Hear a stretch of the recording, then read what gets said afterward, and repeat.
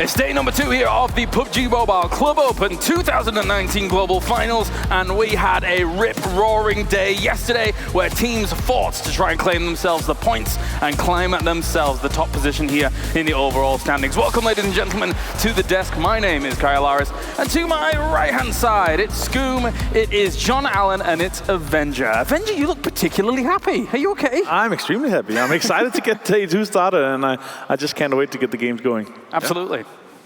Yeah, same from me. I think, day one, a lot of action going on, all different maps being played. So day two, I think it's going to start to condense and develop that meta from the regional stages, moving to the global stage. Yeah, Scoom?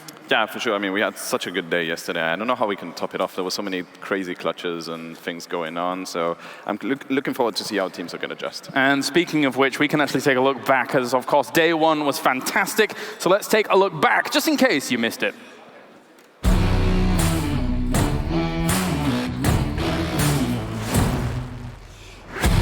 Welcome to the PUBG Mobile Club Open 2019 Global Finals!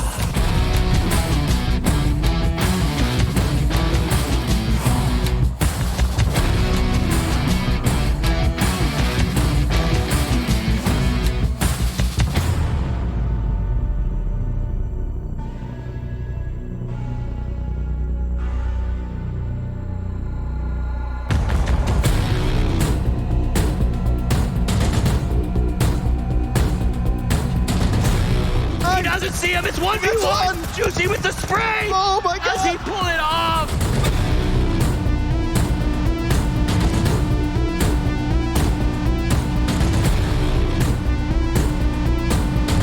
Mary's close. The Cat with the double! X-Quest gets the double burn down. Jump over to Juicy. He's not happy with it.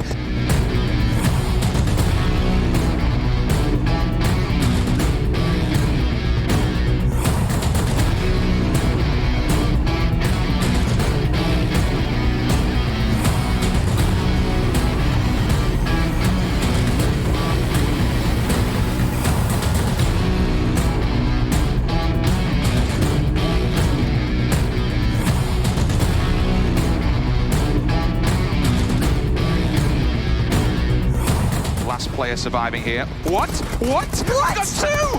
What is he doing? Three! Is this real? Could this be the 4 versus 1? The push comes in. Oh my god! He's only gone and done it. What a play!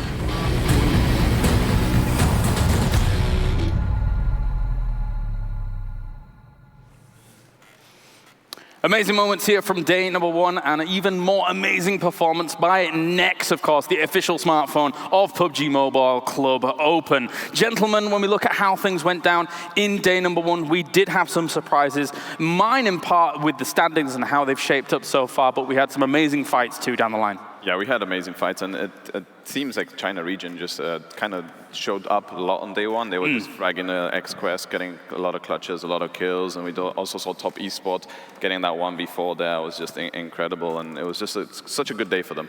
I think that well, actually, towards the end, obviously, XQuest really picked it up. But I think the interesting shift for me happened when RRQ were sat towards the top of the table. They had that 10, 15-point buffer, I believe, yes. Towards the end of the day. And then going into the final map, XQuest turn that on their head. They get 20 kills, they get a chicken dinner, and they completely blow everyone else out of the water. And they storm on up. RRQ had a pretty poor comparative performance to the rest of their games, so they dropped 2 places down the table. So going from having that buffer to being in that 3rd place and still having to compete to be that top dog, that's what I'm interested in, to see if RRQ are going to be able to step up yet again. You know what, I actually think that it was because of game number 3 where they kind of failed the 1 versus 4 and they got taken down, and I think that hurt them a lot going into the last game, and that's going to hurt them even more going into today.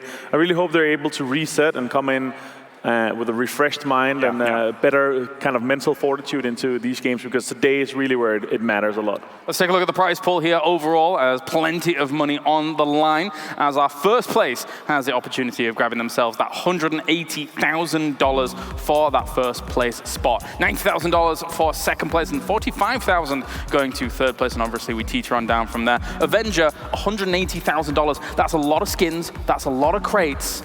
Very cool stuff. You could probably get all the skins. All the skins. And all the crates. Multiple times. Multiple times. At least 3 times. Yes. Minimum. I think, obviously, there's no doubt if you win 180,000, you'll probably get all the ones that you don't have and you really want. So nice. And I would do. There's John showed me some really nice skins yesterday that I don't have, and I'm now craving like Frost. Frost is usually craving for skins. Right. I'm also craving. In fact, John is exhibiting a future skin right here today. So thank you very much, John. I appreciate that. That's not actually true.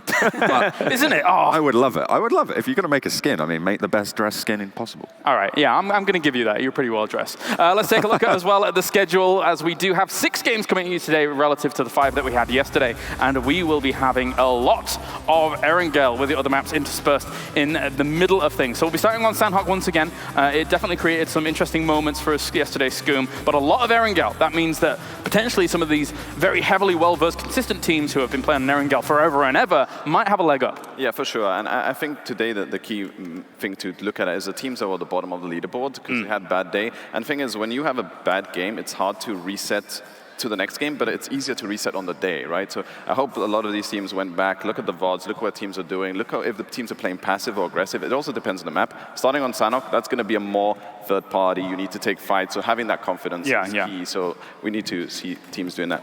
We're going to take a look at the points distribution as well to see how all of these teams are going to be able to score the points required, because points mean prizes, right, John? That's very important. We have our 30 points coming in for first place if you're able to place all the way up to the top. And then from there, of course, it does teeter on down through the placements. 1 point per kill, very, very important. And John, we've been talking yesterday about how the placement points are very heavy here for the tournament. Really, really heavy. Obviously, 30 points for a win. That is huge when you compare it to a lot of other PUBG and PUBG Mobile tournaments. So that's very impactful. What teams are going to be looking to achieve is that 20-point average. We see time and time again, the top 3 are always going to be over that 20-point average per map. So you want to be in top 5 with a cluster of kills, with a few here and there. If you hit that 3rd spot, you're going to be doing very well for yourself, and you can maintain that average because the name of the game is consistency and consistent placements. Scoom obviously mentioned yesterday that you need to be good at both aspects, and we saw XQuestF actually with a 20-kill chicken dinner, I should say, Avenger. So 50 points from one game is a massive achievement to kind of stamp yourself in the tournament. Absolutely insane. I think actually what matters the most is when you're down to 1 or 2 players that you're able to snake, and we actually saw that now that 7 is not here on the desk. I'll take that. What he would have said. Sixless yesterday, NSSG, they multiple times were able to snake and make sure that they got a lot of placement points, eliminated a few teams going into that, and I think that's kind of key. When you lose 1 or 2 players, or even 3, you need to be able to go into that snake mode and try to get as many placement points as you can, and maybe eliminate a few teams on the way while doing it. And that's and that's how SSG actually managed to sit 5th now in the table, absolutely, based off those placements. And speaking of which, let's take a look at those overall standings, because very important to establish exactly where everybody is coming into day number 2. At the moment, XQuest sits up towards the top with 112 points to their name. They have a little bit of a cushion going up against Top Esports, who are in 2nd place currently, who, to be fair, Scoom, had a great day. Aside from the 10th start, they had a 4th, 2nd, so Top Esports is out for blood. Yeah, Top Esports is being consistent, and it's actually really cool to see that XQuest, with that final game, had got 50 points, and they would be, with just 1 game alone, they would actually beat 8th place with just 1 game. Insane to think about. And that encourages the teams that are at the bottom of the leaderboard. If XQuest can do it, we can, and we'll bump up on the leaderboard. Yeah. I thought we were going to see a 20-kill chicken dinner again. I think that'll stand as the record? I think that'll stand as the record throughout the whole tournament, or the rest of the tournament here. We've got 12 more games. It can be done, but I think they've really set up the bar really high for this tournament. I think the highest kill count in a single game we've had so far in the PMCO this season has been, I think, 26 off the top of my head. I think it was in the Middle Eastern, I'll have to double check, but I think it was the Middle Eastern region. So, and that was a huge outlier, but that's, that's knocking on the door. And it's phenomenal performance. I think you're right in saying definitely at these finals, it's probably going to be the highest kill game we're going to see. And I think relative to the overall skill of the lobby as a whole, this is the World Championship. So to get 20 kills in this lobby is massive. And also in Middle East, we saw a lot of hot dropping. We saw a lot of kind of the meta change is so different. If you come out of a South George, North George situation where you have 6 teams and you come out on top of that, you're going to have 10, 15 kills already from that. And you just need to go even further from there, of course. And of course, at home, you can vote for who you think is our MVP team, as well as our MVP player as well. So let's start with the teams, because all you have to do is hashtag the team name _PMCO, and make sure to tweet us with that. Maybe if you want to tweet at PUBG Mobile, that would also help too. And And if you want to tweet for the player, you can do with that player name _PMCO with the hashtag. And at the moment, Team Salt is in the lead of the teams. Kind of surprise, surprise. But 69 have been able to actually catch them up pretty well during the night, I guess. Yeah, I guess the team, their region maybe watched the VODs and were like, oh, we need to vote for a team, and they got a lot of votes. It's pretty nice to see. Yeah, very cool. Here's our players as a whole. As you can see, RRQ Athena very heavily standing at the top here, and I don't know if they're going to get pushed off this perch, John. Yeah, I'm pretty sure that those percentages, they kind of speak for themselves. You've got a majority, almost, what is that, 91% between two players of the votes. That's really not going to, that's going to be very hard to shift. But we saw 70% for Seoul on the teams, and now that's starting to fade. So we've still got 2 more days to go. Maybe they're going to be running those social campaigns. Tweet the hashtags, guys. Make sure it all goes well. We should have done that for the desk and the casters. Yeah. Vote for your favorite, so then we could have all been true rivals with one another, fighting one another, looking for the position. But then maybe they won't appreciate that. So yeah, anyway. Regardless. Gentlemen, thank you very much. I'm going to head over as I take a walk down Kyle Harris Avenue once again here. Yeah, we're good. We're good. Team Ninja over here as well, wearing some black shirts to start things off. I've got 7 over here. Dude, how did you enjoy yesterday? Was it good? It was amazing. Are you kidding me? Like, the plays that we're about to break down are absolutely insane, and I'm excited for it. So before further ado, let's go ahead and get started with the play overall, the play of the year, maybe, of the tournament of PUBG Mobile's lifetime, honestly, which was KK Square being able to get a 4v1, not against any other team, but RRQ, which at the time, they were in first place. And right here, just to kind of break it down a little bit for you, they started trying to push him 1 by 1, which was not a good idea. And as you can tell right there, he was able to go ahead and continuously move. Yep. He didn't stay still in just one place. As you can see right here, he knocks somebody down, he goes to the other side, and as soon as the other person comes in, you can tell this person has no idea where they're gonna be going to or where he's at, because they're not even looking in his direction. He's able to go ahead and knock that person down, and after that, just knocks Ernie with insane accuracy, and that gives him enough time to go ahead and just pretty much be a little bit more aware of where the other people are going to be coming from. He finishes them off. And another play I want to go ahead and talk about here is he's able to jump out of the way. That is insanely high Q, actually. As small as he might seem, as soon as he jumps right here, the guy just loses complete sight of him, and you can tell that he's able to go into the zone a little bit, but he's able to go ahead and finish that. And then one more thing that I actually wanted to highlight at the beginning is taking painkillers. He was able to go ahead and get that out of the way, and it was helping him a tremendous amount. Now, another play is of match 4, and that was XQF, Cool Boy, being able to go ahead and clutch a 3v1, which it was absolutely nutty. He was able to go ahead and use just this smoke right here that we're being able to see to his advantage. One of his teammates was knocked down. He was able to go ahead and get finished, and he was able to just pretty much move up the line of the smoke, use it to his advantage, and start finish them off 1 by 1, which worked out great. And thanks to that, thanks to this play here by him, they were able to go ahead and get an insane 50-point game win, which, I mean, if that doesn't speak for the performance they're having, if they're actually able to continue that on day 2, it's going to be absolutely insane. Very big indeed. It's telling that not only is top esports in both of these clips, both of them are biggest moments as well, but also I think for the 1v4, taking different angles constantly to then kind of confuse your opponent when they're trying to breach into a certain location is very important as well. Yeah, and I mean, you have to keep on moving. You have to keep on moving, and that's one of the things that I was able to highlight. You see him knock somebody from the left, move to the right, knock that person, and just continue moving. As he does that, he actually is able to just use the smoke as well. If you're able to see it right here, he's using that smoke to his advantage, and he actually threw that before he went and took on the painkiller, which if that smoke wasn't there, he would have more than likely just died right away, and RRQ more than likely would have actually won that game and continued with their momentum. It's the perfect storm of events. Thank you very much, Seven, for that breakdown, of course, as we are now ready to get day number 2 on the way here for the PMCO 2019 Global Finals. Let's get it going. Day number 2.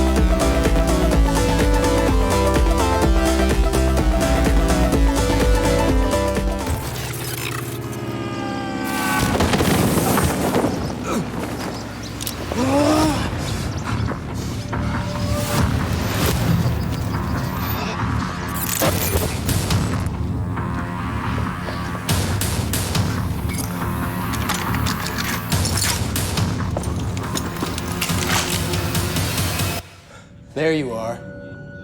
What are you waiting for? I'm almost ready to get going.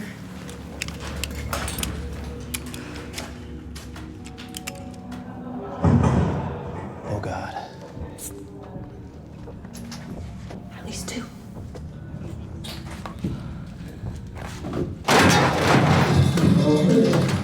Idiot. Good morning, sir. How may I help you? Yes, sir, that's room 237 on the 2nd floor. The elevator is just around the corner.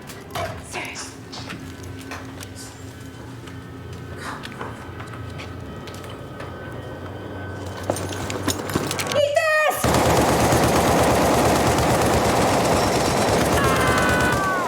Breakfast will be served from 7 to 10 at the hotel restaurant. I wish you a pleasant stay, sir. Thank you. How in the world are we supposed to make it to the PMCO Global Finals with you group of sorry noobs? Sorry, but you should first. Yeah, well, we're a team. So get it together. And next time you guys turn on your voice chats. Sure thing, boss. Thank you.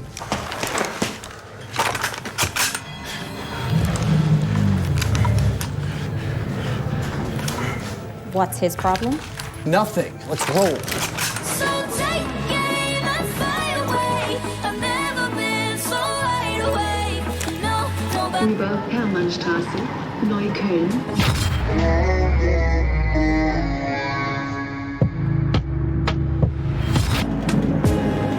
I'm on my way. When I'm finished, I'm all about my business and ready to save the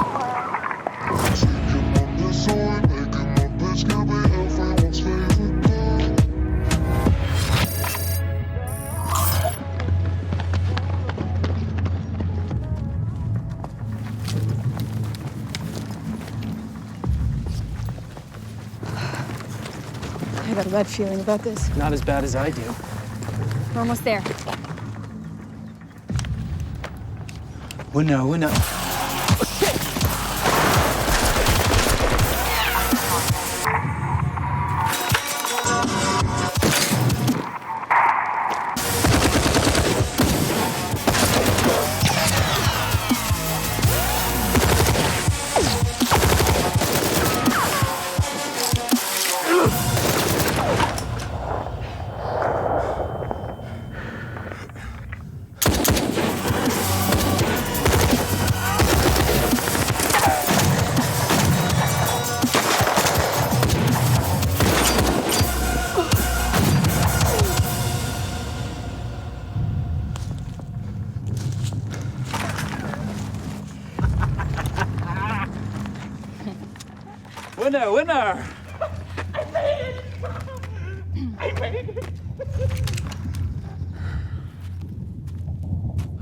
Sorry, dude. You're not top 16 squad of the world material. We are.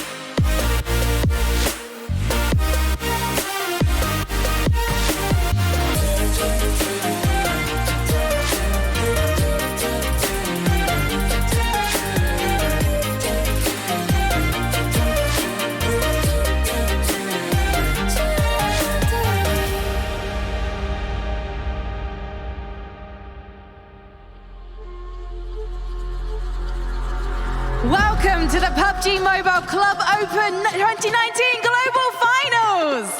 Now, Before we get started, I need to say a very special thank you to Vivo for supporting PUBG Mobile Esports as our official title sponsor. They provided their next series device to all of our players, which is the official smartphone sponsor for the PMCO 2019 Global Finals. Now, you might have noticed we have got an especially hyped up introduction this morning, and that is thanks to Asian DJ and producer superstar Corsac. With over 850 million views in the last 12 months alone, he's one of the hottest names to emerge recently from the Asian music scene. And he's going to be accompanying our players as they walk out today. So let's meet them. In 16th place with 17 points from South America, it's the Brazilian Killers. Mitek, Senab, Baraka, and Fuzi.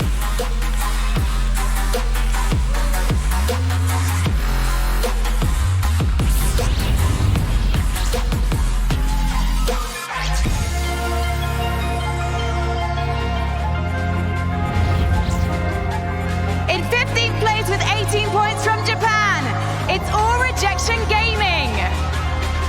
Candice, Sarah, Planet, and Lapis.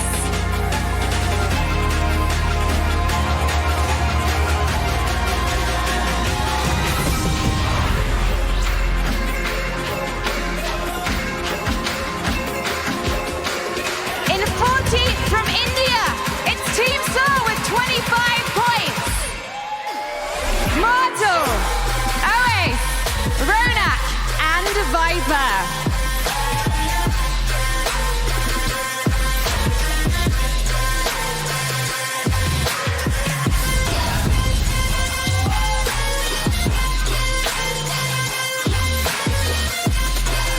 In 13th place with 32 points from South America, it's Team Queso. Marco, Axel, Ayala, and Mystic.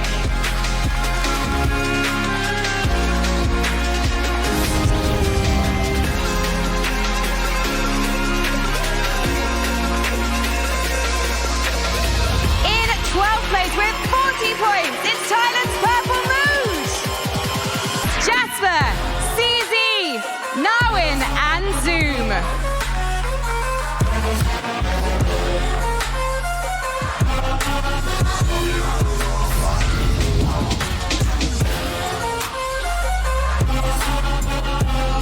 In 11th place with 43 points, it's Europe Team Unique. Kitsune, Yasha, Nagi, and Old Boy.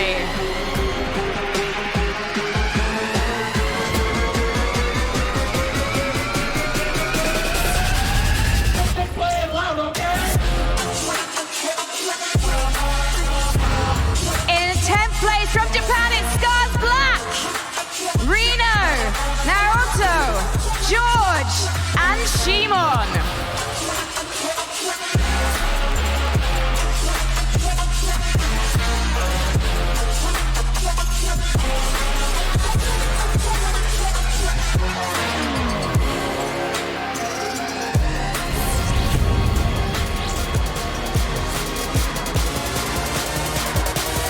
In 9th place with 68 points, they're from the Middle East, it's SNT. Bofla, Lashin, Moha, and Groza.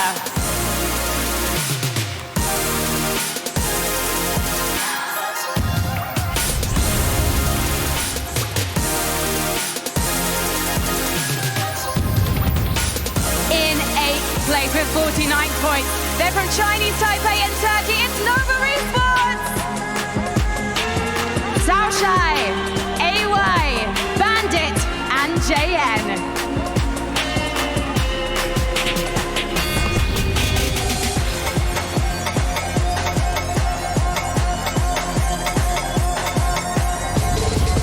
In 7th place with 59 points from Indonesia, it's Bigatron Esports.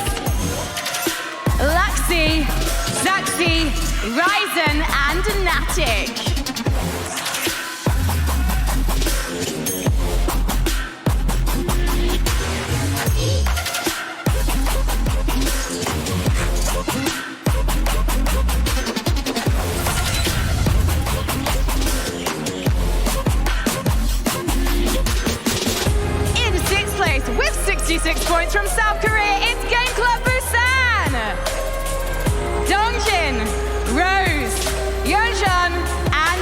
justice.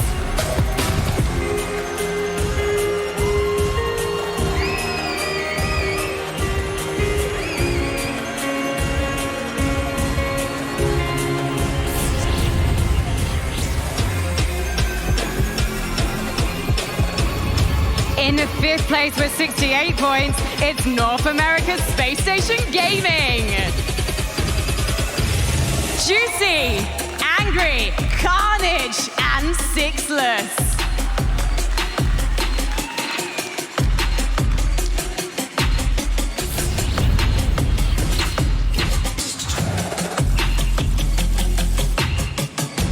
In 4th place from China, they've got 76 points. It's Elite Gaming! Ming, Leader, Baishai, and Rongzhou.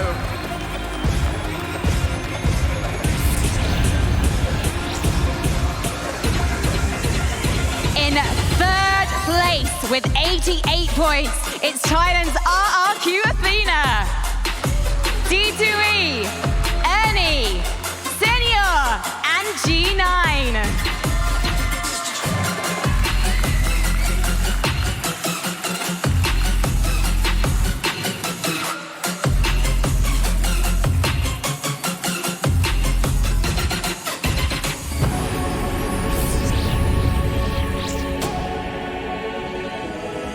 In 2nd place with 89 points, it's China's top esports. White Cat, Fireboy, Years, and KK Skur.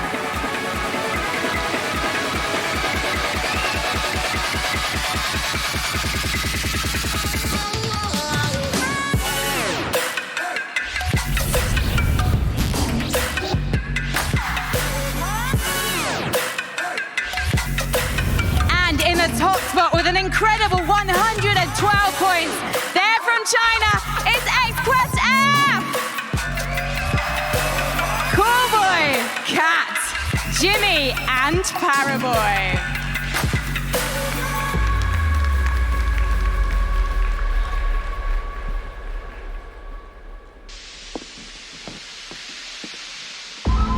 So when you close my eyes, it's just like you're by my side, and I can hold you like it was the first time. Even if I only get to see you in my mind, it's not over. This is not a last goodbye, because I love you like the first time.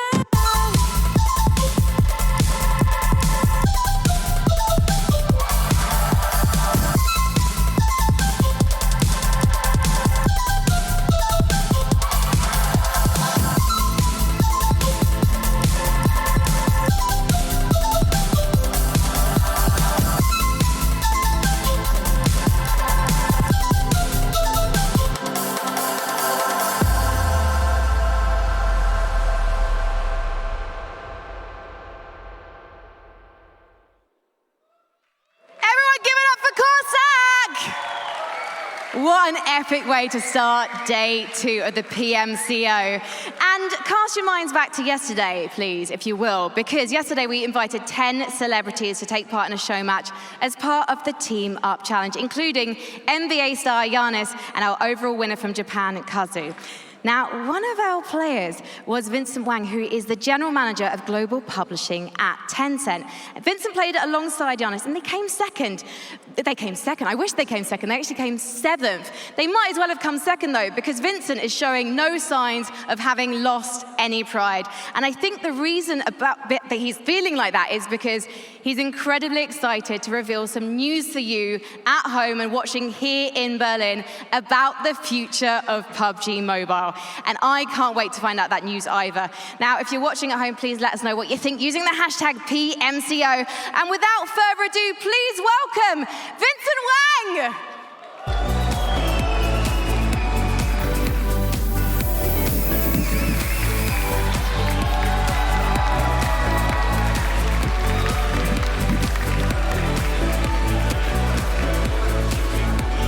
Hi, everyone, and hi, Berlin.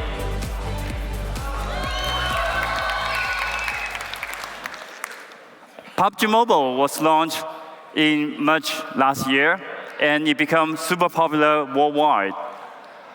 The game has brought in more than 400 million downloads from around the world, which is a record.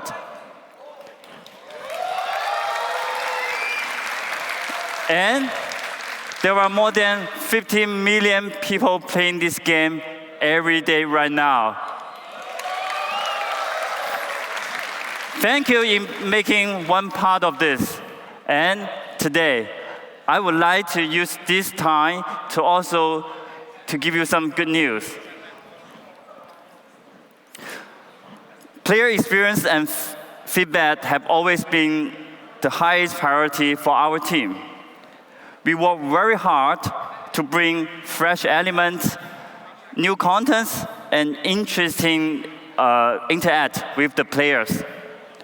We are working on a new version of Erangel map, which also is our first map in PUBG Mobile. Let's take a look at the new map.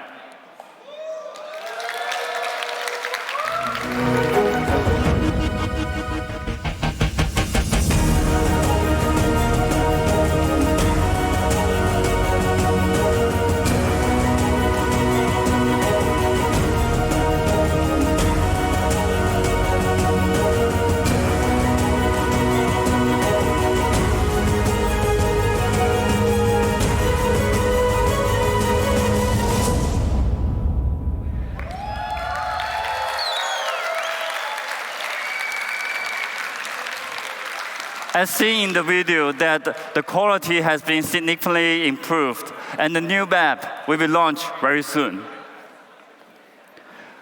We have also been working with a lot of IPs around the world. We use PUBG Mobile as a bridge to bring everyone's favorite to the game without compromising the gameplay. We are happy and honored to announce that later this year, we'll be working with The Walking Dead from the popular AMC series. We look forward to these collaborations, and there will be a lot of surprise. Stay tuned.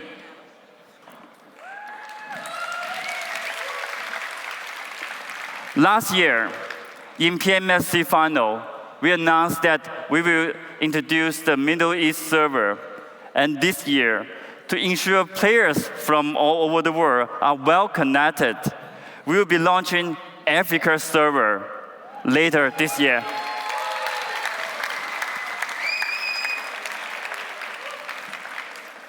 And one more thing, the PUBG Mobile Lite. Let's take a look at the video first.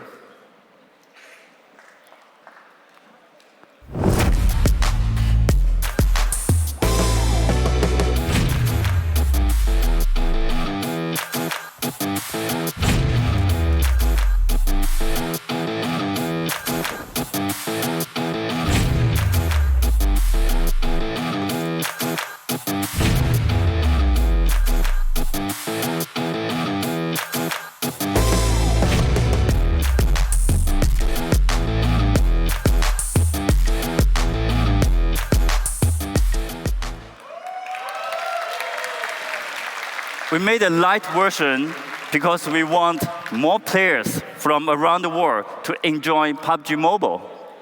The light version is comparable with significantly more devices, with much smaller installation size. And it will be available on Google Play starting from this month. Winner, winner, chicken dinner.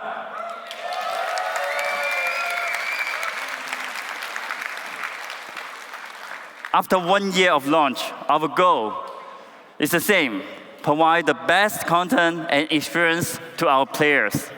We will do our best and bring more surprise to the game going forward. Last but not least, good luck to all teams here. Thank you.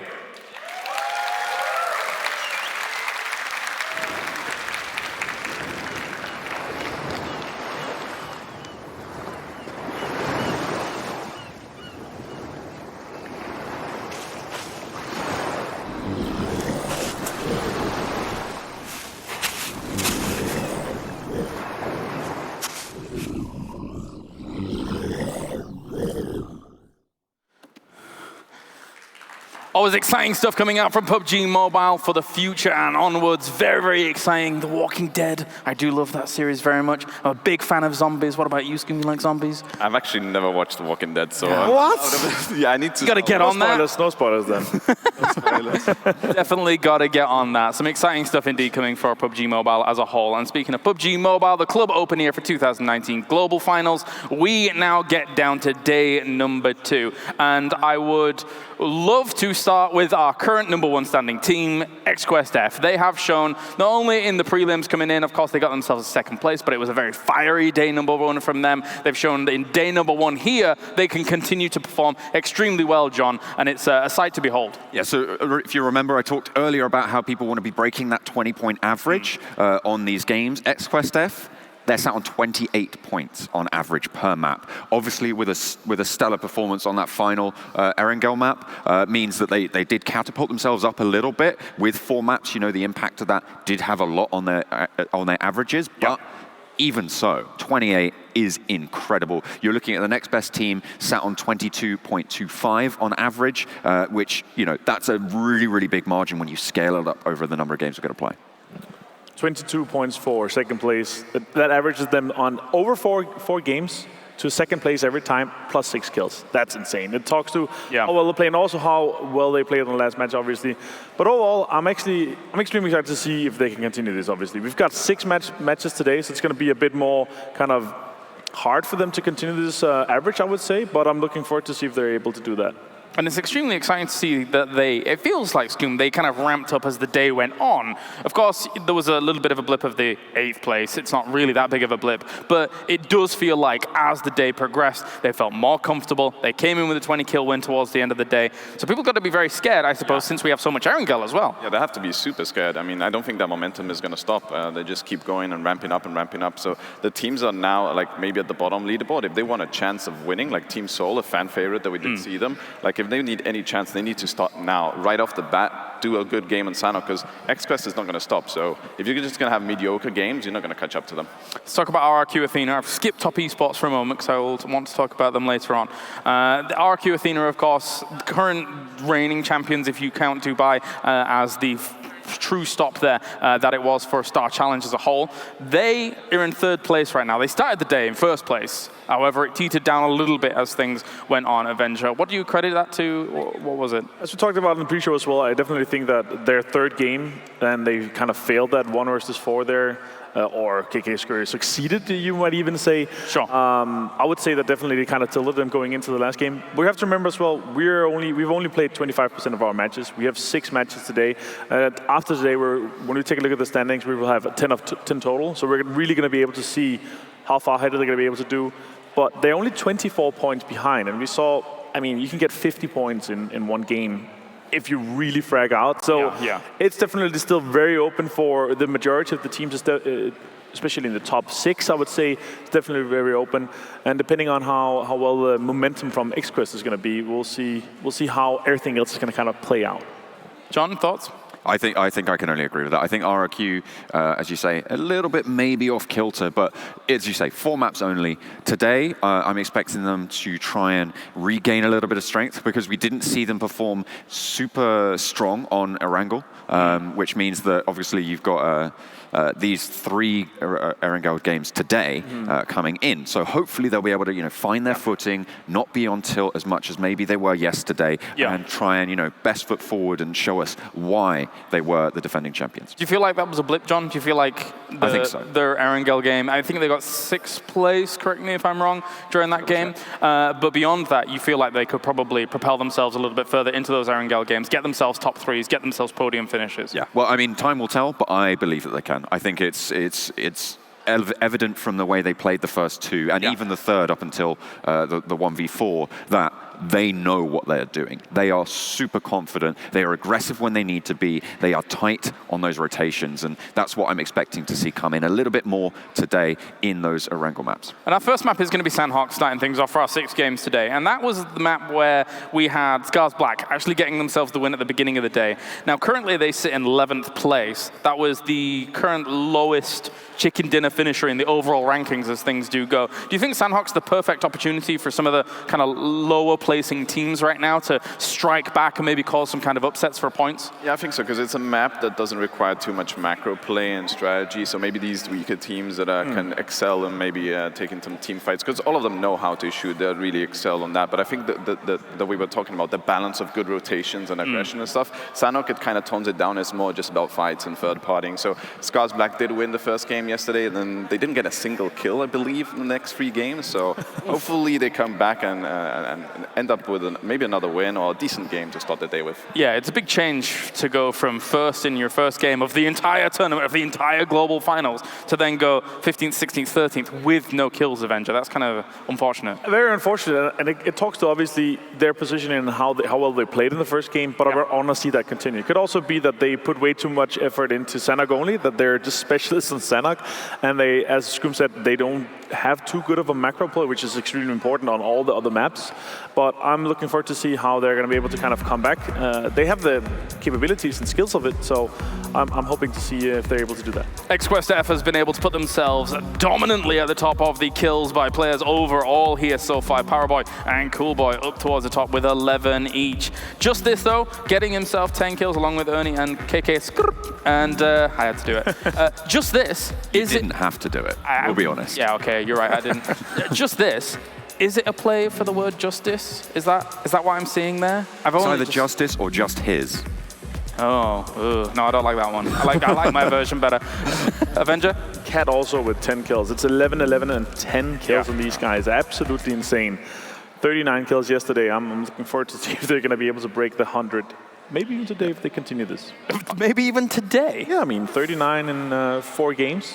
Is it really that? Oh, yeah, and we have 6 more today, so it'll be close to something like that if they continue their performance so far. Jeez Louise. All right, well. Do some quick maths. Take a look at the overall standings once again here. XQuest currently leads the board. We didn't really get to touch too much on top esports. I kind of skipped them, but I do want to talk about them now. They found themselves in 2 very high-profile finishes and situations. Obviously, Skur getting himself that 1v4, and then the 4v2 situation going up against XQuest, which they were unsuccessful in. But that area south of where Lumbermill is, kind of very open, you only really have trees for cover, etc. So it can get very scary and tumultuous when you're relying on smokes to just kind of get you out of a situation. Yeah, that area is really like a snake-heavy area. Like, it's super hard to actually tell where the players are, and that's what ended up them losing the 4v2, because they had no clue where they were, and the upper hand was XQuest had a little above ground, so they did manage to get the first initial knock that just rampled up, and they lost it. Yeah, they've been in back and forth. They were in the 1v4, and they lost it, the 4v2. So they've been on both sides, the good side and the bad side. So I'm curious to see how the feeling coming in today. But I would say, when you're 4 guys alive with 6 players left, you have to be the one making the play. You can't wait for the circle. Because when the circle becomes too small, when you get kind of that critical mass where everybody just knows where everybody is, with smokes and everything, you know these guys are skilled enough to be able to take down 1, 2, even 4 players. So I really wanted to see them maybe make a 2-2 push on each side around the smokes, anything that kind of gives them the upper hand rather than just waiting for something to happen, in my opinion. Yeah, because that's the thing. If you're playing 4 versus 2, 1-for-1 trades inherently favor you. Yeah. So you go for those 2-2 pushes, as you say, you take on, even in 2 versus 2, you still have a fair fight going on, and then the rest of your team, they're not going to be, you know, sipping on a cup of coffee or something. They're going to be playing as well. They're going to be coming into the fight. So even going for a trade makes so much sense in those team versus team conflicts where it's just those last 2 alive. Yeah, for sure. You don't want to let them open up with a one kill initially. Like, you want to be the ones being aggressive, so you have to trade. It's very important. Yeah. Hopefully they learn from it and come today and be a bit more aggressive. I think that comes to like almost every team today. Yesterday they felt a bit passive, except for RKQ, Athena, and XQuest. Yeah. Most of the teams felt like a bit too safe. They didn't want to push up and stuff like that. Like Scars Black in the Vikendi. Absolutely, game. Exactly. Like, they could have pushed into the team but PLM did kind of third party. But I feel like they should be still going a bit more aggressions, because being safe is just once the circle starts shrinking, just being safe is not good. You need to take ground and be proactive. It also talks to our point system, obviously. It's very placement heavy, so you don't want to risk too much, especially you want to be able to have as many players alive going into the later stages of the game so you can survive those team fights. I really enjoyed how our Athena was able to play on the other maps than Erangel, though. the way they played extremely aggressive, they were playing as a unit. We saw them kind of snowball effect and just moving as lava all over the map and making sure they are taking our players and teams to both eliminate for kills and also eliminate to make sure that they came up with those placement points. I think since we have 3 Erangel today as well, one thing I'm particularly excited to see, which we don't get to see too much elsewhere, is the prevalence of the potential late game situations with the DP. I think that the DP is very, very powerful. We saw it in snaking situations when it came to our last Erangel game, and 3 games of that today could really be very prevalent once again. The DP, because it has such a massive mag, it has a lot of bullets, it allows players when they're proning to shoot through the grass to pick up on players. So that allows them to just spray and pray and hope to see the tag. And it's a very, very good weapon in Erangel, in my opinion. On a similar vein, I'm surprised we haven't seen too much M249s come into the mix. I mean, maybe it means that people aren't prioritizing going for the drops in this situation. We're not seeing that sort of come into the mix because it fulfills a similar role, right? Like it's a suppressing weapon. If you can get it. If you can get it. Yeah. So the DP in my mind is like a budget M249 in that circumstance. Not to say it's bad. I mean, budget. I mean, it's great, you know, you save money, pinching pennies. I'll take it. Also, easy accessible. Yeah, if you're going for 180 grand as the first prize, I mean, you don't need to be pinching those pennies. I want to see more M249s.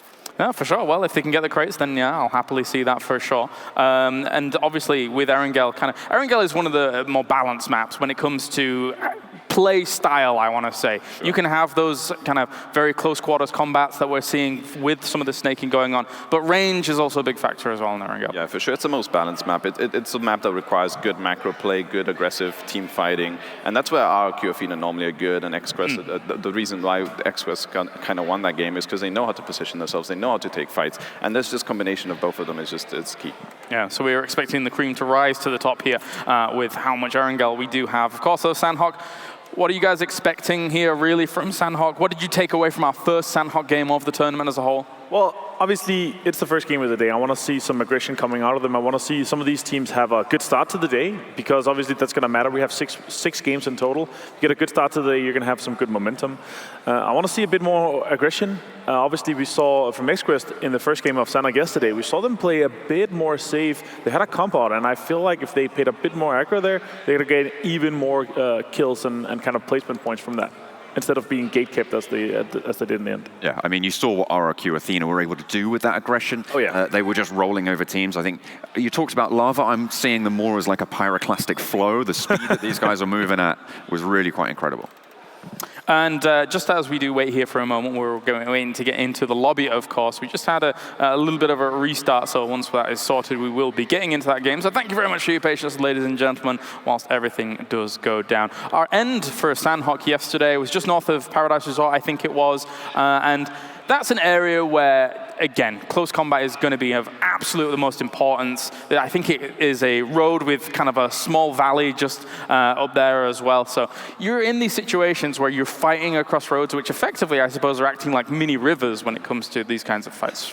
Yeah, we did see Space Station Gaming were on one of the bottom sides of the southern side of the road, quote-unquote road, and they decided to be a bit passive because they didn't want to get third party from different angles. So I kind of like that they became passive there, because they just controlled one side, waited for the fights to happen, and then they were the ones third partying. And I think that's the thing in Sanhok. You don't want to be kind of like centralized like PLM were, although they did get 11 kills in that game. They were bang in the middle, and they just got surrounded. And I think in Sanhok, you want to control like one corner of the map, and that just continue pushing and just clearing the sides. And actually what I was hoping to see from PLM, to kind of take one of the edges, to make sure that they could hold their backs free and get more kills. Maybe they will make a change up here. We shall see. Of course, everybody at home has seen the front of stage and everything that's going on in front of the cameras, etc.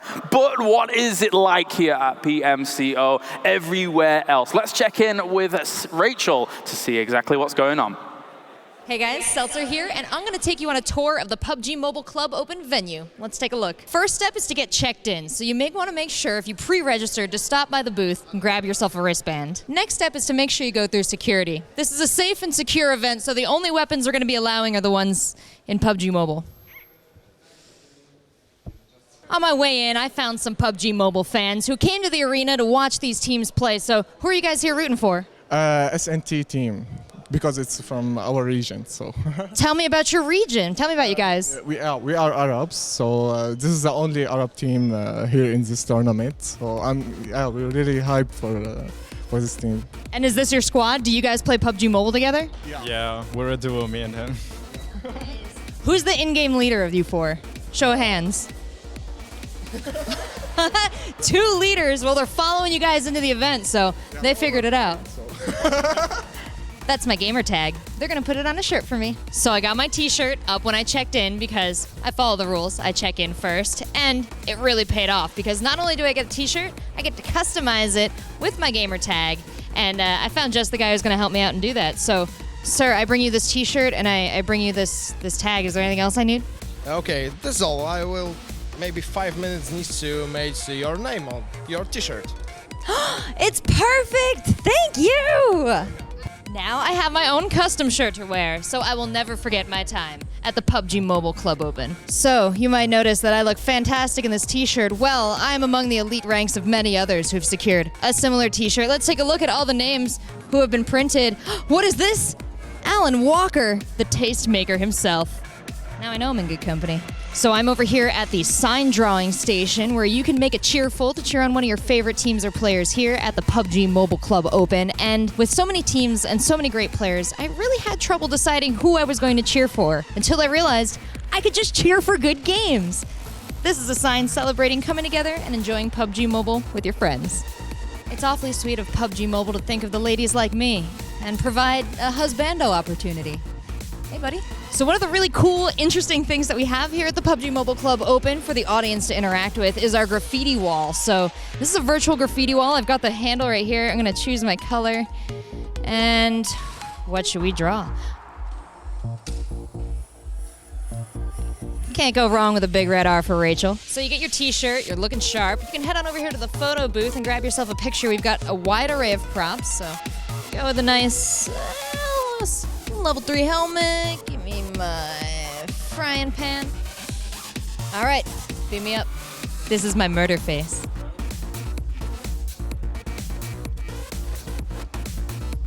I feel like I look pretty natural with this. 10, 9,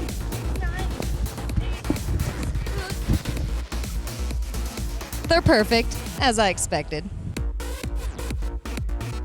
Well, that's all the fun of the outside. Let's head inside for the games. I feel like Rachel was blasting off again with the big red R. Let's be perfectly honest. Not quite for Rachel, maybe for something else, but that's regardless. It's really cool to see that there's so many activities going on here at the PMCO as well for everybody to kind of join in with. I especially appreciate the little printing on the back of a t-shirt. It's actually really cool to always kind of get those. We've got them at some tournaments before, so I really enjoy that, Scoom. Yeah, it's cool to have your tag. I mean, it just feels nice to have a nickname. I mean, I got mine yesterday, and I added a lot of O's and Scoom. It's pretty sweet. Yeah, we're very used to that one.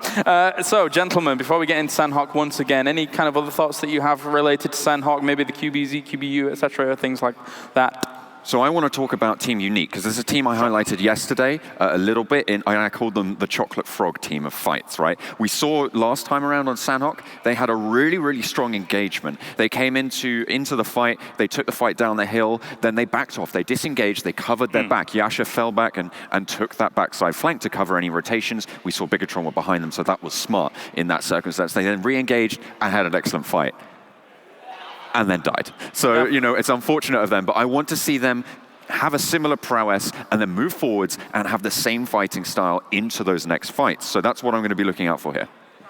Other thoughts, Avenger? I mean, obviously, the unique positioning yesterday. On Nova, I believe it was, they managed to get 3 guys, but Nova actually managed to survive longer and get more points in that game than Unique did themselves, even though they killed 3 of their members. So it really talks to how important, especially in Sanhok, because in Sanhok it's really a map that you can snake extremely well. And I think we're going to see that again today. We're going to see some teams, they're going to lose 2, maybe even 3 players. Sure. We're going to see one guy, he's going to snake, and he's potentially going to get into the top 5 just by snaking alone. Space Station Gaming currently sat in 5th place right now with a 2nd place, 10th, 12th, and 3rd. I think had some quite a bit of success when it came to that kind of snaking mentality. I actually met Angry in the elevator once again. I seem to meet him in the elevator every day. I don't know why. But they said that they were relatively disappointed with their performance yesterday, despite having a 5th place. So they're looking for more. Do you think that they can achieve achieve more? Yeah, I mean, normally when you are getting your points, when it's on one solo guy just snaking, it doesn't feel good, right? You want to be all of you alive and getting those second, third places with a lot of kills, which they didn't really end up. They had some success in some fights, but the main points came from the one Sixless just clutching. He played insane, but the rest of the team probably didn't feel too good about that. So hopefully they just reconsider keeping more people alive, and if they can have all four like Sixless, they could win games. I mean, for me, the prospects of SSG are high. I already mentioned yesterday, John, for me, they're like an all-star team when it comes to North American region, ex-Gangstars players, ex-Teamgate / Cloud9 players. They're a very, very formidable team that they always strive for more, it seems, if 5th place is not good enough for them. Yeah, absolutely. I mean, we've heard from them before, these guys, they want that top spot. They are hungry for it, and they are going to push for it. You cannot discount them in these situations. We've got XQuest and RRQ Athena as sort of storylining them to be sort of these top 2 teams that we're battling it out for, but you cannot sleep on Space Station Gaming. These guys, they are the best of NA. They have huge support from their home region, being the last NA team in this tournament, so they're going to be wanting to see them do well. I'm going to be thinking the same. Other thoughts, Vendra? Obviously, we saw yesterday, again, 50 points. They're not that far behind. They're one of the teams, kind of the last teams that with a good game, maybe even 2 good games to begin with, that could jump themselves into the top 3. Yeah. Because that's where the money really becomes and starts to become really, really funny. And, or not funny, it becomes really high. Hilarious. Plentiful money. And I really think with them, with a good start today, they're going to be having the momentum for the rest of the day as well. I expect them to finish, overall, I expect them to finish in the top 4 Space Station Gaming. So you're expecting plenty of points and many monies? Yes. Is what you're saying? For Space Station Gaming. For Space Station Gaming. Correct. I like that. I like that a lot. And of course, BTR, obviously Big E-tron, kind of always playing bridesmaid and never the bride when it comes to against RRQ Athena overall. So they've got have a little bit of a step up. 7th place at the moment. They got themselves a 2nd, but again, they want more. Yeah, for sure. For the Bigatron from Indonesia, they have such a huge, huge fan base in Indonesia for Bigatron here. Yeah. So they're all going to be at home supporting them. They did have a decent Miramar game yesterday, so I'm hoping they look back at that and look at the positives and just bring in it today and hopefully catch up to the leaderboards. And I really want to see it as well because obviously you have a twin set here. You have Veloxy and Soxy, and I really want to see. We've seen it before that you have twins in your team, and your team does really good. And obviously they're here as one of the top 16 teams. Yeah, so I really want to see that those guys do well. All right, well, thank you very much, gentlemen, and thank you very much for your patience around the world as we are ready. It's game number 5 as we head to the plane. We're going to be going to Sanhok, dropping across Bootcamp, dropping across Alpha and Bravo. Let's see how all of these teams are going to fare. Round number 5, I hand you over to the commentary team as Pansy and Sims take it away. Thank you, James, and this is going to be a good day in front of us. Coming into this one, so much has been seen from day 1, but it's about consistency now. Who can deliver over and over again? Was it one-offs? Was it just a standout performance? Or will we see some of the teams that were favored coming into this finally really pushing to the top? 16 teams, 16 matches, and $180,000 on the line for first place. We are down 4 games. And now we kick off day number 2, starting with Sanhok here. And as you say, Lauren, consistency is the key. We saw XQuest all the way at the top, absolutely just decimating the lobbies. 39 kills in total. Top Esports 23, RRQ Athena 24 to boot. After that, it starts to trickle off just a little bit. But at the moment, it's all eyes on XQuest. With 112 points, they are leading the pack here, leading the charge to the top of the table. They certainly are, and considering they came in 2nd in their actual qualifiers to come through this in the spring split in China, out in Shanghai. So for me to see them really stepping up is really exciting, and if that continues, we'll see how far they can take themselves. Again, XQuest really impressed me when it came to Erangel. At the end of it, they really stepped up. Actually, Top Esports as well did very nicely, even though they did lose out in that 2v4 at the end. That will probably come back to haunt them. But we need to look at the map that's in front of us, the game that's on our screen, because we could have some early action here. Circle, mainly to the north. Central position, you could say roundabout Paradiso Resort.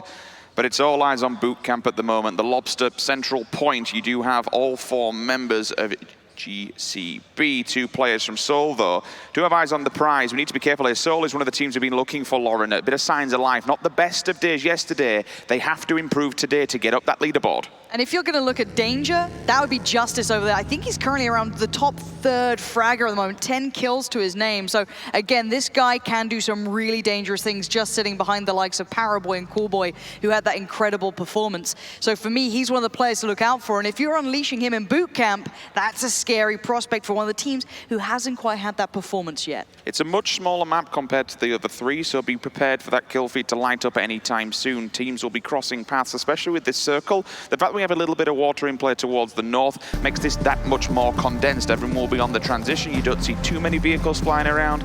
Saying that, sometimes people just need to send it. If you're all the way down in the south, who do we have? Team 16-3, RRQ 69, even SFB, they all have to make their way from down south. They are the furthest point all the way on the cliff faces around Docks, Ban Tai, Sami. There's a fair amount of them. They have to do some work to move up here. The problem is transitioning to this circle. It's going to be difficult because all the rest of the teams could be playing spoilers of this, taking it to their advantage and just border patrolling that entrance point. Yeah, and here's Coolboy, one of the most bloodthirsty players so far. Incredible play alongside his teammate Paraboy. These players have been so deadly. And it's not just the frags that have been putting them up towards the top, it's those placement points as well. Currently on 73, and they had good performances throughout this. So again, for me, they're one of the teams that if they come in hot today and they can string this together on Sanhok and then look at Erangel coming up in just a moment's time, they're one of the teams that I'm going to consistently be looking at to find these kills, find those placements, because they were so aggressive as well. Look, we want to try and give a bit of viewership to every single team, run them through, but you can't take anything away from them. A 3rd place, a 4th place, and a 1st place. The 1st place backed up by 20 kills and a 2 versus 4 scenario. Look, if you want to win this top prize and you want to be at the top of the table, that's the way to do it. Placement and consistency is key. Yes, kills are good. 20 kills is going to give you 20 points instantly, but a 30 point for a win, that's where the points really come from. Yeah, and I'm looking at the Brazilian killers here, and I want to see more from them. That region, to me, always aggressive, known for that kind of frag-out ability, but actually, we've got an engagement happening as well. And I see SSG having a bit of an issue, and that's a loss. If that Sixless gone down, he was the one on Erangel who kept them in, got them that 3rd place, pushed them into the top 3. If he's been caught early, that's a big issue now for his side. I've just seen a response from Angry in the kill feed. We'll try and get you this fight up on screen now. Juicy, a little bit of a tag. Sixless, he's down but not out. This one's ARG. Well, there's been a return knock, right? So they can at least get the time to maybe help him, but on that bridge, he is very exposed. Maybe if they can use the smokes, commit the utility, there will be a tiny amount of cover. They have committed carnage to this one. He needs to be careful because if he goes down, that's potentially 2 players. Juice is also being tagged up. They know they're making a move here to get that revive. Yeah, you can see the 2-2 split on the hill as well. Yes, they have one of these players here, and they did manage to get that connection. That's really good work, but they're going to fall back, allow the other 2 on the hillside here to maybe get a good position for a crossfire, make it very difficult for the recovery from SSG, and that's what you're seeing now. Carnage being knocked. This is bad news for SSG. They were NA's hope. They were the superstar team put together. If you'd watch PUBG Mobile, you'll know these guys. They're household names, but suddenly they could be the first team potentially gone. Carnage was sent in to be the front man who can get the revive on Sixless. Yes, he did get the revive indeed, but instantly he's knocked, he's confirmed. Sixless also bleeds out for trying to get the revive there. It's cost them 2 members. Instantly, the North American powerhouse is sent down to 50% manpower, losing 2 on the transition in the kill feed. Meanwhile, ARG, they got problems of their own because all of a sudden, Nova's turned up to the fight. Yeah, there's the 3rd party coming in. For ARG, this could have been a really good pickup of some points in the kills, at least. Only 2 points thus far for them. So if they'd managed to get that cleanly back away, that could have been excellent. But unable to make it happen for themselves here. They at least get a little bit, but again, SSG have suffered so much already. You don't want to be losing out on players this early on in the game. You don't want to be down to 2 because it will force you to be passive. This is the name of the game when we look towards Sanhok, 3rd party galore. You might be able to take one fight and move on to the next, but you have to be ready for it. You need to get your stims on, your health up, make sure you're changing out any gear that's damaged for next fight survivability reasons. BTR, just seeing a bit of a tag in the distance there. Luxy and Ryzen clearly have eyes on Unique. Information will come through now. 2-2 split vehicle down south if they need to transition further afield. I'm looking about where they are on this circle, though. I think they're in a particularly decent spot. Inside and safe for now. Unique just down south. Behind them on the east might be the problem. I don't think they realize that ELG is just lingering the distance south side of Mong Nai. Very cautious in a way here. Oh, bit more of a contact, yeah, from TES. Yeah, and Top Esports had a couple of good performances. They had that one individual moment that certainly will be remembered. And Mortal just got found again. We're seeing Seoul not having the best of starts, maybe feeling a little bit too much pressure, maybe the jet lag, whatever it is. They haven't woken up yet today, but they could find a response here. But Top Esports are no pushovers either. We saw what one man from this team could do to one of arguably the very best. I wouldn't want to tangle with them. The advantage for Top is that they are quite literally on the top of the hill. Seoul have to have the uphill battle if they want to take it to them. They could completely disengage from this, but they have to be aware that teams will be on transition also if they do evacuate this building compound they're in. Seoul, everyone they've got a huge fan base. People want to see more from them. They had a bad day yesterday. Today they have to turn it up. Losing one player like that instantly in the conflict, it's not great, but they kept 3 alive at least for the split. There was no revive available. How they approach this one, I think they disengage from this. They're leaving Oice now just to be the man who overwatches, make sure the backside's clear, send the 2 off first. And we have Top Esports, they're all laying down there. They're waiting for this engagement. They're not pushing it and forcing it. I'm absolutely fine with that. And this is a team that the fire should be under right now. RRQ Athena coming into this, everyone looked at this team as probably the ones to walk away, you know, with the gold medal, the trophy.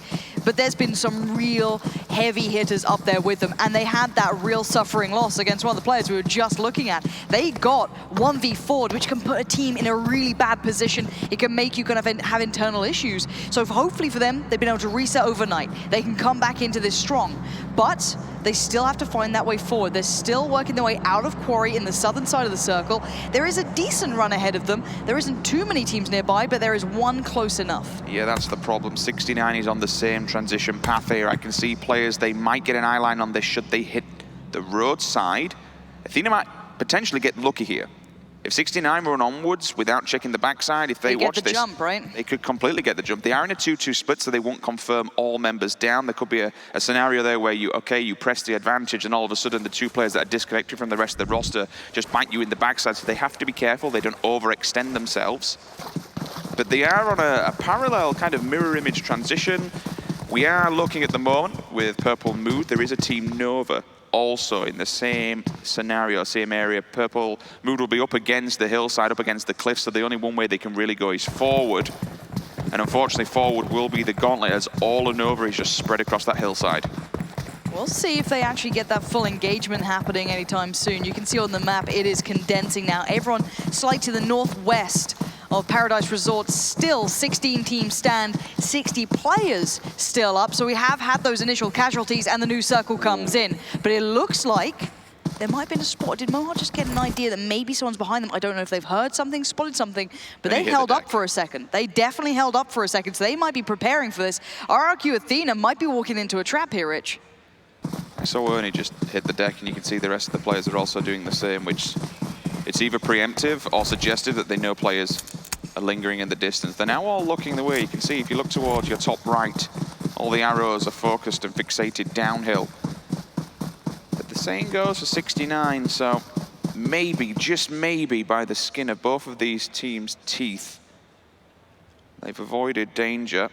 Both of them outside the circle, the longest distance to go. It did shift up to the north, so many players happy. You'd have to suggest by his screen maybe Buffalo has some info. PLM still in the water, just trying to transition this one. Stay a little bit safe for now, but it looks like Nova do have them red. We mentioned for PLM there was only one way to go, and they have opened up.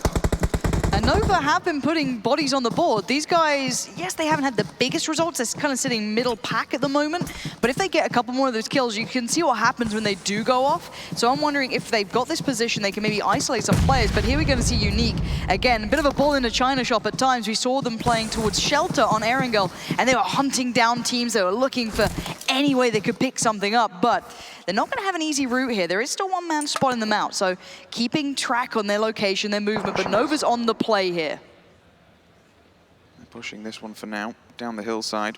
AY and JN not in the safe hitters positions. They're very in an open field. Maybe now Win now gets that info, feeds it back Oh, Seeing here comes grenades the in. utility. This is where it gets scary. First knock in his go time. AY gonna make the push, but Zooms is there and he holds him back. Nice work from Zooms, but trade instantly comes in.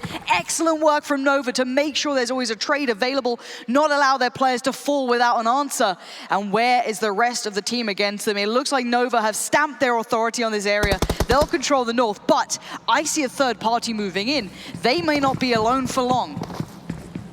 They picked up the points, but Jasper will be over by Cow. He's safe. He's the emergency black. He's just the backup plan, right? Now, you might see in the distance, Rich, ELG, they're coming over. And ELG's performance so far has been something to really take a look at. Currently in 4th, Elite Gaming looking very nice. Good placement position throughout this. Couple of kills to boot. Certainly no slouches, but not quite up there with the top 3. But this game could really springboard them forward. But it looks like Bandit's got an idea. He was scouting. He was keeping track of who was close by. So these guys, they're taking their time. They're being smart. They're cautious. They're getting the information. It's good suppressive fire. And that single hillside scout, it's forced them back. The utility's there. Bandit does the job. Broncho will sit forward, front and center, ready to receive should they make an advancement on this one. So it's good preemptive play from both teams. No contact made from either side, and I think ELG just disconnect from this. They can wait it out if they really want to. Again, Nova's in a position where they don't have to move. They are circled. They are not quite, but nearly central circle, so the next one should be favorable to them. Everyone else still has the work. But for ELG, you know, if they can remove Nova from that position, they have that entire quadrant of the island. They can just sit and chill. Oh, look at this bridge situation, though. SSG, they lost out on those Sixless and Carnage earlier on to ARG, who are on the other side.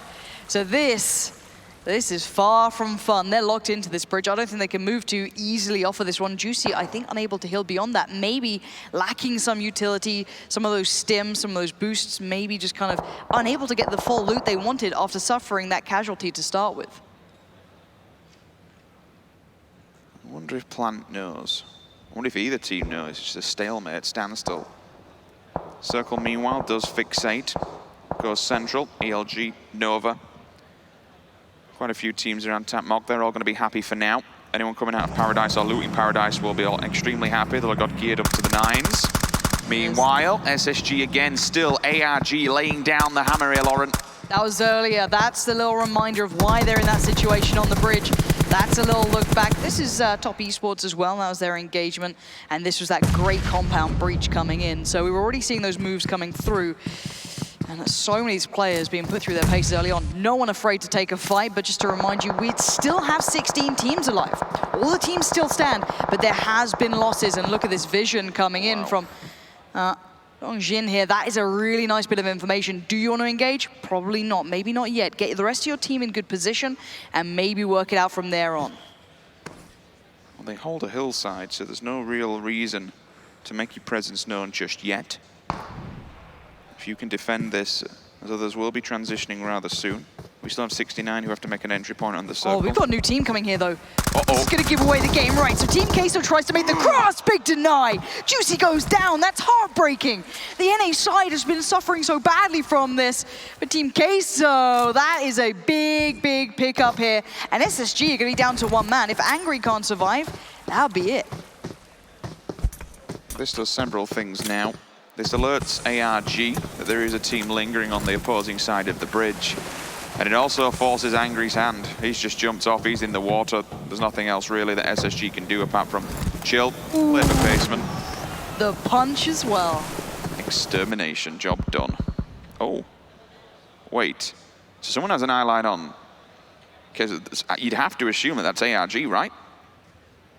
Just off to the side of the bridge, because Planet's there. Maybe he can be feeding this information back, should he have any. The smokes are up, so it's going to be limited regardless. Purple Mood still chilling for now. Unique also on transition here, just playing edge of the circle, sweeping and clearing. If they do come through Cow, they will be met with resistance. There are 2 teams there, SZB just on the cliff face. Also, you do have Fuzi and Co. Team 16 just up in the top corner. There's quite a lot of teams that are compressing and condensing on this hillside, this cliffside just to the left.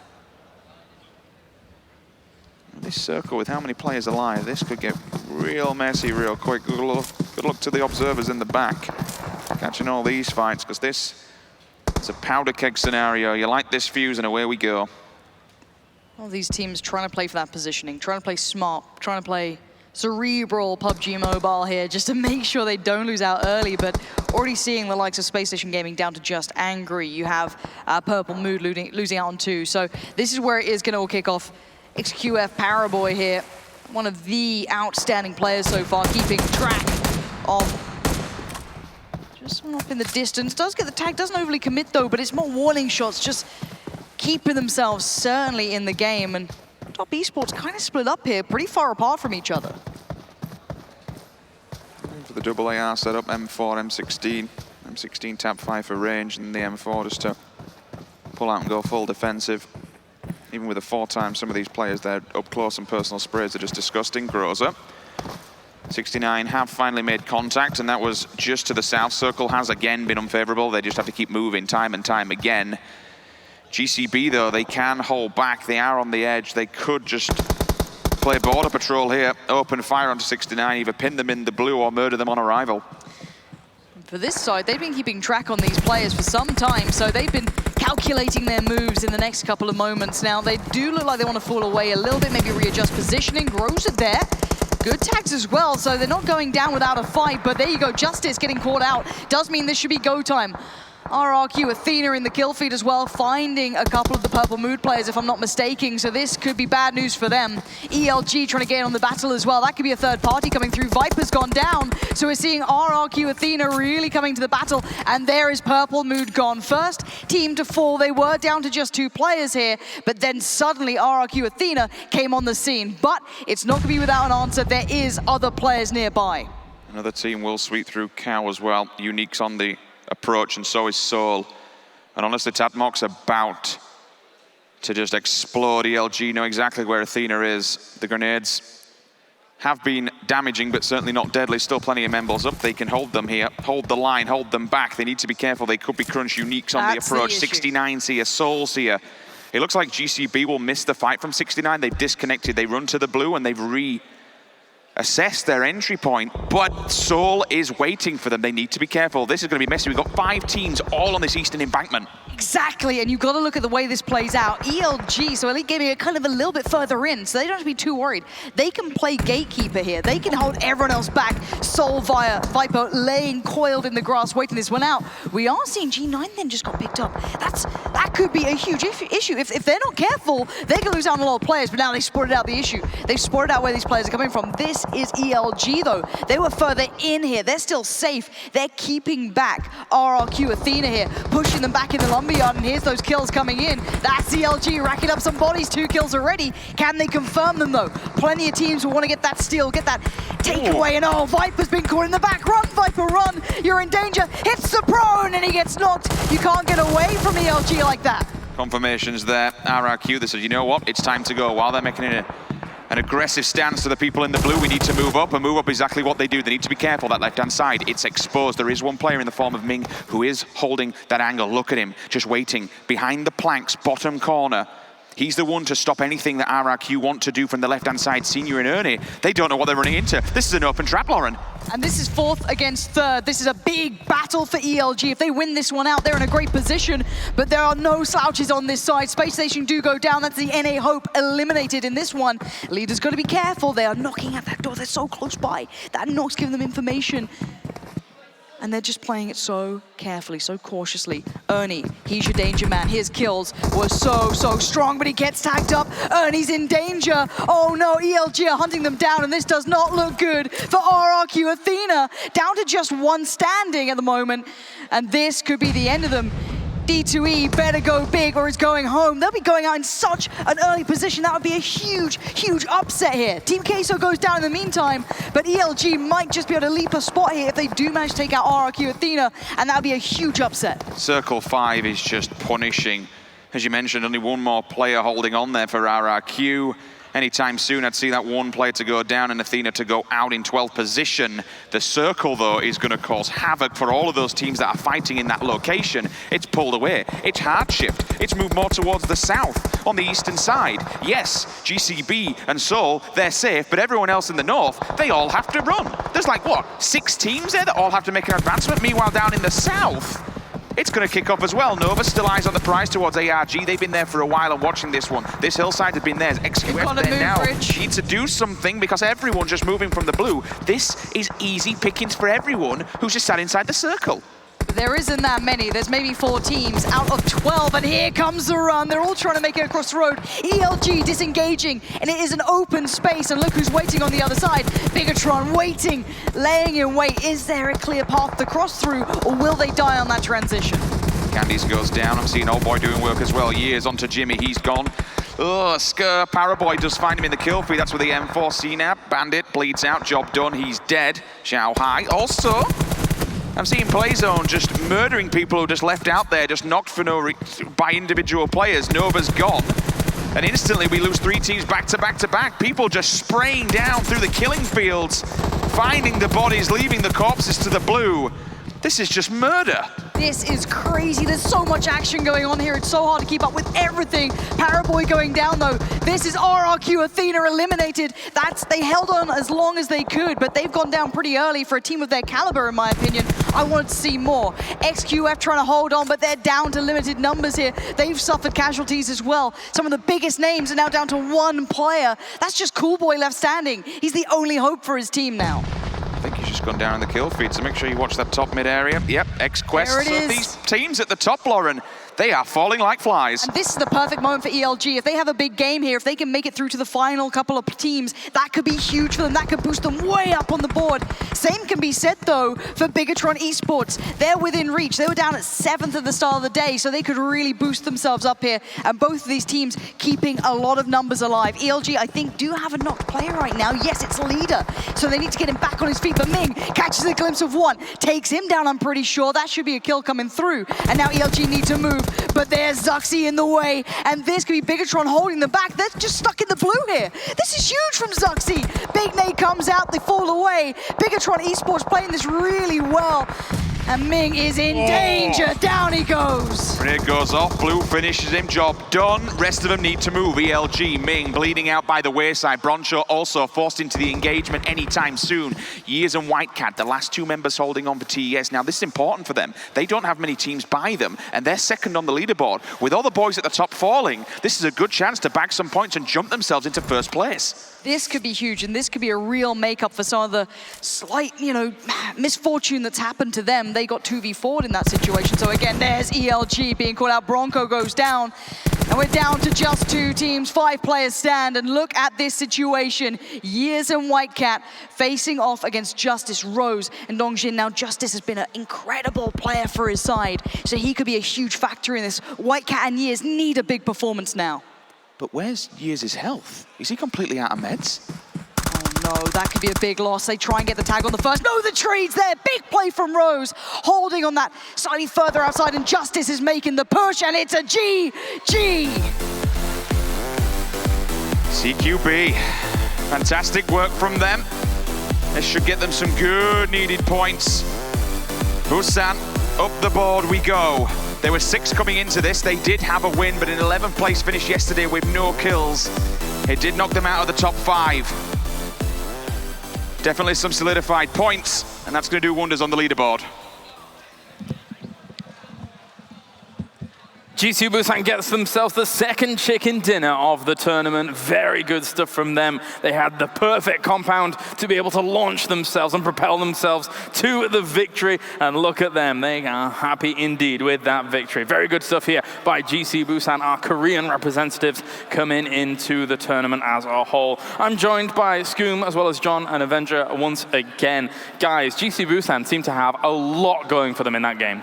Yeah, they did. I mean, they were controlling the east side for quite a while, and all the action was kind of happening on the west. It did hard shrink once on the east that kind of favored them, but they played it really smart. They played it safe. They played it with a good approach, and ended up with a win with most people alive.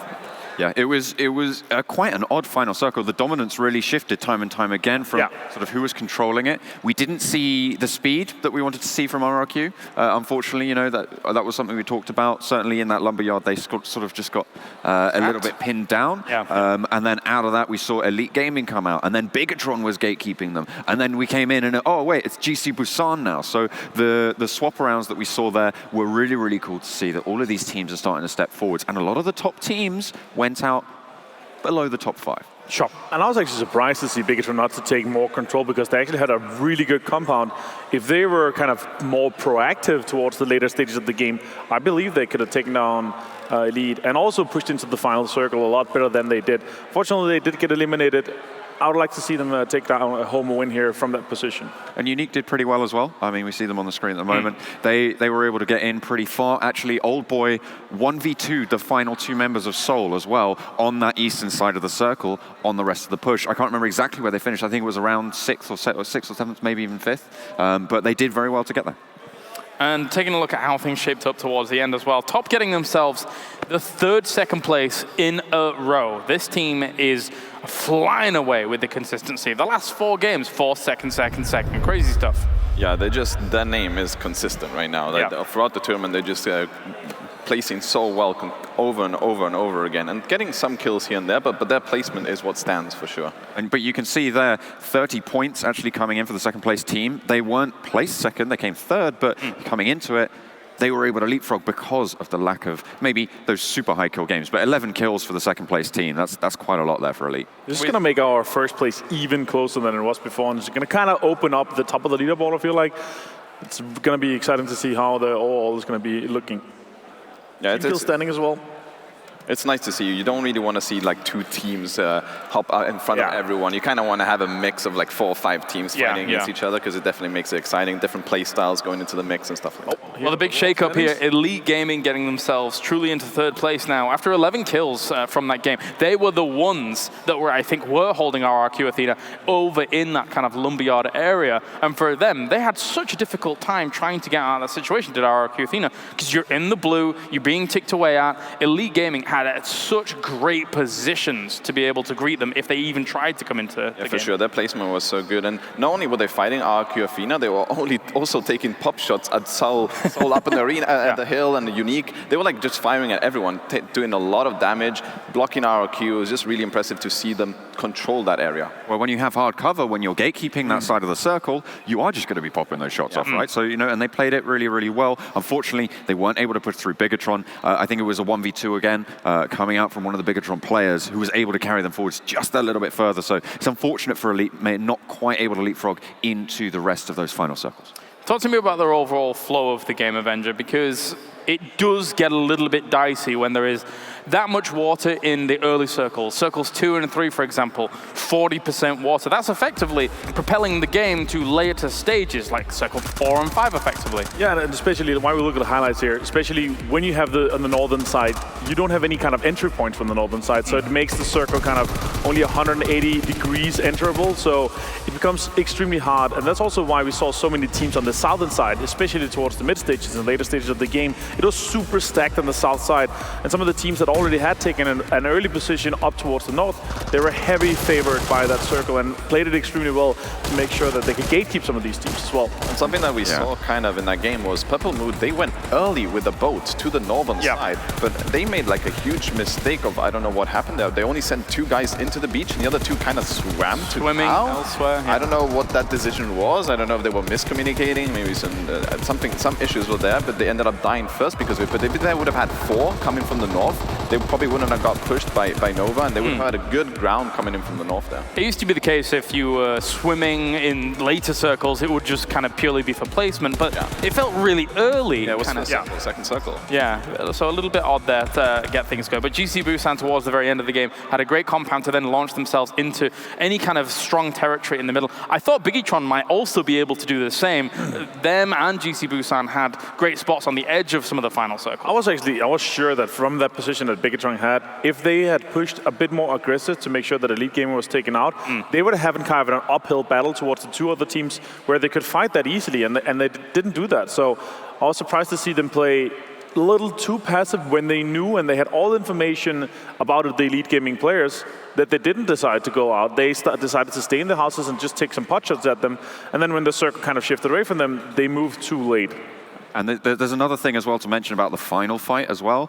Top Esports, they were completely out of meds. I think one of the players certainly had no bandages at all, no first aids, no stims going on.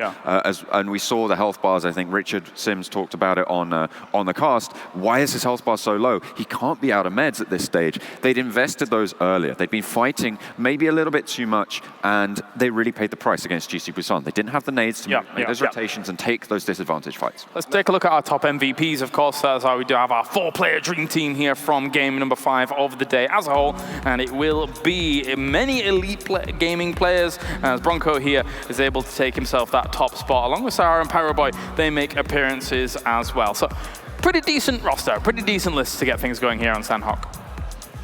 I think Bronco was the man to actually clutch it out towards one of the fights that they had earlier on, moving forwards, and then unfortunately did get taken down by I think it was, I forgot, Bigatron, that was it, on the guard there. So well, they got 11 kills. Nice to see him come in, and they got 11 kills overall, as you say. That means that they essentially finished second in this map. So it's nice to see that.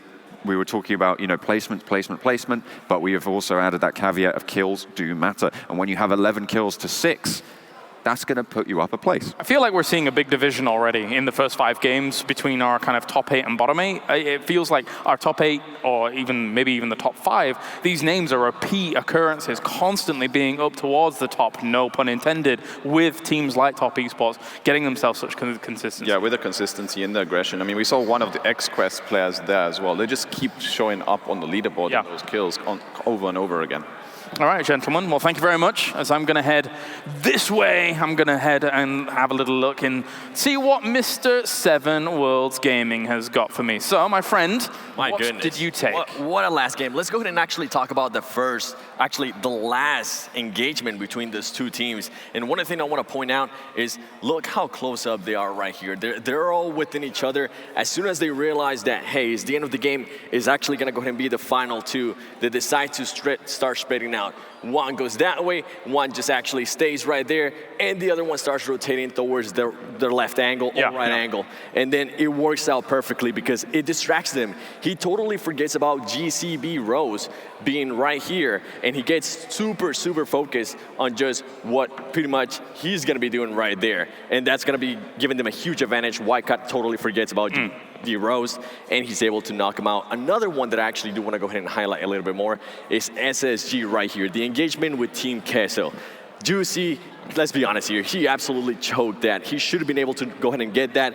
That was a huge part, and something that I'm not going to be able to showcase right now, but is a lot of teams are not willing to actually take chances and just let maybe one of their teammates die. I know SSG did that with Sixless at the start, and also with, I believe, West Team Unique. They got a teammate down, they wanted to go ahead and pick him up, but at times I feel like they might want to go ahead and just let him die off in case of just risking another life. But this player right here by Team Queso, absolutely insane. And another thing that actually might look familiar to you, to the 1v4 that happened from yesterday, is as soon as the player jumps, he actually throws off the SSG player. As soon as he jumps, he was not expecting that. He loses complete track of him, and Team Queso was actually able to clutch that kill. Unfortunate for Juicy. He kind of had to try and hold the bridge, I guess, as Queso, that was their only route into the next circles. They'd gambled to be on the west. It was almost always going to shift over to the east. So that's they have to be moving that way, surely. It was, and actually, now that you mentioned that, we actually have the overview here. They had to go ahead and save this right here. Yeah. They had Juicy right there and Angry right there. And on top of that, look who's out there waiting. No XQF, just waiting to see if they can get some more kills, because I know Paraboy loves getting these kills. Perfect opportunity to camp some things on the bridge in time-old PUBG tradition. Thank you very much, my friend. It's time now to head over to our interview with GC Busan, who won the match. Thank you very much, Colaris. I'm with Rose from the team. And first of all, congratulations, Rose. How does it feel to win your second chicken dinner here in Berlin? 저희가 첫 번째는 이제 치킨 먹은 게 실감이 안 나서 잘 몰랐는데 이제 두 번째 1등을 한 번 더 하니까 이제 실감이 나서 기분이 되게 좋은 것 같아요. Yeah, when we got our first win, we couldn't quite believe it, and it didn't seem real to us. But now, as we won for the second time, we finally feel that it's happening, and we're really amazed by it. Now, you finished 6th on the leaderboard yesterday. What did you and the team change going into Sanhok this morning? 저희가 어제는 이제 자기장 외곽 주변에 머물러가지고 이제 순위 방어하는 식으로 게임을 했었는데 그렇게 하면 1등을 할 수 없다는 걸 알게 되고 이제 오늘 중앙 근처 자리를 먼저 들어가가지고 이제 좋은 자리를 먹어서 이제 1등을 하는 식으로 플레이를 바꿨습니다. Yesterday we stayed in the corners and at the very borders of the circle, but we've realized that that's not the way to win. So today we changed our tactics and we decided to go inside the circle to the very middle and play there. I was about to ask because it seemed like in that match, early circle rotations, particularly in the late game, were very important for you and the team. So is that going to be a priority for the team going forward? 이제 오늘 6경기 이제 5경기가 남았는데 이제 지금같이 계속 열심히 해오면 이제 1등 따라잡을 수 있을 것 같습니다. We have 5 games left today, and we're planning on continuing that strategy and getting the first spot. Fantastic. And finally, XQuest F, they are in the top spot at the top of the leaderboard. Can you still challenge them? 네, 1등 가능할 거라 생각합니다. Yes, we can get the first spot. Well, thank you so much, Rose. Congratulations to you. And GC Busan, we have to take a short break, but don't go anywhere because we've got 5 more maps to go and anything can happen.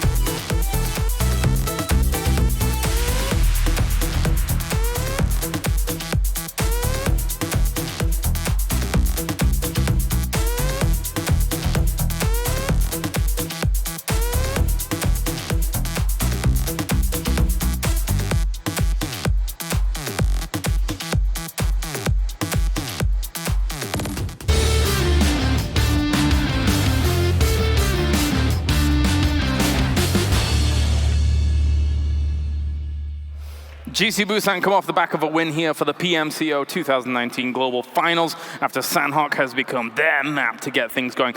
I'm very used to watching South Korean teams and players win in the esports that I cover, so I'll take it.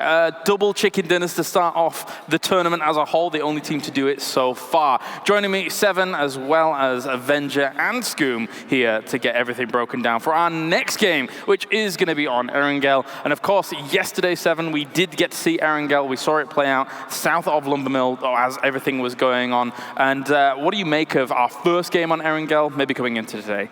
I think it's gonna be interesting to see what XQF does, right? They had such a huge game yesterday in Erangel. I want to see what they go ahead and come out with that. Are they gonna try to go for 20 kills or maybe even more? Or are they gonna go ahead and just start slow? Because yesterday, actually, the first game I was looking at their stats, they got 10 kills. In the last game, they got 20 kills. But in between those two, game 2 and game 3, they were only able to get anywhere from 4 to 5 kills, which is what they did in the last round. So I want to go ahead and see if they're gonna start picking it up a little bit more in regards to kills, because every single time they're able to get the kills, they're gonna end up getting just, it seems it pumps them up more. On Erangel, I'm extremely excited to see. We're going to be able to see some more macro plays. I know Scoom loves those as well. One of them that Scoom also highlighted is the purple mood breach onto the compound, just the first big compound south of the Lumbermill area. Yeah.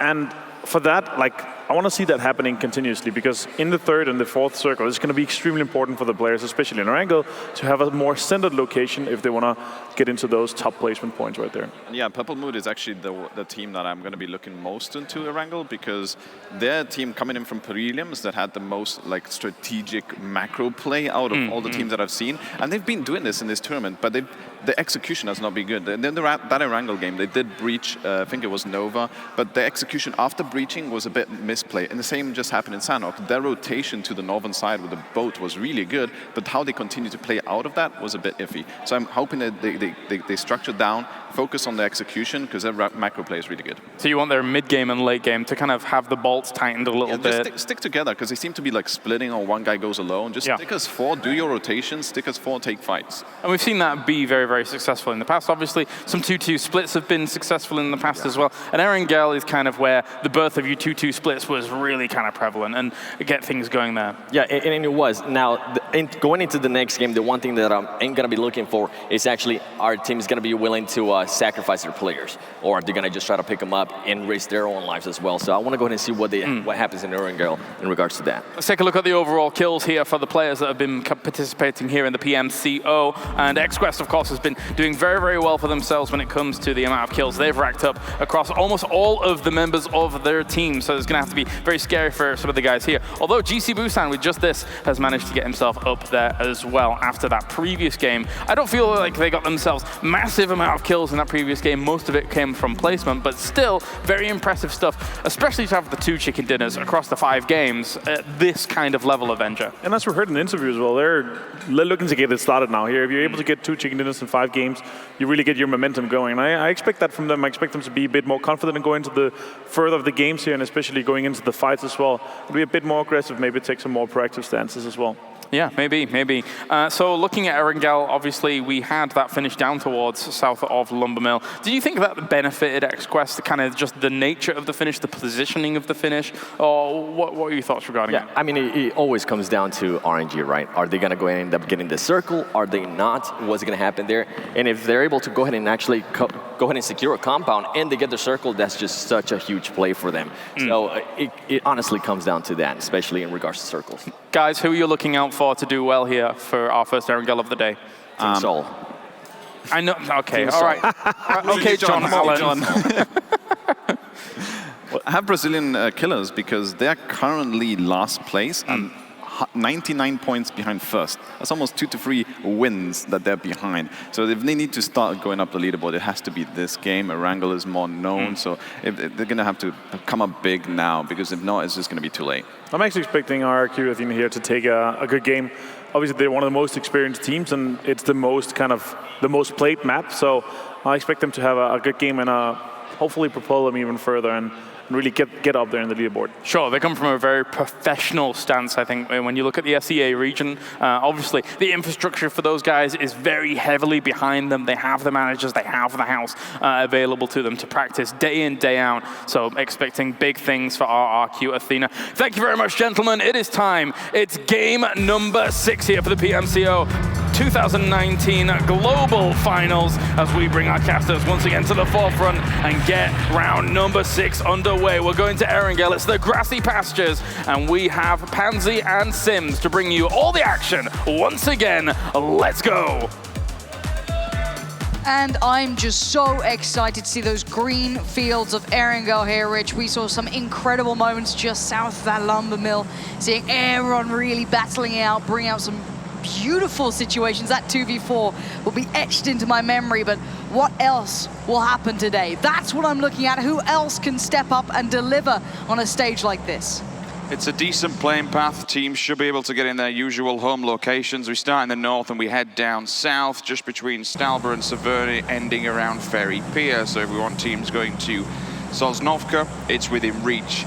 Maybe Milta Power, Milta, Novo. They're a bit more of a distance. You'll have to get the vehicles. You have to go further afield. But for any teams that like to loot around Severny, Stalber, Yasnaya, even Rozhok and surrounding areas, Pachinki, this plane path is directly above them. They'll be out of the plane, they get the boots on the ground, they'll be able to loot rather quickly. The west, it's going to be an interesting one. Gatka Fields, Hospital, Quarry, any teams that might be changing things up because of the difficulty of this. If you do like to loot in the east, it's going to be an interesting one, especially SQF, GCB, any of these teams that may clash early. I don't think they will because there's such a prime amount of space to work with on the west.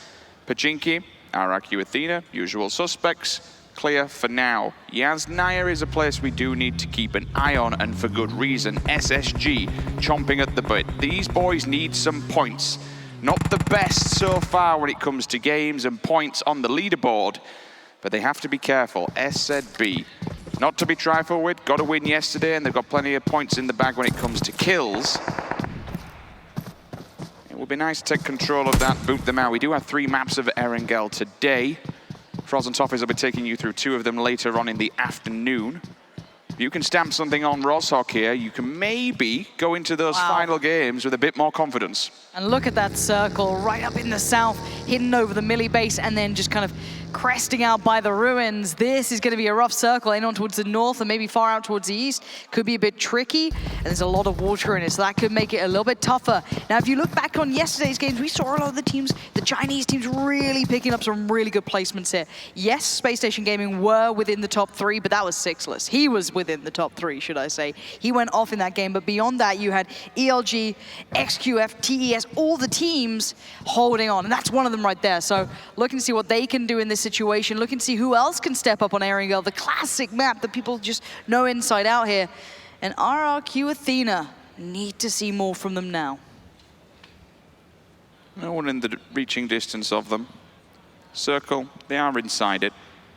Bit of a trek if you want to go central. There's only XQF really lingering in the distance, who could be a potential clash. Have to be aware of BTR, MyTech and Coven T16 CNAB. They're also down on military base. They're actually in the military base on Sosnovka. BTR, I think, still on transition, maybe over to Novo, which, when we're 3 minutes 30 into the game and they haven't looted up yet, that might play a problem in late game. Yes, the circle does linger over there, but we would suggest, and we would have to think, that this one surely moves to the main head of Erangel. We'll be able to get across the bridge again. That's still all safe and well within time, but it's dependent when you're coming out of Nova. If somebody wants to be cheeky and maybe around farm, maybe even go for a bridge camp, if they know where these teams are going to be looting, they know their drop zones, there's a possibility that you camp them and kill them. It could be a possibility. What I'm looking at is we have a lot of the big teams very close by. So considering Jisoo Busan just got that win under their belt, which is their second win, bear in mind, they're right next to TES. They're kind of towards, I guess, the south of Georgia Pole-ish, around that area. So you've got two very, very top-heavy teams very close by. That could be an issue on the rotation. If someone else pressures, they get into a scrappy fight to begin with. That's not what you want to be seeing. And Jisoo Busan really pushed themselves up the top of that board, up in 4th currently, knocking RRQ Athena just down towards 5th. So beyond that, though, it does get scrappy the lower you get Bigatron in there, Space Station Gaming. All of these teams could definitely do with a win. That would keep them really in this one, but I think ELG just got a spot there. They did. So we'll have the information that Sol is on the opposing side. There is return fire. So now he needs to be aware. He's just checking behind him. He knows where this bullet came from. See Ronak just eyes on the prize, but contact is made. Tal's got his hands full. Two coming for the Oppress here. There's one knocked down. There is a response. Oh, Mortal again going down the first. That's such a big loss. Oh no, that could be devastating for the team. We wanted to see more from Sol. We saw so much from them. Everyone really loves this team and wants to see them do well. Everyone had to respect that long qualifier they went through. And then Mortal's gone down first, I think, in the last game, and now this one for the side at least. And that's not what you want from a player of his caliber, his reputation. But when you've got ELG knocking the door, these guys, they're in 3rd place right now. Yes, they're not the heaviest of killers out of that, the top 3, I guess, but they're well up there. These guys are deadly, and I think we're about to find out why. Oh, another tag. Do they get away with it? Sol trying to get out of there as best they can, praying that Darcy will get them to safety. And it looks like ELG have won the Battle of Rozhok. So that right there is kind of one of my issues with maybe why they're not having the best of time here. You saw the player arrive with the Dacia late after we'd already lost one person. They are so spread out on the looting. You've literally got 2 players just holding down Rozhok on their own. You then put someone in the tower, up on the water tower, just watching and overwatching everything else that goes on. You've got 1 player back in school. You can't really put up a fight. You're fighting individual battles. They're going to be broken and bent and certainly not out. They will continue with 3. Move across to XQF just on one of the main hillsides here. Gatekeeping all those teams that want to make a cross-check coming off of Sosnovka. Potentially unique. Have been fired upon, so they have the information. Bit of damage done. You can see their line of approach coming from Gatka and heading all the way down to this point now. But look at this. There's all 4 teams coming through this way. If they kind of clash or one of them decides to pull up on this, you could lose out on a lot of players here. So let's find out if anyone does. Obviously, still 63 players standing, so only Mortal going down so far. We are 7 minutes into this game. So these teams playing very cautiously, very smart, very careful, moving away if they have to. They don't want to lose out on anything. You can see Jimmy from XQuest keeping tabs on everyone going past. This is on that southern road, heading past that western bridge towards Ferry Pier, and we might start seeing these sprays. Nice connection on the first couple of bullets there from Jimmy. Is there a follow-up though? Looking to see those DPs coming out again. They were very, very prevalent. Not sure if that's gonna be the case here. It kind of scares me, Lauren, that these guys have got 43 kills in 5 games. Should be scared. You add that with a 4th place, a 1st place, and a 3rd place finish. There's good reason why they're at the top of the table now, but we do have top esports just hot on their tail with 117 points. Always the bridesmaid, never the bride, so to speak. 3 second-place finishes back to back to back. Yes, it's consistency, but they are chomping at the bit for that win. There's that dinner plate. The DP's out. Power Boy maybe going to show us how to use it. XQuest, such a good team. And they're in good position here. Well, it depends what you want, right? Do you want the action or do you want quiet? They are surrounded by a lot of teams. Now, they don't have too much pressure, but everyone's going to come and pass this way. So they might catch a team in rotation. If someone pulls up, they could definitely take the fight on it. RRQ Athena just slightly up towards Pachinki. You do have Unique out towards the east by the kind of yellow houses on the coastline. Ferry Pier with SZB. As said, there's a lot of teams around. Everyone's trying to work in their way towards the circle now. And actually, Erangel might have caught a glimpse. Yes, definitely caught a spot there. Definitely knows there's players nearby. Team Queso looking to do some work. Scars isn't safe yet. And as I say that, for good reason, the grenade just Hail Marys across. Have to make sure they're split enough so if a mortar strike does come flying their way, that multiple casualties don't happen at once. They can get the revives. They can also leave people on defense. Rich, look at this circle. Look at this circle. It's gone towards the melee base. And it still has Fairy Pier in it. It still has the bridge in it. But this will funnel teams all the way across. This is going to be so hard for some of these teams now. You have XQF being the gatekeepers on the bridge. If they want to stick there, that'd be them going for a high kill game. I think that might be too risky, but I don't know. If these guys go wild, this could be their game, and they're in the perfect position. Let's see if they pull up or if they go over. Are they playing for the circle, or are they playing for those kills? Honestly, I don't think they should pull up on that side. If they do want to camp the bridge, then going across onto Sosnovka to have an emergency backup plan is the better play. If they do this, they could just absolutely farm people coming across that bridge. Everyone else now has to make the transition. You will probably expect to see BTR, Nova, ARG go to the opposing side, take the western bridge. That looks like where safety is going to be because people can't stay there. It's in the blue. They have to transition, come down the lower side of Sosnovka melee base. All the way on the opposing side, though, on the beach, Fairy Pier is about to be lit. There is literally 6 teams about to smash into one another. This could be deadly. This will be carnage for all these teams that want to try and make something happen, especially for the swimmers that are just diving in the water. This could be a field day for anyone who wants to wait on the beach for them. It could be, and this was the early fight we saw. Mystic here with Team Queso looking towards one of the other teams, but now everyone else is turning up, and I can hear the communication behind me. I hear the team starting to shout. They know what's going on. There's SSG, that's Juicy coming in. Finally going to see those NA hopes being kept alive, maybe. And they're going to take down ELG's player leader. That's a very big scalp to claim. That's a little bit scary to see that happening. If SSG start waking up, really start getting those points, getting those kills going, they're a team I want to keep looking at, but we'll keep on board with how this is going over by Fairy Pier. We are seeing Team Queso heading on over, trying to get away from it, using the vehicles that are available still there, and they will be able to make land towards Sosnovka Island, but the rest of the team can't join them yet. Are they going to do runs? No, they're ditching that up there. You can see every team starting to swim across now. Every single boat that makes it across the water, that's one less that a team's available for the next one that turns up to the party.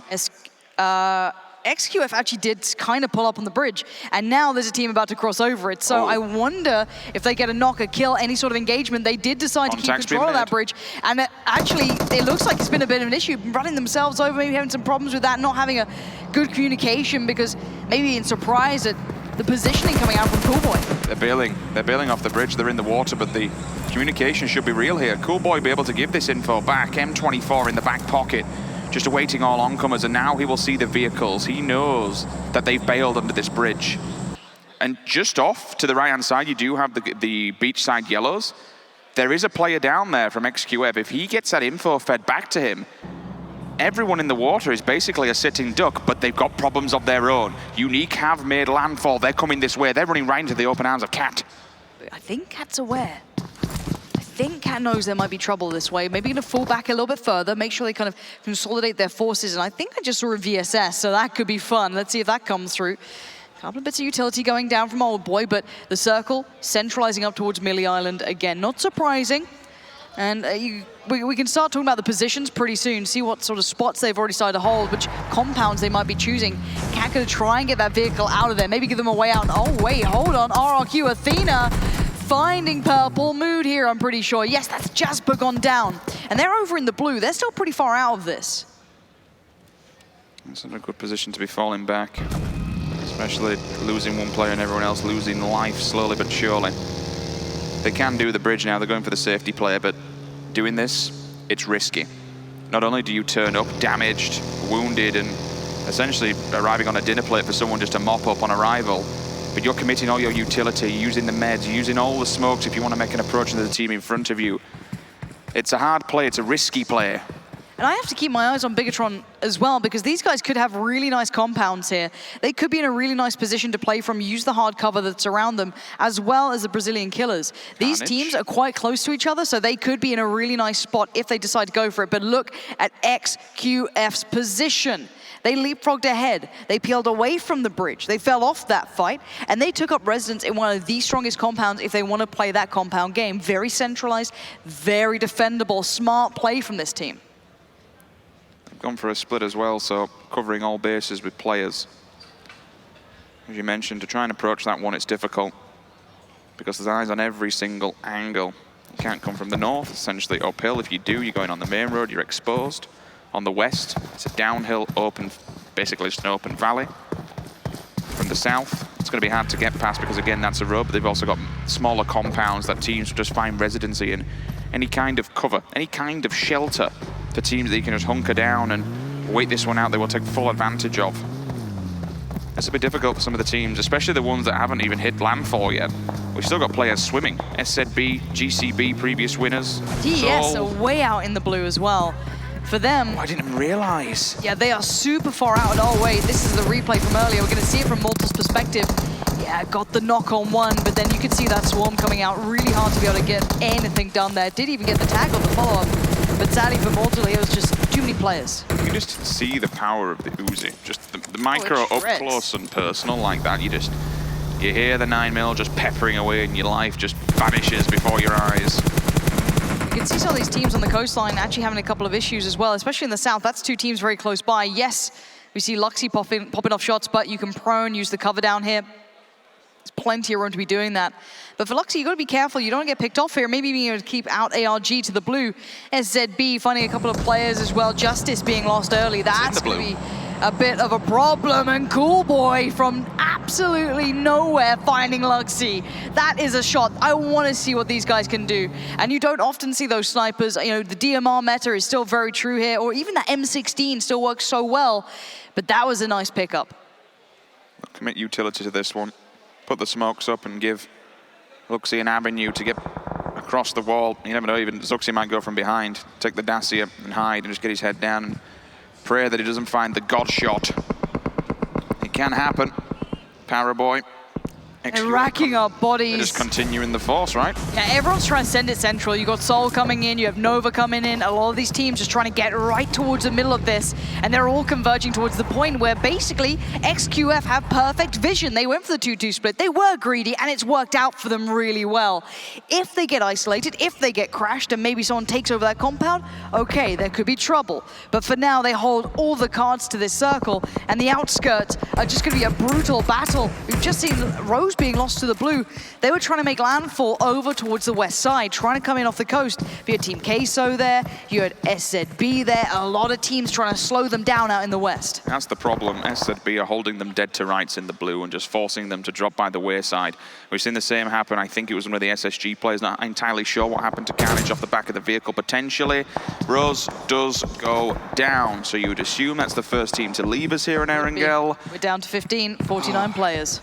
The XQF are just laughing. They're in such a vital position that everyone has to advance on them. Yes. That's Whitecat going down there. There's a bit of a fight here as well with Purple Mood. That's going to be a brutal one. RRQ Athena pulling up, or at least D2E's pulling up, going to try and get towards the tower, get a position going for themselves. We are seeing teams now being lost down to 14 here. So a lot of these teams get a lot of pressure. Whitecat again suffering a terrible fate, trying to come in on the eastern side, working their way up through the kind of wreckages of the planes, using that as cover, but they're being held back. I like what RRQ is trying to build here. Maybe press the situation from the little tower that we saw them as they moved up close and personal. The XQF. They've got vehicles still for mobility, but at this level with a circle, really, you won't be using... Oh, they have an island on this, right? They are very close by to this at the moment. They're going to be maybe working their way forward here. If they want to be a little bit careful, okay, but TES, I think, are actually pretty close by as well. They're just slightly further back. So as the blue encroaches, all of these teams will be pushed together. It looks like TES are disengaging, but it looks like Unique are starting to think about how do we get around this. That knock just shows how exposed they are. Like every single angle, yes, you have the walls, yes, they have the vehicles, you have the cover, but one tiny, tiny gap this nade in the could armor. Be big. If they get the nade right. Wait, Natic killed himself? Oh, that's dangerous. I think that's hit the wall. Luxy and Zuxi. If they get these nades right. ELG, yeah, look at them running. They're trying to get out of there. These nades coming through are going to be so good. This could be the downfall of ELG. Another one! Zuxi, that's two! Is there more? Will they push it? Options are there. Zuxi is going in. This is BTR on the push, and this could be the downfall of ELG. Looking to hold on. In they go. Zuxi finds Bronco. This is a huge pull-up from BTR. Massacre. Two men standing, the nades open up, they rain in hell from above. And then the Death Squad just wanders in to mop up what's left. Elite Gaming, they're gone. That's an unfortunate position down in 14th place. Also, Unique still on the back foot, being held. RRQ, they have the info, but they can't make an advancement even though they have the barrels to work with. And ELG were our 3rd place team. They were way up in the top 3. To lose out in that spot, again, keeps that top 5 so open. This means anyone can do anything. That circle has moved north. We're down to 12 teams as Top Esports. Wow. Just went down as well. Another top 3 team. Top Esports were up in 2nd. This is very surprising. This could be a real turn-up. This could allow so much room to happen. For both of those teams, 2nd and 3rd position, that's their lowest placement so far this weekend. Keep in mind, Busan's down as well, and they just picked up their 2nd chicken dinner. This is going to be a game for the underdogs. If you want to see a team maybe try and turn up here, excluding XQuest, they're still doing pretty good. This is the game to do it. Yeah, that's the issue. It's a night and day scenario. For everybody else who's below that top 3, they can now just hunt the players, get the placement. But for XQF, they're laughing. The people are on the back, they're gone. The next team down was Busan with 102, 22 points behind.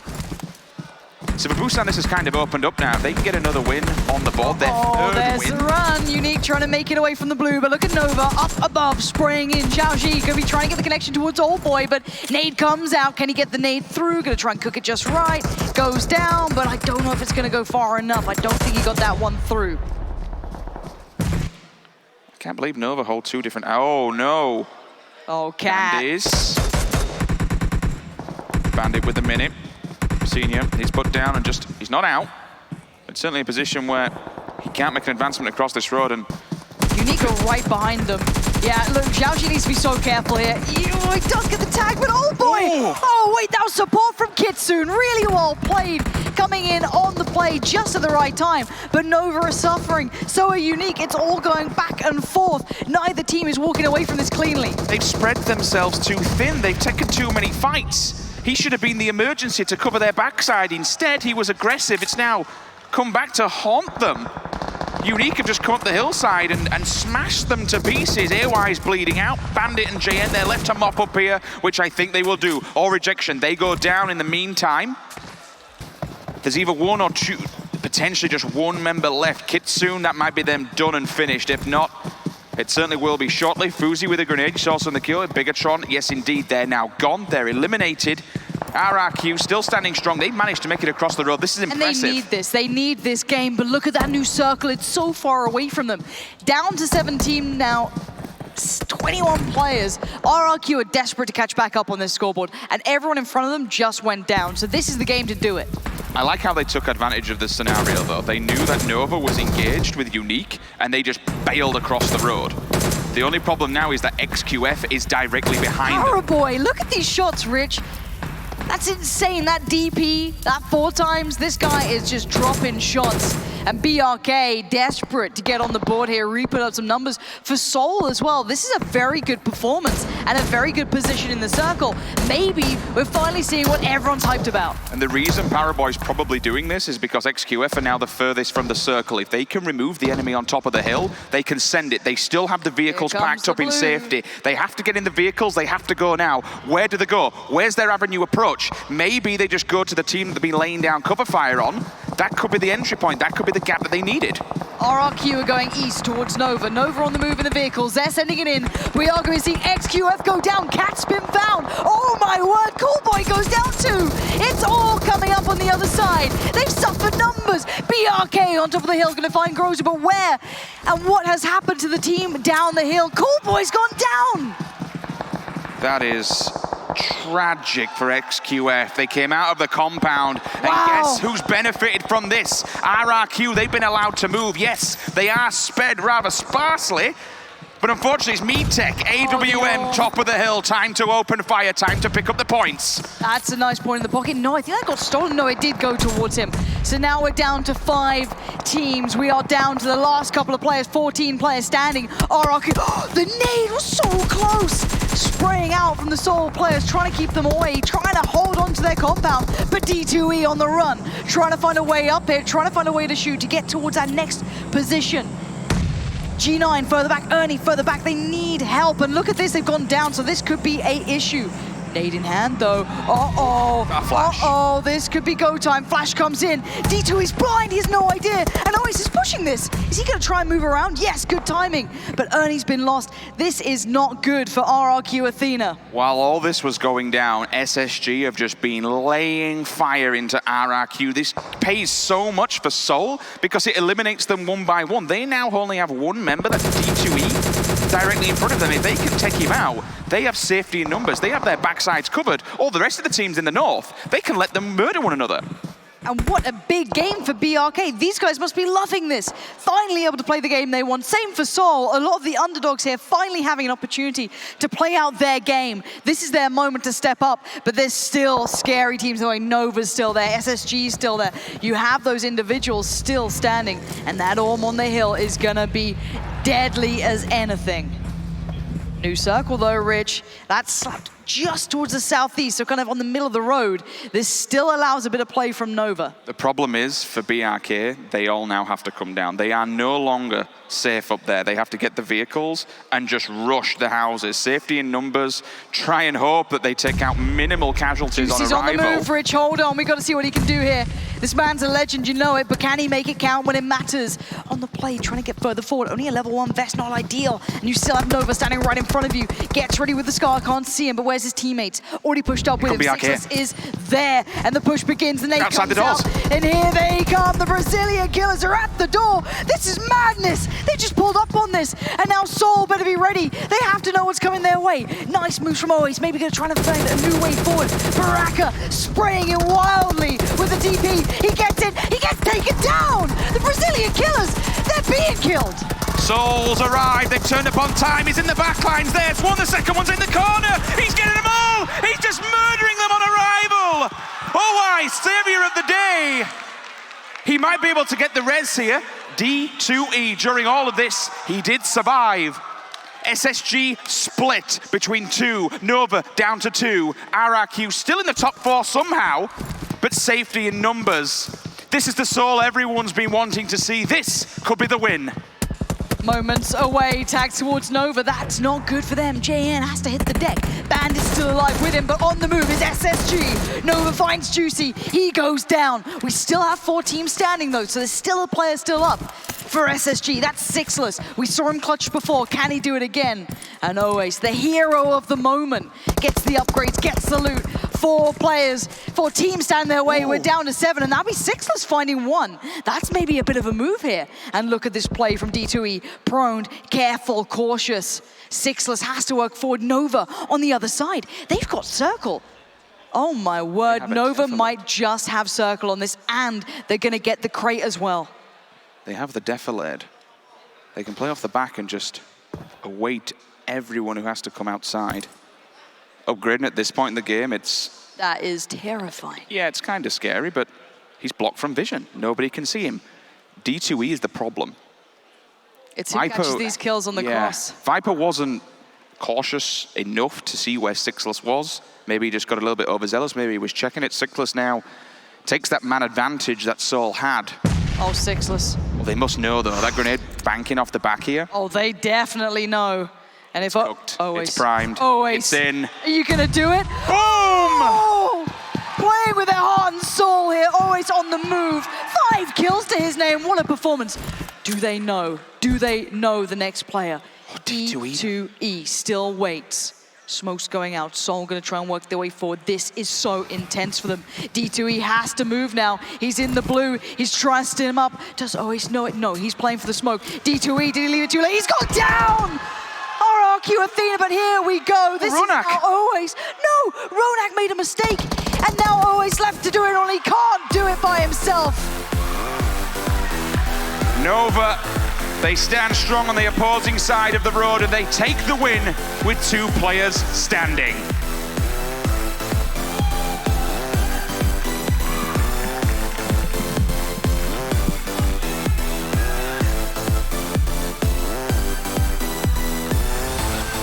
Nova Vivo Esports with the win there over towards military base, and what a win for them. Steady, calm, and collected, even managing to pick up themselves a crate towards the very end as well. But realistically speaking, that was some of the only cover left alive in that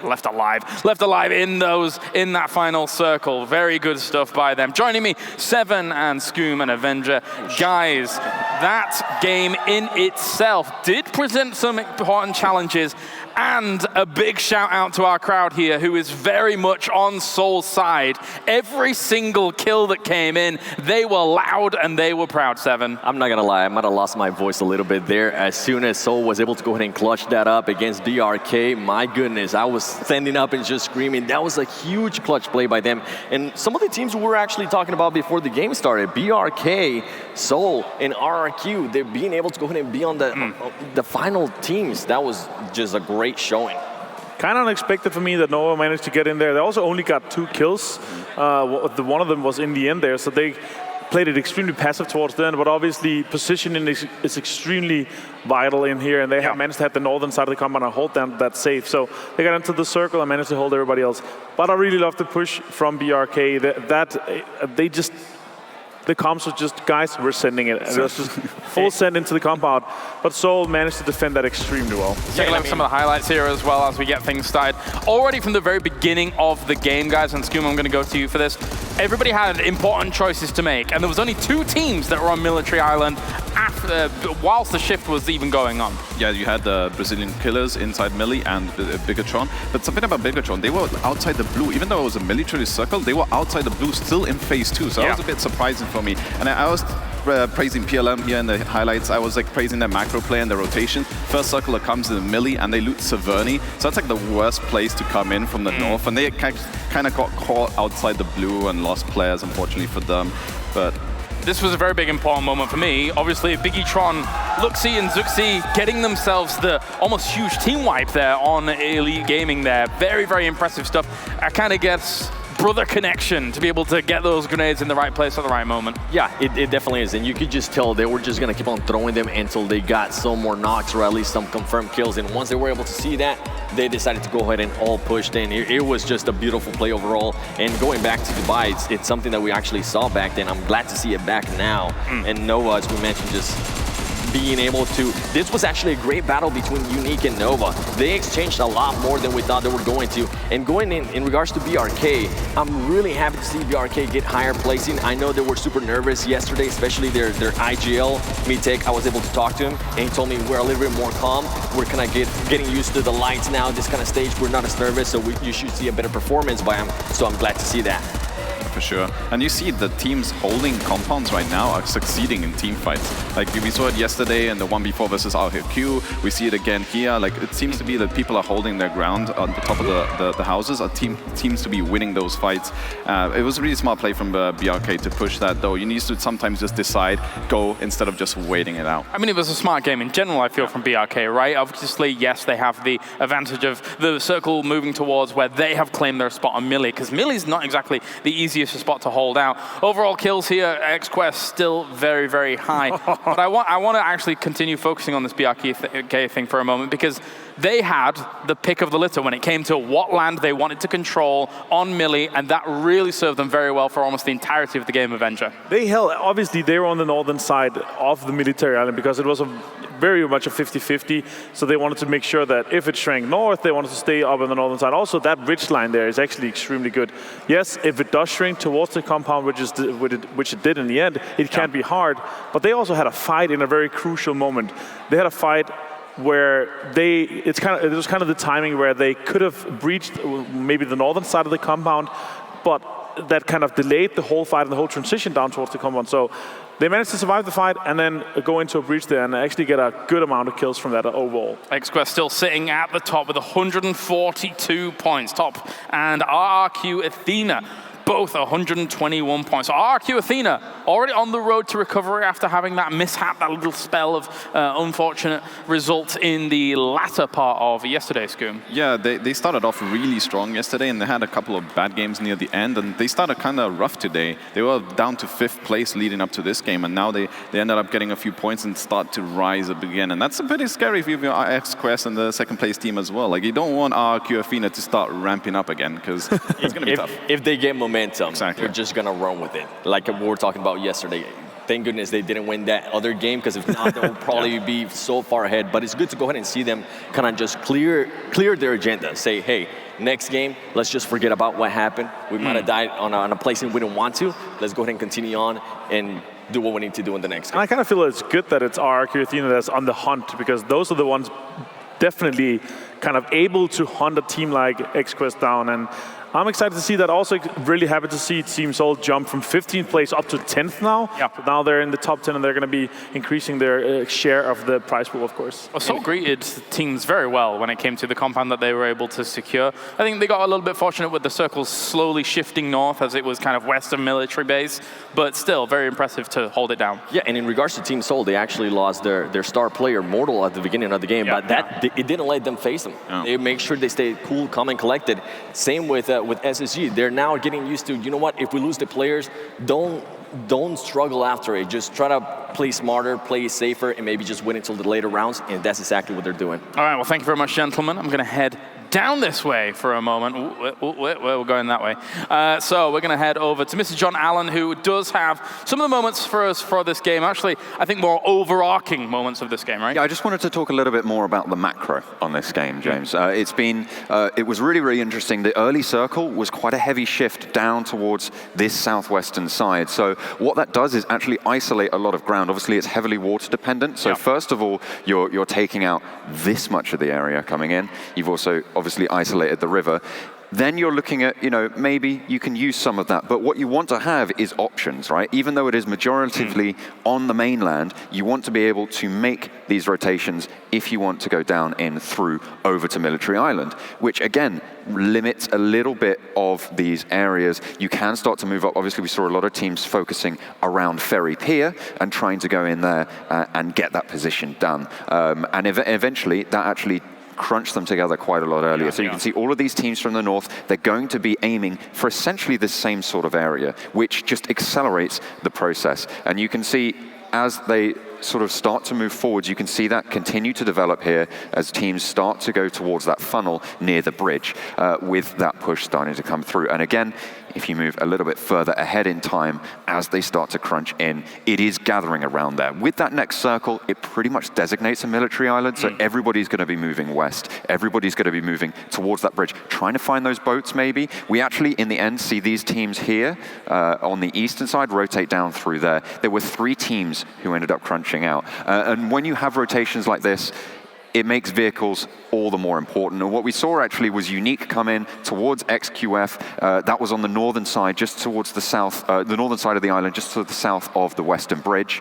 There's a lot of directions there. But you can see he's just going to move up. He's going to take that buggy away from them. What that does is it limits XQF's rotation options and allows Unique a little bit more ground to play with. And then again, as you can see, these circles continue to shift. And a team we have to mention, of course, Seoul. They're going to be there. They're going to be wanting to rotate. Once they make this rotation over into the circle, you can see they were in the same compound right until the end where they start to go for it. Now, this is where the combat breaks more into open ground. And the first good example of combat that we saw here was actually Bigatron with their bombardment. They have a lot of nades coming in and a lot of pressure being developed. The smoke's just all around there, and you can see it's just going to be so difficult for Elite Gaming to find anything. The number of arcs just being thrown over the top towards that little shack where they're playing. It's pretty insurmountable. Then, of course, towards the end. How many do you have? You've got the crash. I've got one more. Okay. There we go. The crash here. We have to highlight Seoul coming on in. Obviously able to hold this one. I really like this dropout from Oasis. I think that was a really good reposition. It threw a spanner in the works and forced BRK to take a fight. Maybe they didn't want to. But in the end, obviously, Seoul came second. They weren't quite able to finish it out. A stellar performance, nonetheless. Thank you very much, Ron. As of course, now we can head over to the interview. We have our team who was winning that map, of course, here on Erangel. Reaction to the 8th circle.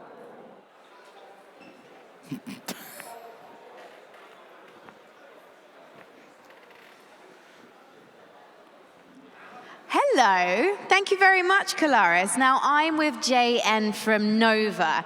And first of all, at the beginning of today, you were 8th on the leaderboard. So I was wondering, what did you learn from the matches on day 1?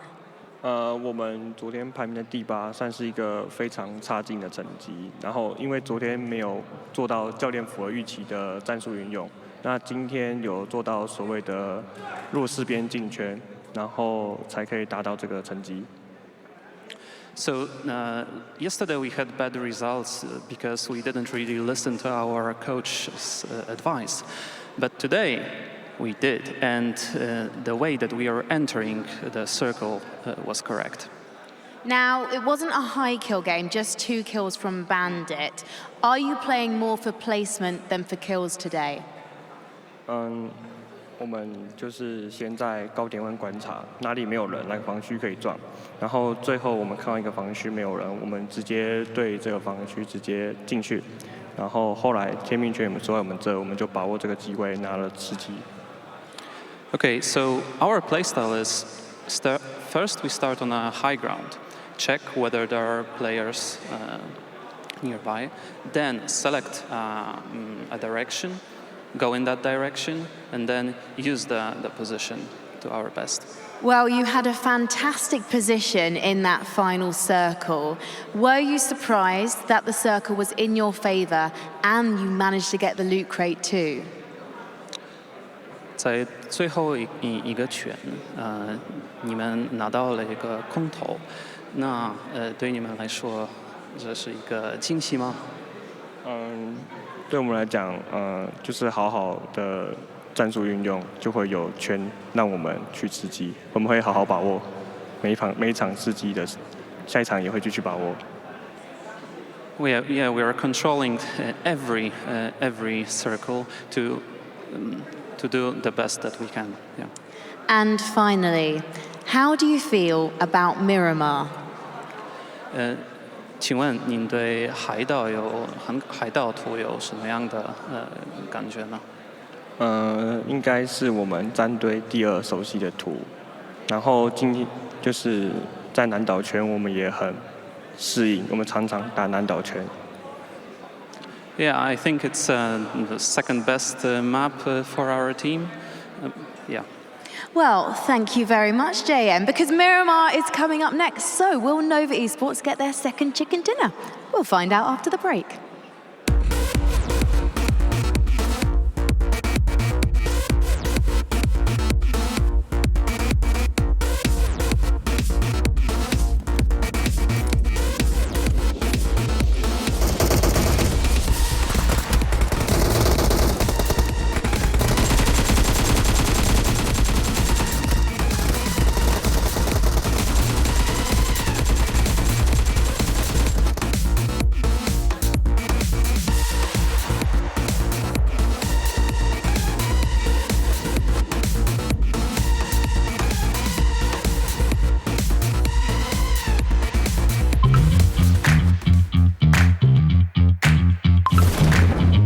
Disruptions getting in your way?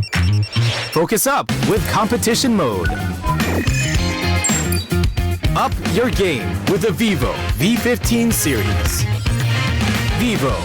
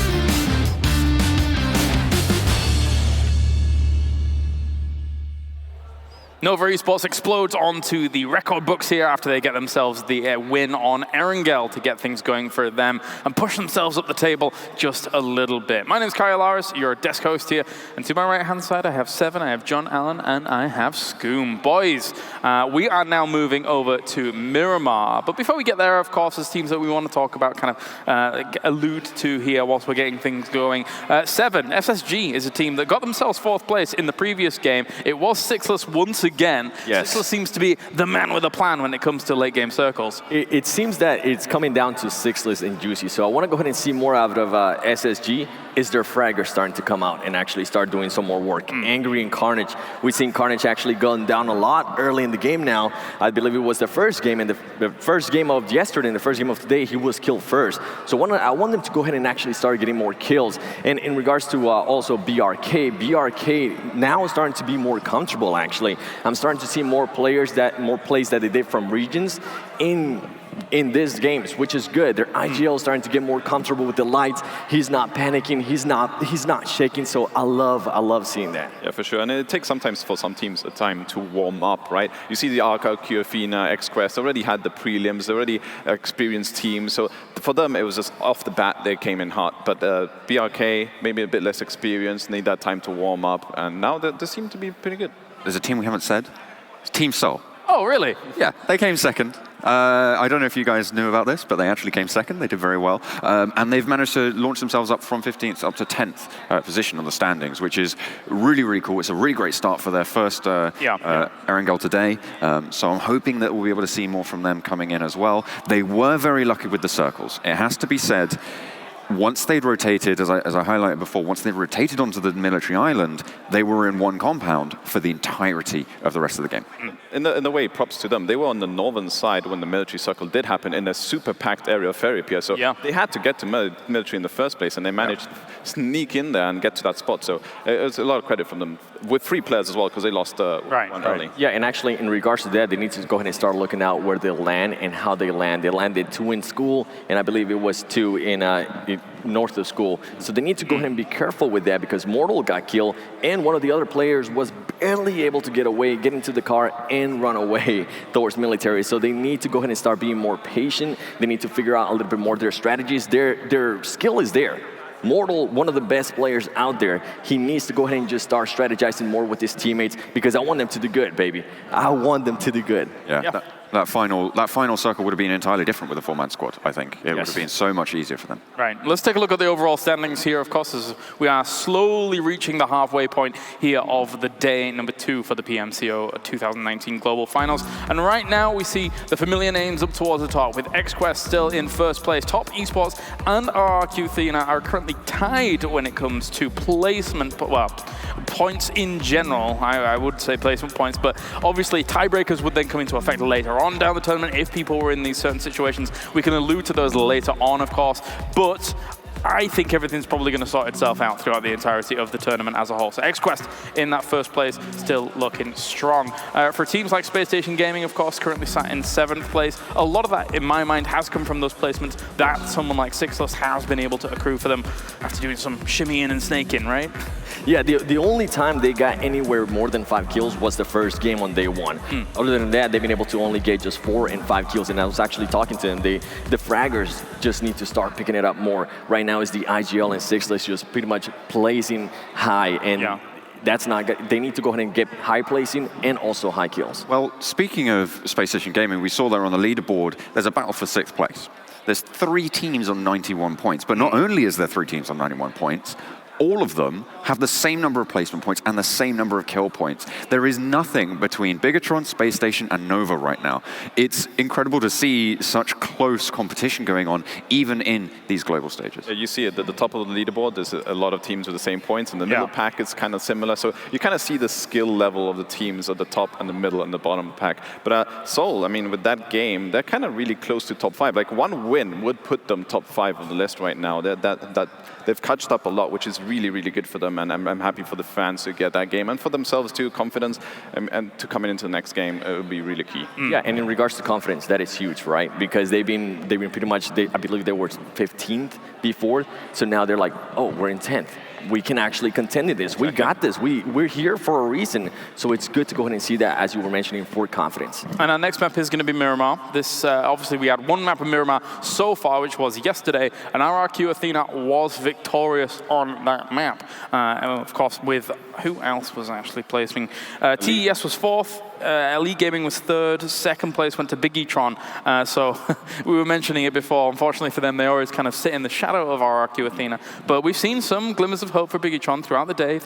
We've seen some really good positioning from them, some hesitation in terms of execution, but overall good team fights and stuff like that. I think Miramar is a bit more structured for them to take those team fights and push those hills. So hopefully we get another of that hill ending that we did see in the Miramar the first day, because it was kind of fun. You don't really see those where it just kind of divides the two hills and you have battle of the hills on each side. It was really fun. It's actually a really good point, though, because, John, when you look at that kind of circle that we had on Miramar yesterday, that kind of circle is very unusual. So it allows teams that are able to react to certain situations they may not be used to better when it comes to the overall success there. So if we get a normal circle, maybe that'll play out a little differently. There are always 3 steps to a plan.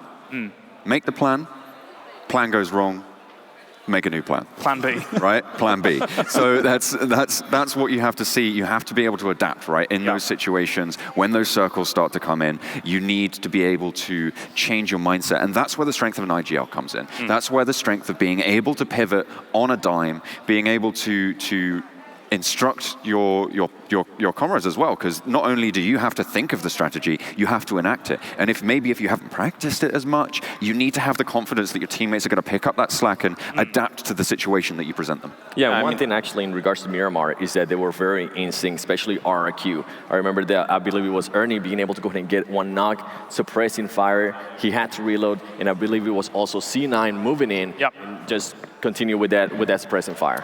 Thank you very much, gentlemen. It is now time for Miramar. We are going to game number 7 here as we figure out how everything is gonna go down. Will RRQ get their repeat here on Miramar, or will someone else challenge for that top position? We're about to find out as we head over to the commentary team for one last time today. It will be Pansy, it will be Sims, bringing you all the action. And you know what? I'm so happy to see more teams pushing through, and the Death said it perfectly. This could be anyone's game. We've seen so many teams now just closing that gap. We've finally seen Team Seoul waking up, and I know so many fans out there were waiting to see them strike. I want to see Mortal still standing. I want to see what they can do as a complete 4. That to me would be so exciting, but there's so many teams in their way. Let's see where they go. Let's see how they drop, because this is Miramar. The playing path, it's quite secure. Anyone that likes to go further afield down to Minas de Val or Los Higas, they might have a bit of a difficult time. You wouldn't expect transition to go that deep all the way down south. It can be more treacherous if you would get a southern or even a central circle, to be fair. Moving up the hillsides, perpendicular all the way down from Los Leones, Cumisera, La Juliette. All those areas can be extremely difficult to range or traverse should you be on the back foot. And then teams, while all that's going on, you're having a difficulty to get to the circle, they'll just be playing border control, setting up, awaiting your arrival, and getting prepared and geared. I do see a bit of a potential busy drop here just to the western, to the eastern side on Impala of Los Leones. You see Baraka with all of SSG around him. Los Leones, ARG, they'll take up residency there, that's absolutely fine. GCB, they're just above Cumisera. Picado, is that hot? Do we have Seoul round there? We do. They're just to the bottom side of it, down south. RRQ for now, boots on the ground. They're happy. El Pozo, no one's near them whatsoever. La Cobreria, SZB, they're happy as well. Cruz de Val could be a little bit busy. Have to be aware.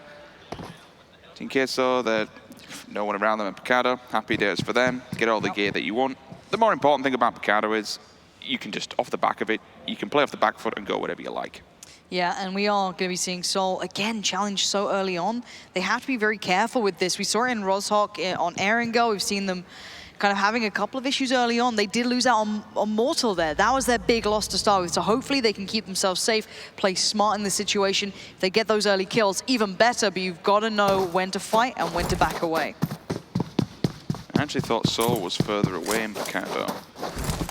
More down towards the south, but they're not. They're actually in the northern side, in the boxing ring on the back steps. So that's what makes me worry. If Mystic or Team Queso decide to go for it, that could be really scary. You do have Viper slightly further around, but again, like I don't want to see one of these players get isolated and then get picked up just because they weren't maybe super focused on there being a team close by, because it's very hard to keep track of some of these players.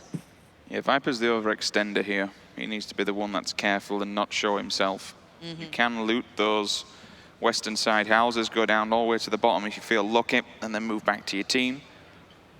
Mystic's the bird in the nest, so to speak. He's the one that can keep track of them and keep an eye on them. If he sees that'll be really the information and maybe they make a collapse, even taking away one player from Seoul, it puts them on the back foot, it puts them into an emergent scenario where they might have to panic. Maybe they even force the engagement themselves by just getting over aggressive, and you can be punished for it. So Seoul just need to be very, very careful, listen to the IGL, keep the teamwork, keep the team together. Don't go off on an individual battle, don't try and pick a battle individually. And maybe then you can make some kind of a stance in this, because the winner, if you do take a fight in Picado, you've got the circle to play with. You're in a decent position here. Well, that's what I'm looking at, is how this then plays out to the bigger picture. I'm looking at other teams here, like for the likes of XQF, for example. They're within the circle, slightly further northeast. You saw one of them looting a little on their own, but they're still in a very good spot. They can really work their way in, offer good rotation. I think I saw Busan as well. Yes, they're in a very nice uncontested position as well, over towards the western side. So you're going to see a couple of teams having some really nice starting positions as long as they don't get overwhelmed. Now, Purple Mood are actually quite close by towards Picado. They could be overlooking that from the cliff side. So again, more things building towards Seoul, having to be very careful about how they approach this. One player's more towards the cliffs, so will be able to relay the information or just keep track of where teams are. Could be a point where teams evacuate Picado and then they move in just on a transitional path or somewhere in safety. They are safe up on that hillside for now, Purple Mood. Natix doing a little bit of falling damage, that'll be no problem. They'll get the stim off and get yourself back to 100%. Oh boy, a player who's been impressive so far, doing a hell of a lot of damage for Unique. Yeah, the music in the background's pretty cool. I like that. Can we go back to that? Just listen to it. Alan Walker just chilling out. Yeah, again, all these teams, this is Miramar though. It will have a slower pace to it. Teams want to get that loot. They want to then eye up that prime position that they like to take. They need to get their vehicles. You saw how important the vehicles were even in just the last couple of games. So for these teams, they've got to keep doing that, keep focusing towards it, and make sure they keep that in mind as they go forward. You don't want to start getting caught out, mid to late game without having plenty of vehicles available. ARG finishing their loot route. They're over by Los Leones, so they're not really in a mad hurry. They're actually pretty well positioned currently. ARG can do very nicely at this point. They can just kind of take their time, get the loot that they want. There's no one really that close by to challenge, but there will be soon. The rotations are on the way. Looks like Seoul have... Wait, look at Purple Mood. Got themselves back together, yeah. Hold on, they've come very close by here. I like how they're just trading up here. Look at that, the shotgun comes out, so that's the defensive stance. If anyone wants to breach the building, they'll be there to take them down. I saw an M24, I believe, as well, lingering, so maybe you're giving that to your marksman to take central point. CZ says, you know what, we're completely split off. There's no point in taking this one. Weiss, you can see, with the X-ray vision, just looking, leaning, watching and waiting, and they disconnect from this fight. But it's nice to see kind of what we touched on at the start of this. Solar back to a unit of 4. They're working together as a team. Tell me it's not just one vehicle. Oh, that could be scary. Especially if it's the bus as well. Everyone on that. I'm a bit worried. I'm a slow boy.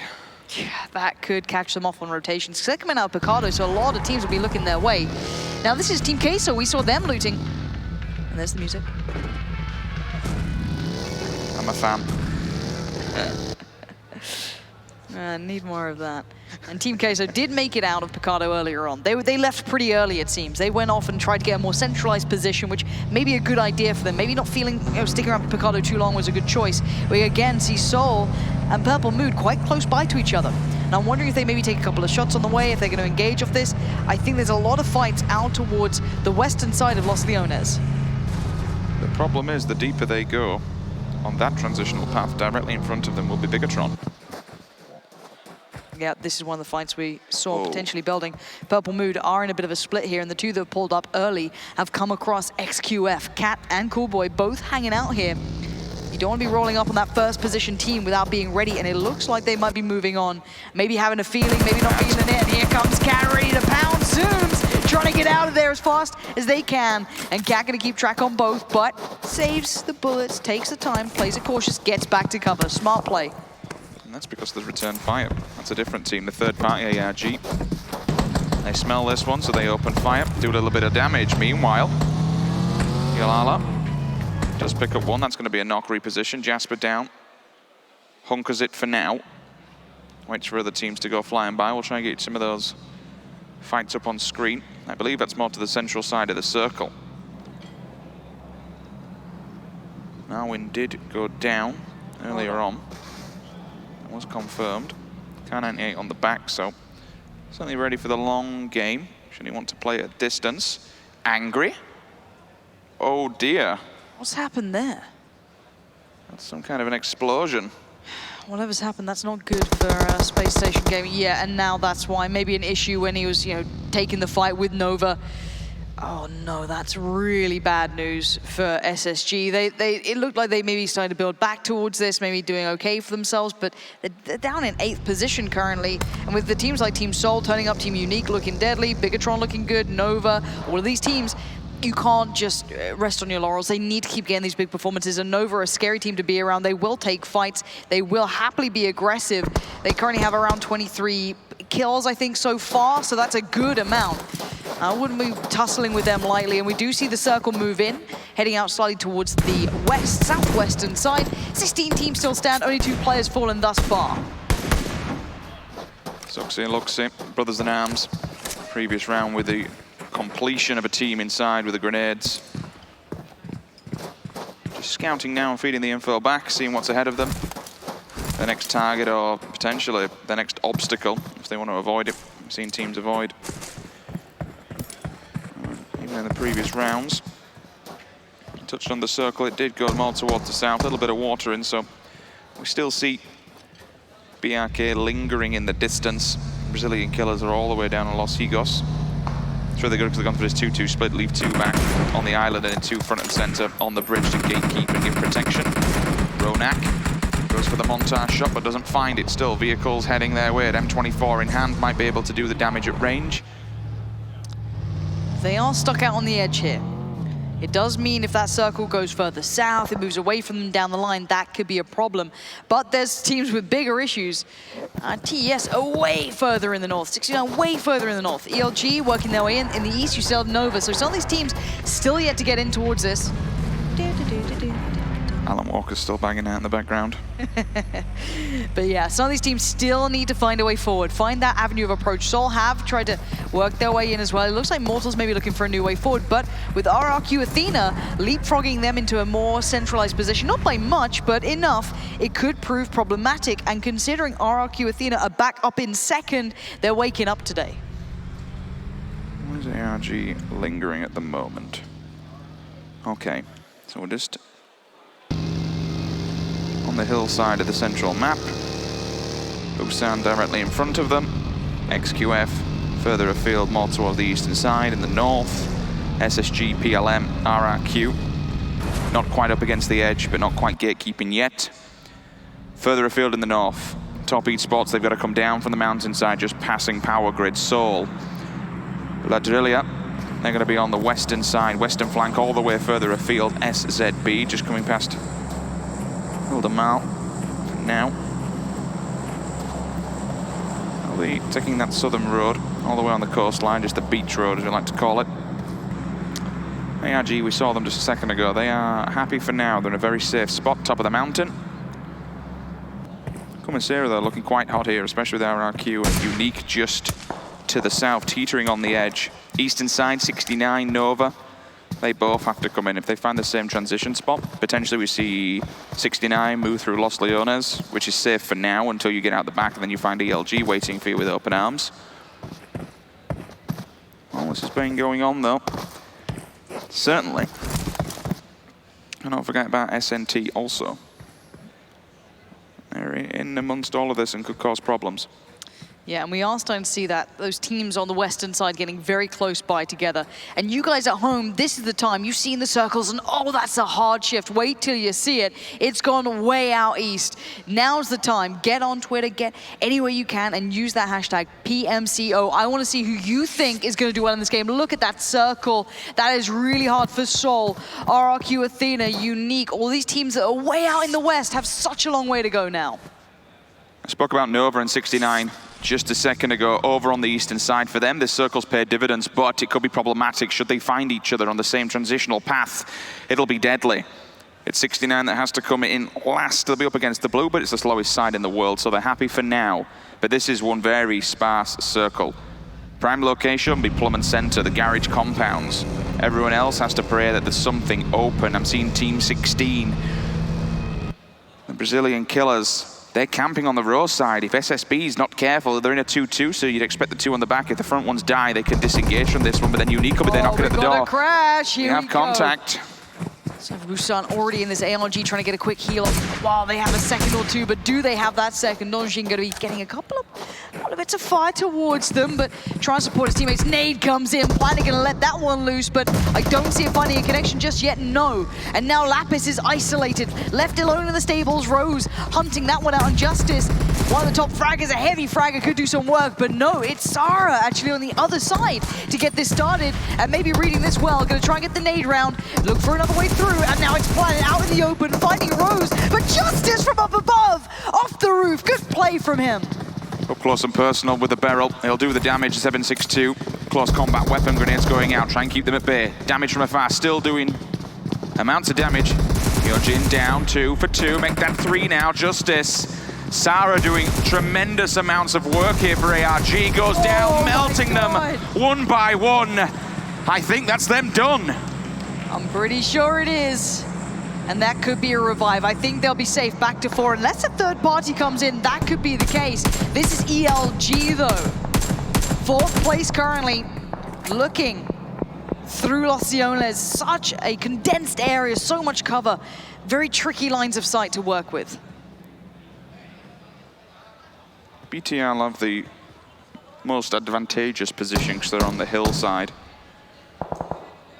They'll also be close to the circle. Anyone else is trapped back in Los Leones. They'll have a difficult time getting out of this one.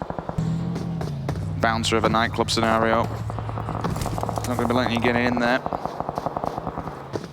Zenab just looking further afield down the hill. Cool Boy on to Ming. There is a response. XQ, they find contact. Sixless also getting involved in that one.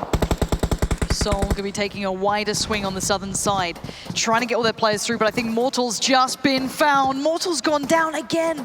Such a big loss for Seoul, but they still have their players standing. They still have 3 alive, but SZB are on the other side. They're in the south as well. This could be their way into the circle. Very hard terrain to traverse, though. So much verticality. Some of these hills will slow them down, and they're being cautious. They're trying to be careful. Are they in the circle? Not just yet. They still need to work their way in just a little bit further, but they are at least close enough now. But look who's coming. It's the Brazilian killers. They're working their way around. They're going to be looking towards maybe the south as well. Do they all go for this? So many of the teams in the west converging. Look how many teams are coming past. Team Queso on the way. Unique on the way. Everyone looking for their way forward. That's a 249 hanging out the side of a Mirado. This could be a drive-by and a half. Shimon, so Viper goes down. That's another player, unfortunately, for Seoul. Not having the best of the time on this one, working their way into the circle. They don't have any vehicles. They did lose a player in there. The res is possible. Old Boy. And again, just with this circle, because of how many teams left, this is going to be disgusting. Even Yasha's getting involved from distance. M24, that's twice now we've seen that thing come into play. They could be so deadly. If they get them just right, that could be 2 kills picked up. That could be the end of Team Seoul, but it looks like they want to get into this. Look at Rhino, he's looking over the ridge, looking to see if he can get maybe a spawn. Planet over there, though, going to be engaging towards RRQ Athena. Bronze shot down, not quite out yet. SSG on the gates, RRQ also the same. ARG fighting their life here. Candice in the vehicle, 4 players still alive. Everyone encroaching on their position. RRQ don't have to extend, they have the vehicles for cover. And they do have the blow on the back, there's only one way they can go now. And with every single bullet, the game is given away, their position is known. now with 14 teams, but 52 players. There's so many teams still standing, so much more to be played for. All of these teams desperate for that win. Team Queso getting super centralized. Same with Unique. Looking like Nova wants to do that too. SSG trying to hold back XQF. And Lapis here trying to keep tabs on what's going on the outskirts. This is out of the new safety zone. Fireboy's out there, Years is out there. It's going to be very hard for them to work their way forward. Athena's on high alert because they've got enemy at the gates on both fronts here. Unique, you can just see in the back lines. They'll be working their way to this one. It's the north, which is going to be popping off soon. Contact first made. Top, they open up. Jimmy and Coolboy down to nothing. Coolboy back to full health, but Jimmy needs to go for the res. He's confirmed. Instant job done. Now Coolboy has to fight the downwind battle here. The hillside could be his death. Whitecat might have his number. Yeah, and for TES, this is great. XQF beat them. They finished up in second over in Shanghai for the spring split in China. So that is a really nice little grudge match for them to be able to push their way forward, try and get themselves further up here now. And Years on the run, trying to get out of this blue zone. It's going to start hurting. Work your way in, get out of there if you can. But there's teams close by. Coolboy waiting on the edge of that smoke, prone down, puts down another smoke, trying to just get away, find safety for himself. Two teams do fall back to back. Megatron being one of them. Top Z spot now, outside in the blue. Dripping health, unfortunately for them. There's so many teams in front of them that are engaged. This might be the time to strike. XQF Coolboy just sitting back on the back lines. Vehicles It's got to be time to go. Years just went down as well. They have to move on this. Look at this. TS are moving up, but they're losing out on players. They're losing out on health. And Coolboy kept his cool, kept calm, and found the player when they tried to leave that blue, tried to work their way in, and revenge will not happen. This is looking like there's another team coming in. Here's Senior. Can he spot other players? Carnage there, Sixless there. They're using the cover well. Sixless got to be so careful. Head pokes up, sees him, contact's made, down he goes. Sixless gets his helmet removed, that goes his scalp. The problem being here, it's all right for RRQ going on to SSG. ARG's moving in the backlines. This could be the third party from hell. It really could be. Let's see if they go for the engagement. Senior spotted out. Oh, big shot from Senior. Nice work. Can he get the confirmation? I don't think so. Doesn't want to overextend. Smart choice. Gonna look towards the circle now. Has to play this right. Has to play this carefully. SSG are not out of the woods. RRQ, Athena are engaging as well. That's towards the Brazilian side. Trying to find their piece of cover out on the western portion of this circle. Viper going off, Juicy, unfortunately. That's an explosion on the side of ARG, so Juicy doing the damage onto Lapis as well, too. D2E, grenades are up, they're over. How much damage does it do? They're all dead. It does a tremendous amount.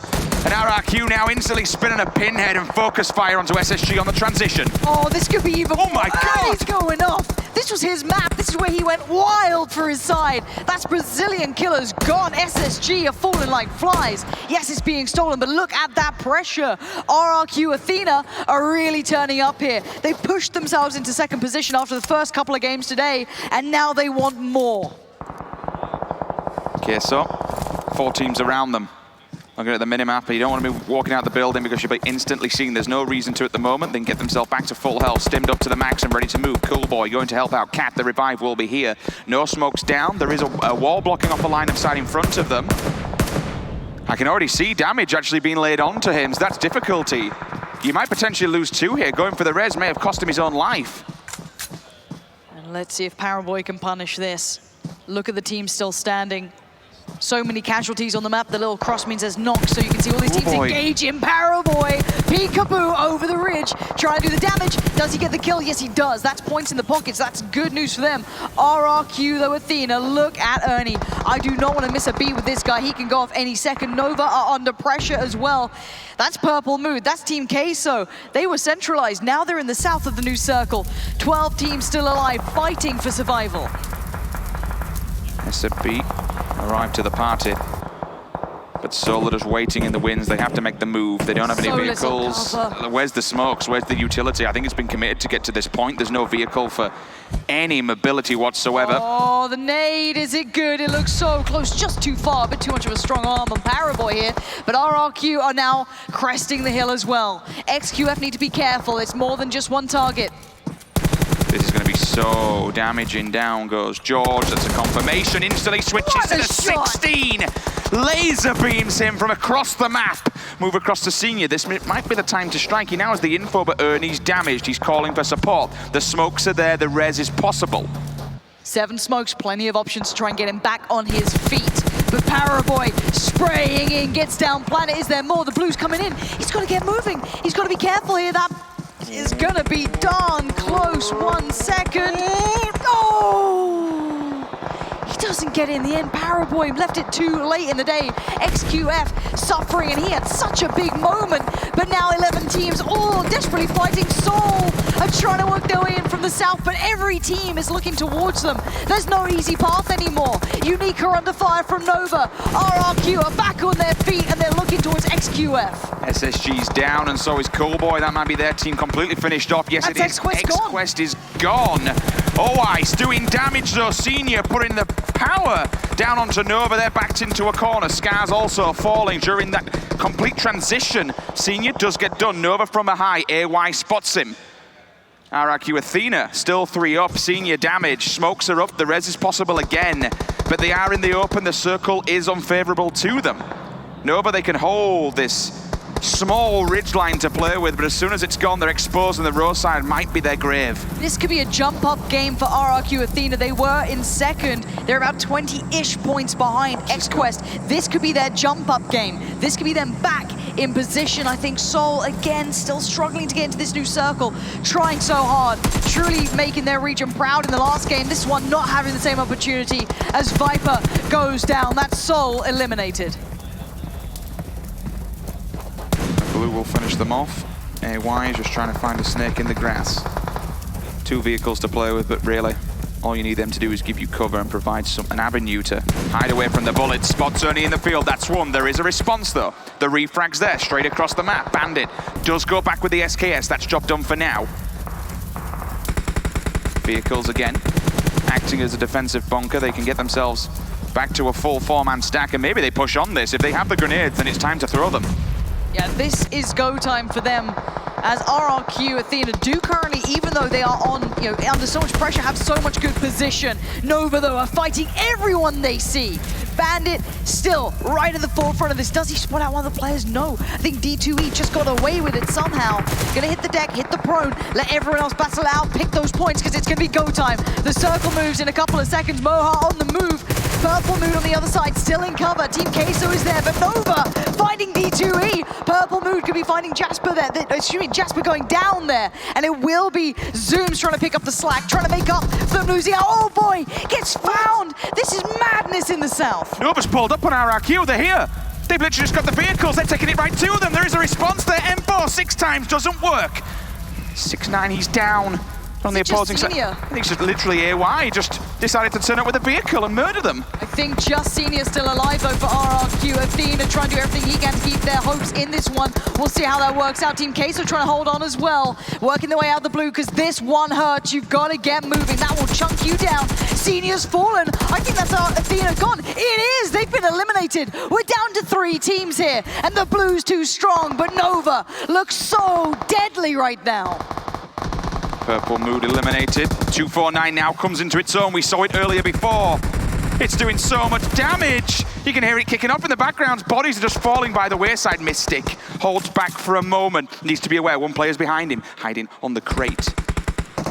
If he decides to pop out, that's going to be full level 3 gear and maybe a big gun as well to boot. Rich, this is going to be potentially 10 kills. This could be a back-to-back win for Nova. 4 players standing just against Mystic. This is incredible play from them. Can they finish this off perfectly? Mystic knows his days are numbered, his chances are over. Team Queso, yes, they fought valiantly, but this one is all Nova's. 2 kills in the previous round and now plenty more this time, but it is the back-to-back win for Nova.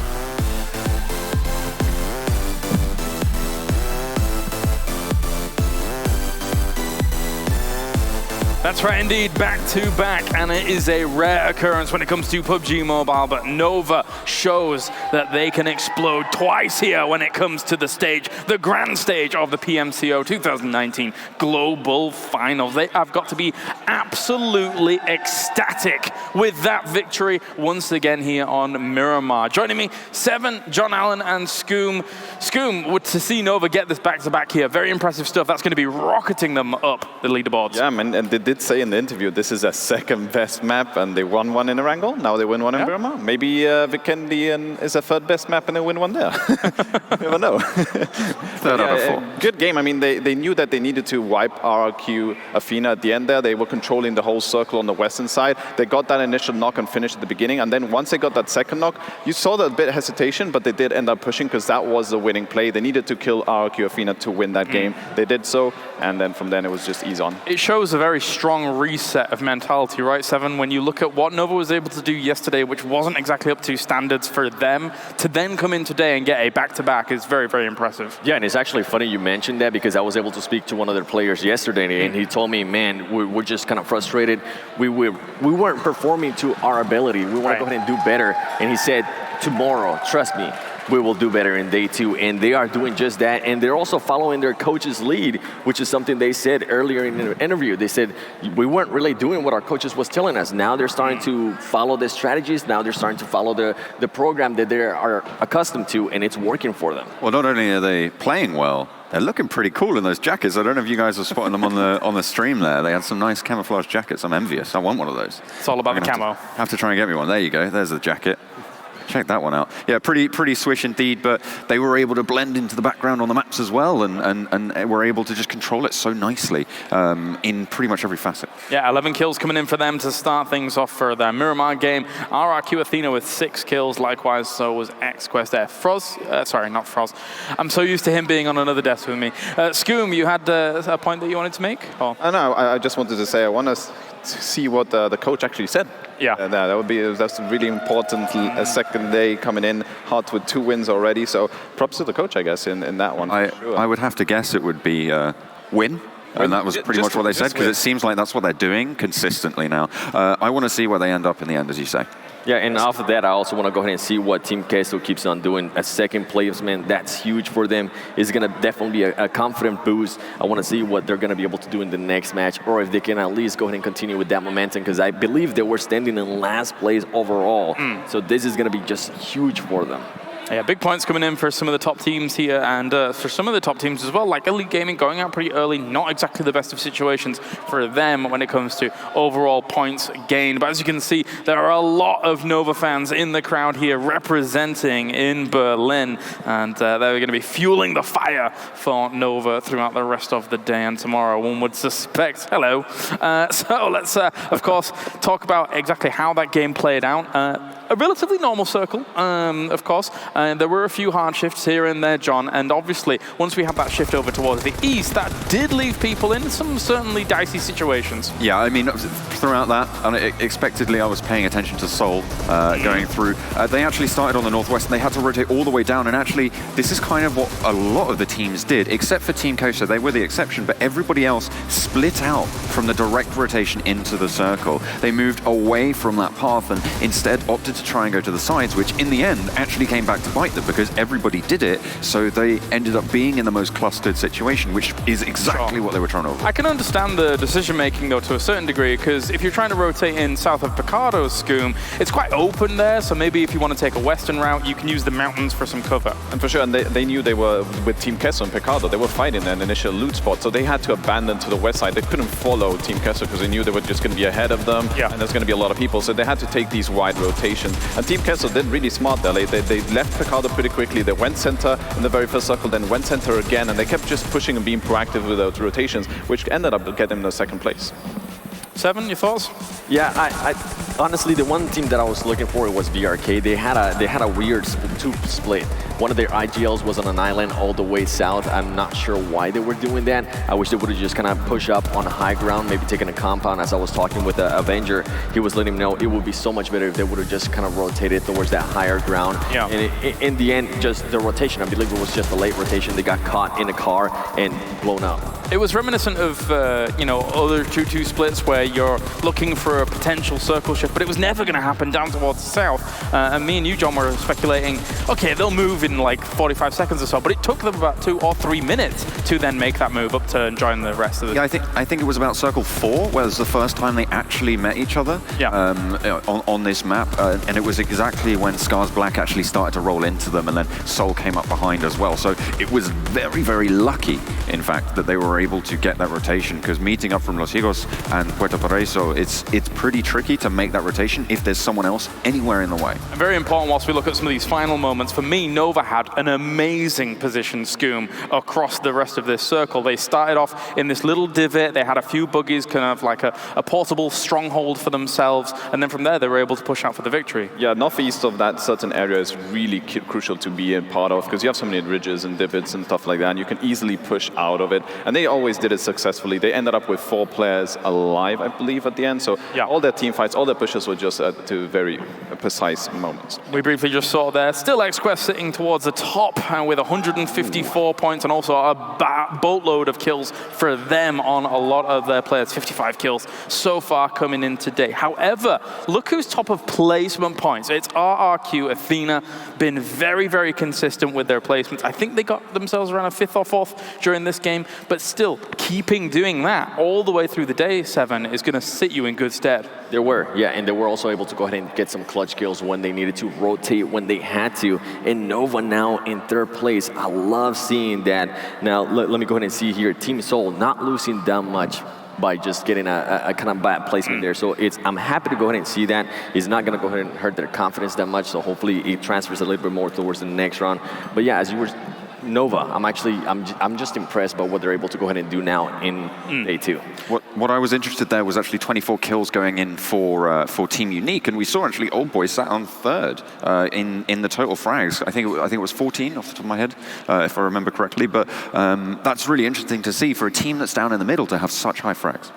Now let's take a look at our MVPs of the game, of course, our dream team. I do like to call it a dream team, I don't know why. But there you go, and here we are. As usual, we have a lot of our RQ Athena members. That's going to be a given. Also, Paraboy up towards the top there for XQuest, and AY there for Nova sitting at the top. So very nice stuff, Scoom. Every single game, there's one XQuest player. Yes. It has to be just the top fragging all the time, just insane. I mean, RQ Athena, 2 players there, not surprised. At one moment there, I thought they were going to take the game. They were just like shooting SSG off the buggies, killing Brazilian killers like off the truck. Like they were just, their aim was on fire. Like if teams give RQ Athena space, they just destroy everyone. But Nova was like, no, I'm not having that. I'm going to knock you and kill you. You bring up a very good point, that fight of RRQ Athena versus Brazilian killers, because that was almost terrifying. Yeah. Just the potential to get the right sprays down when you need to, switch over to the SLR, so have a lot of strong versatility and I guess good reactions when it comes to knowing what you need to do in that right moment. Yeah, that's definitely what it comes down to, right? If you see somebody and you're going to take their shot, make sure you are super accurate with it. Make sure you're able to actually execute that kill and try to get the finish, because I'm starting to see a lot of teams getting the knocks, but not really getting those extra points. Paraboy actually being able to go ahead and steal those extra kills for XQuest. So maybe that's why we're able to go ahead and see him on the MVP list all the time. But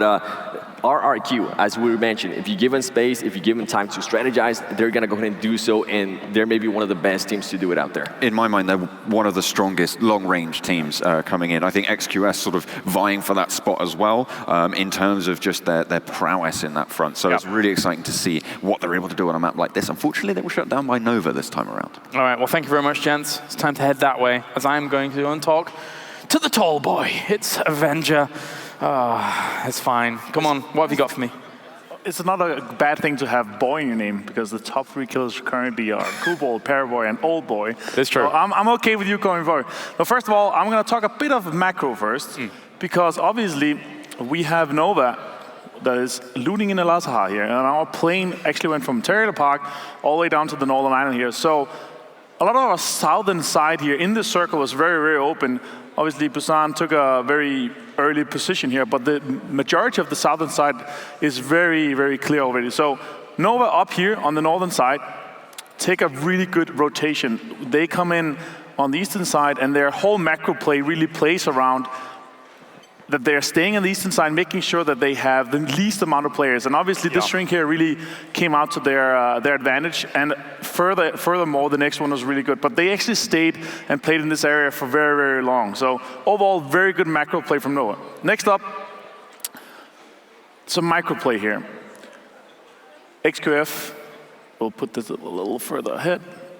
Gatekeeping here. So Cool Boy, one of the reasons why he's one of the best players in the world is he was fully aware that right here is where he is fully inside the circle. And top was not inside the circle.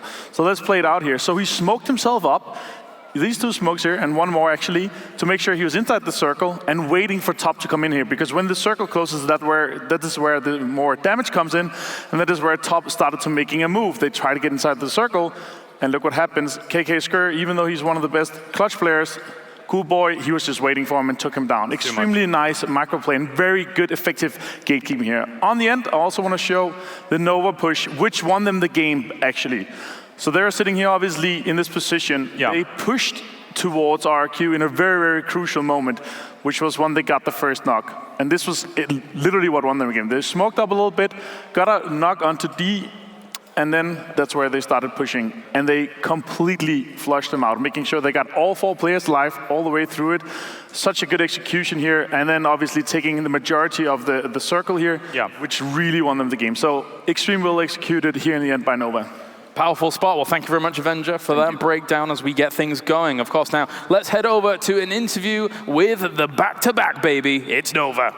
Yes, I have got AY with me. And first of all, we need to talk about your aggression, because last time we saw you win a chicken dinner, the last match, Erangel, you were very passive. Bandit got those 2 kills. This time round, you were fighting everyone you saw. So what was behind the decision to get aggressive this time? Last match, we got 32 points.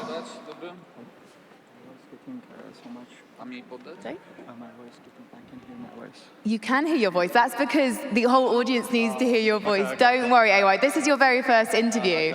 So what I would love to know is about that aggression. And I'm guessing you spoke to your coach. So tell me about that. Okay. First match, we get 32 points.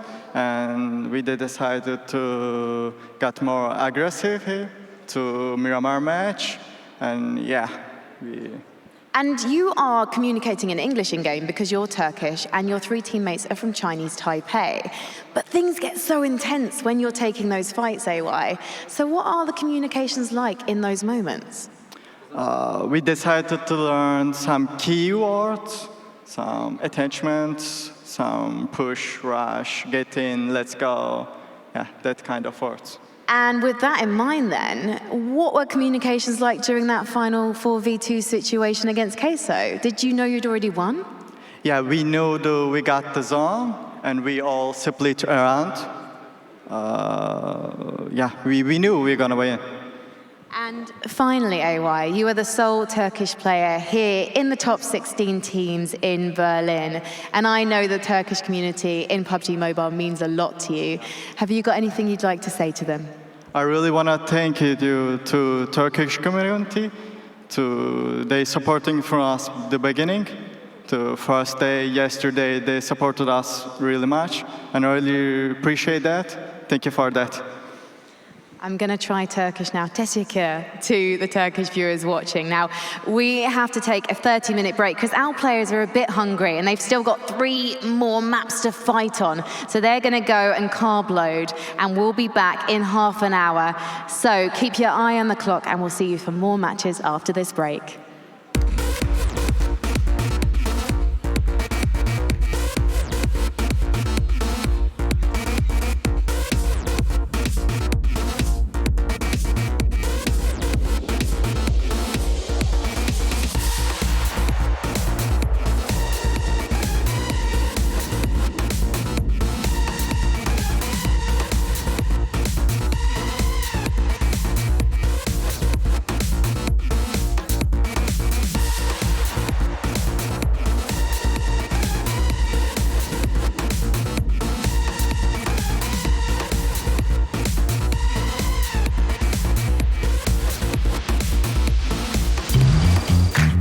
Tired of being powered down? Charge up with dual engine fast charging. Start up with Game Countdown. Up your game with the Vivo V15 series. Vivo.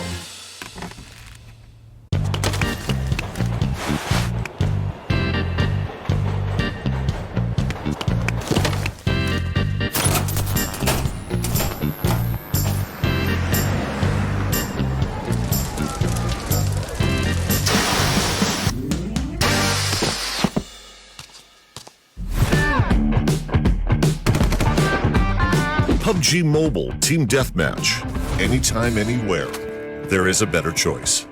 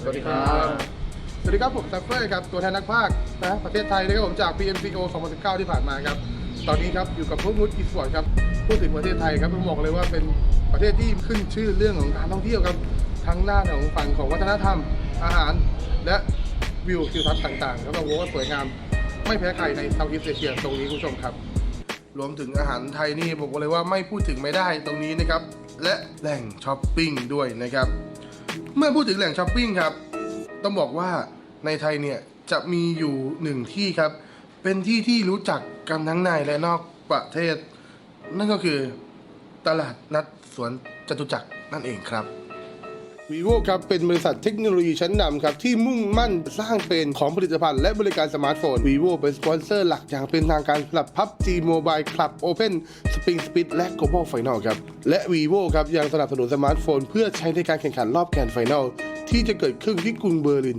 ประเทศเยอรมนีด้วยครับพูดถึงผลงานที่ผ่านมาจาก PMCO ซีรีส์ที่ประเทศจีนครับก็เราก็ทำผลงานได้ตามคาดอยู่แล้วครับเราที่ลีกเราหวังเพื่อได้แค่แบบได้ไปต่อในรอบไฟนอลเท่านั้นเองอาจจะมีพลาดในสัปดาห์ที่3บ้างแล้วก็ดึงผลงานได้กลับมาเข้ารอบตามที่เราตั้งเป้าไว้ครับรอบไฟนอลที่จาการ์ตาเราก็ หวังที่โฟกัสที่เรื่องเข้ารอบไปก่อนส่วนเรื่องอันดับเราเป็นกำไรของเรามากกว่าเราเล่นพลาดน้อยเราเลยได้เข้ารอบน้องวูดอีสปอร์ตเนี่ยชอบการเดินเที่ยวตลาดนัดมากเลยนะครับอย่างวันนี้ที่น้องพามาคือตลาดนัดสวนจตุจักรนะครับผมตลาดนัดแห่งนี้ครับมีทั้งที่เที่ยวทั้งกลางวันกลางคืนครับเป็นแหล่งรวมของช้อปปิ้งและของกินราคาถูกมากมายครับ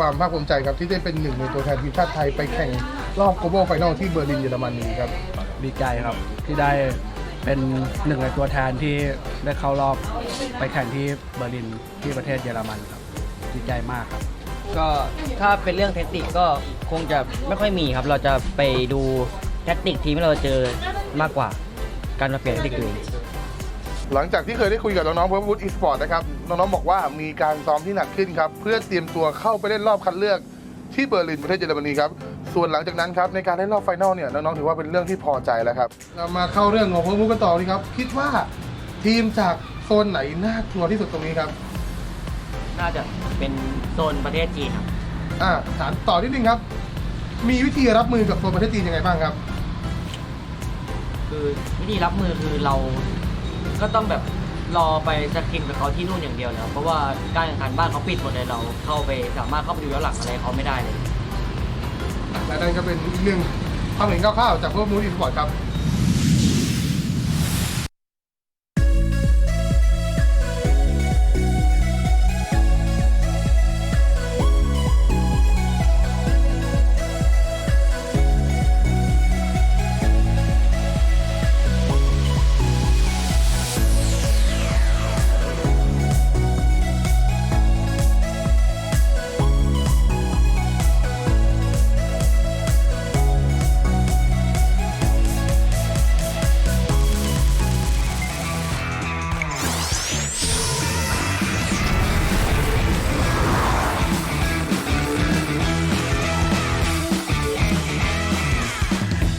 สวัสดีครับผมเซฟเฟอร์ครับวันนี้ครับมาดูกันว่าใน1วันของ RQ ชนะครับน้องๆจะทำอะไรกันบ้างครับโอ้นี่เป็นไงนี่คือภาพบรรยากาศตอนนี้ครับกับห้องซ้อมที่นี่นะครับ RQ ชนะตอนนี้ครับกำลังนั่งซ้อมเกมกันอยู่นะอาจจะนี่ครับเวลาว่างของเขาก็ไปดูว่าทำอะไรกันบ้างตอนนี้นะครับเดินหาที่นั่งอยู่ตรงนี้นะ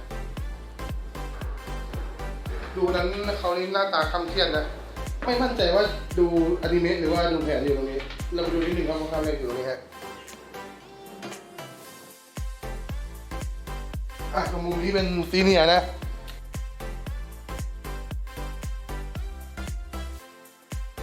ครับนี่ครับนี่ใครครับผมเราเข้านิดนึงนี่ผมนี่คือมุมในสุดสวัสดีครับคือตอนนี้เรากำลังมาศึกษาแผนการเล่นของคู่ต่อสู้ครับเพราะว่าบางอย่างเราก็ไม่ได้รู้ครับเราก็มาศึกษากับทีมฝั่งตรงข้ามดูครับว่าจุดที่เขาเล่นอาจจะเป็นจุดที่เราไม่เคยรู้ว่ามันเป็นจุดที่สามารถเล่นได้ครับเราก็มาศึกษาดูนะครับมาถึงแล้วซีเรียสเลยคนอื่นนั่งเล่นเกมวันนี้คือนั่งดูแข่งนะมุมนู้นไปดูมุมนู้นครับผมนี่อีกมุมนึงครับเป็นดีทูอีนั่นเองครับนี่กำลังเล่นอยู่นั่นนะช้อปปิ้งอยู่นะไม่เล่นเกมมือคนนี้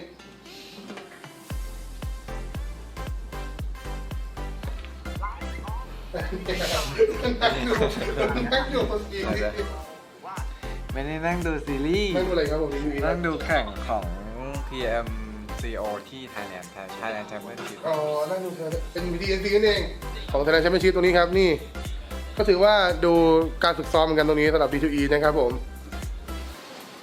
ใน1วันของการเป็นนักกีฬาอีสปอร์ตเนี่ยต้องทำอะไรบ้างครับก็วันหนึ่งนะครับก็จะมีการซ้อมประมาณ 5-6 ชั่วโมงนะครับแล้วก็จะมีเวลาพักผ่อนนะครับเวลาพักผ่อนคือมันก็ต้องมีให้นักกีฬาทุกคนนะครับเพื่อให้สภาพร่างกายแบบสมบูรณ์ที่สุดครับเวลาซ้อมจะได้ออกมาเต็มที่ที่สุดครับแล้ว แล้วก็เวลารีแลกซ์ของแต่ละคนก็จะมีอยู่ครับใน1 วันใน1 วันของ RQ ชนะเนี่ยซ้อมประมาณกี่ชั่วโมงครับก็ซ้อมประมาณ 5-6 ชั่วโมงครับตั้งแต่1 ทุ่มถึงเที่ยงคืนแล้วส่วนนอกเหนือจากเวลานั้นคือถ้าใครว่างก็พยายามเล่นคนเดียวเพื่อฝึกตัวเองเราบอกว่ามีการฝึกฝนตัวเองอยู่ตลอดเวลาสำหรับ RQ ชนะตรงนี้นะครับแล้วพอได้รู้ว่าตัวเองต้องไปแข่งรอบ Global Final ที่เบอร์ลินเนี่ยซ้อมหนักขึ้นกว่าเดิมไหมครับไม่ครับเหมือนเดิมแต่ว่าก็คือเน้นเวลาว่างก็คือฝึกตัวเองแล้วก็ผสมแบบการที่ดูคู่แข่งมาด้วยแล้วก็ปรับไปเพิ่มตรงเวลาที่เราฝึกตัวเองฝึกการเล่นดูเทคนิคต่างๆเพิ่มขึ้นครับแต่เวลา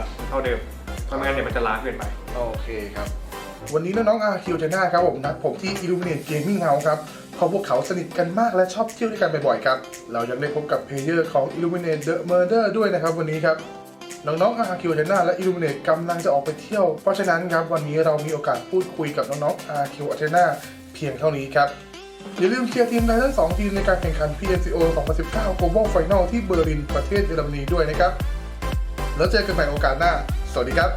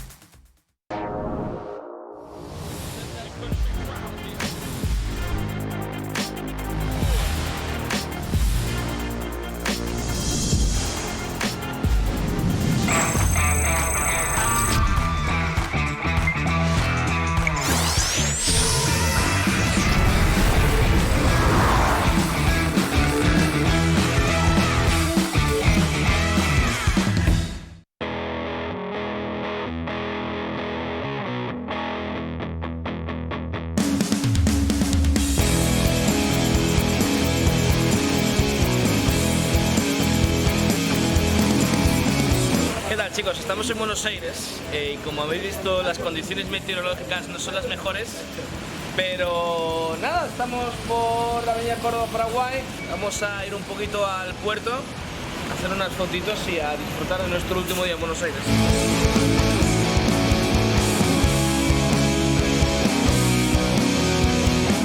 Este papel son árboles de Uruguay.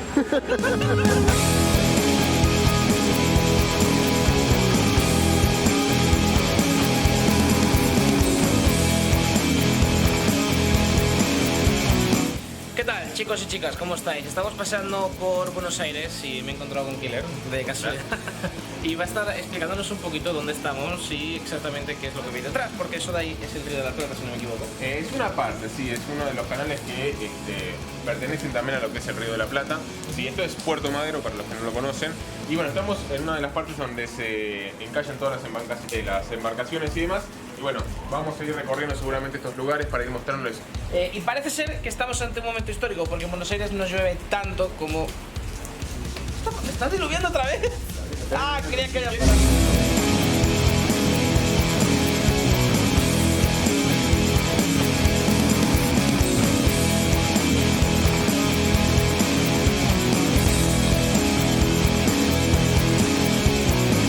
Bueno, pues seguimos en nuestra visita a Buenos Aires. Ha empezado a diluviar. Los chicos están intentando protegerse del frío y de la lluvia mientras que hacemos esta visita, y de fondo queríamos grabaros la casa presidencial, la casa de gobierno, la casa rosada. La casa rosada, exactamente, que dice Killer que era por la sangre de la gente que mataron, no sé, cuenta las películas. Sí, yo estoy para productor de películas más o menos porque... Inventa la historia. Yo cuento historias.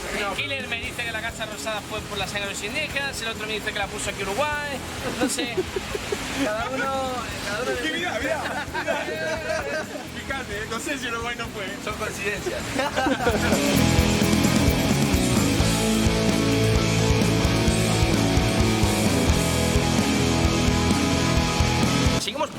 comida argentina y me han recomendado la pizza Kentucky. Vamos a ver si es verdad que esta pizza es tan buena como dicen.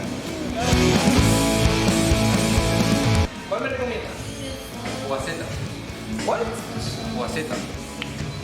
¿Me pones una porción de esta y una porción de esa, porfa? Ya, gracias.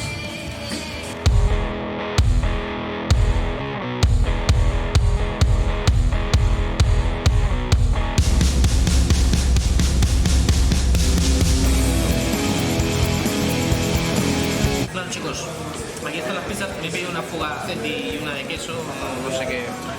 Vamos a probarlas. Primero la de queso.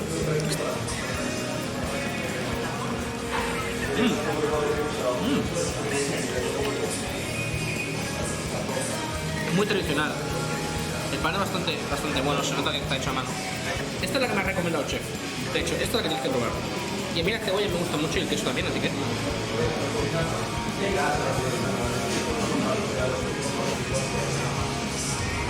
Bien rica, ¿eh? Bien rica. Muy buena.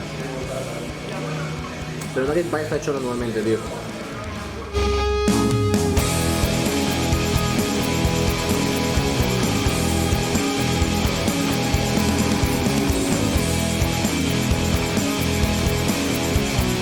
Amigo, la memoria que tienen los mozos es clave. Es clave. ¿O no? Está loco, anote y encima me equivoco. Yo entiendo lo que quiero.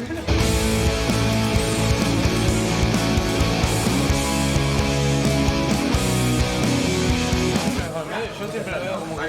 ¿Qué pasó? ¡Está buenísimo! Si no me equivoco, es la primera vez que ves dos juntos. Cabo me dijo que era un momento también muy bonito porque era la primera vez que veía y tal. Yo siempre he chulo en un equipo. Yo recuerdo cuando hace 5 años empezaba como cáncer.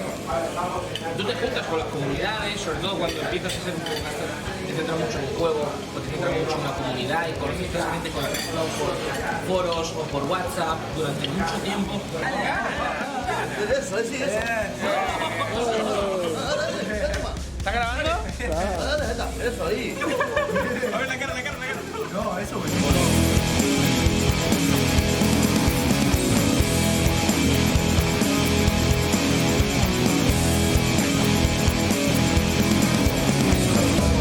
Cuando se llena corazón contento. Muy rica la carne uruguaya.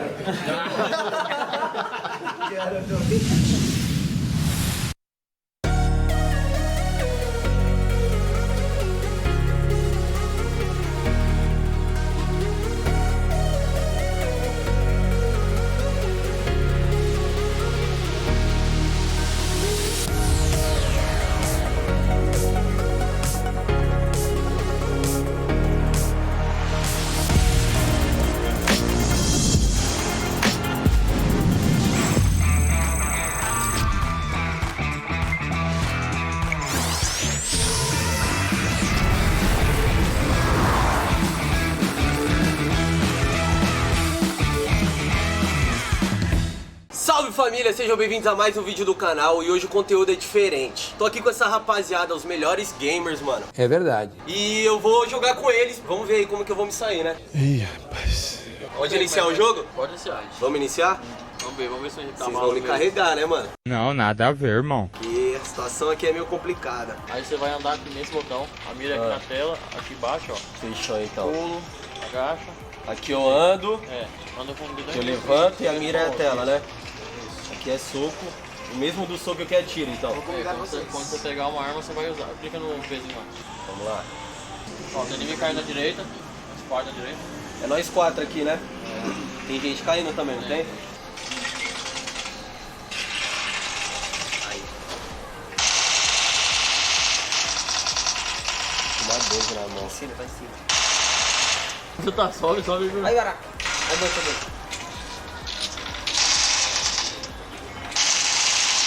Ai, tô dando partida, deu. Nossa.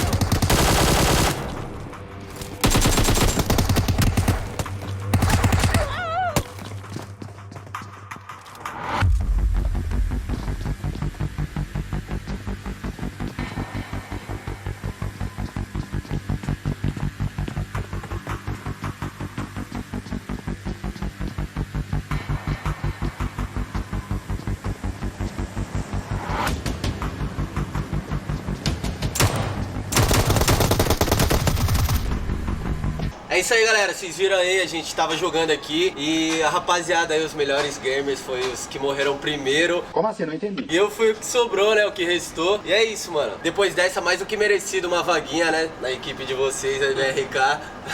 É isso aí, rapaziada. Não esqueçam de acompanhar o Instagram do time BRK. Vai estar aparecendo aí na tela pra vocês. Falou?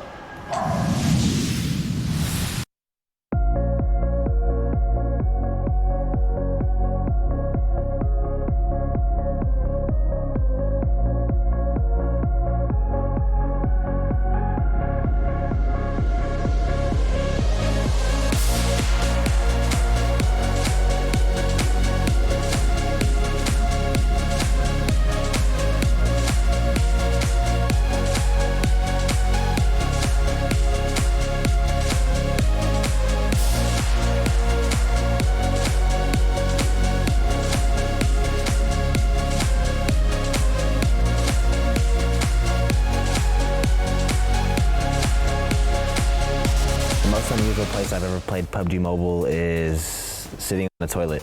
화장실เคยเล่นในห้องน้ำครับก็เข้าไปทำธุระก็เล่นไปด้วยก็ยาวเลยครับก็น่าจะเป็นการแข่งขันที่นั่งแข่งอยู่บนรถนะครับ O único campeonato que eu participei além disso foi em Dubai, foi PMCO 2018.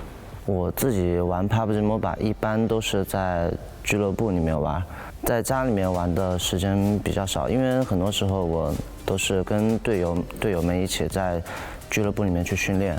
珍しいところでPUBG モバイルを珍しいところでやったのは、学校の保健室です。Toilet underground like metro. في المطار يعني الكل يناظرني مستغرب. The unusual place that we play is the noisy one. We don't like noisy because we cannot hear footsteps or something, and we don't like mall that people around see us. El lugar más extraordinario donde he jugado PUBG sin duda fueron las preliminares aquí en Berlín, donde jugamos en la sala de eventos en Europa ahí.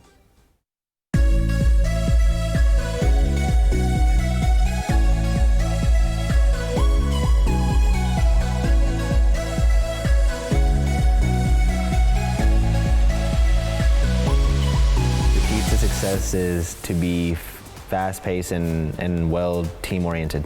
น่าจะเป็นเรื่องการสื่อสารเป็นหลักแล้วก็การวิเคราะห์คู่แข่งก่อนการแข่งขันครับ玩这款游戏就是我感觉诀窍就是多玩就行了，在玩的时候就你基本上自己就提升了。새로움 Na verdade, eu acho que o sucesso do jogo é o treino e o empenho. 就是先去练习把枪打稳，然后之後再去做一些跟隊友之間的配合，就會是最大的訣竅。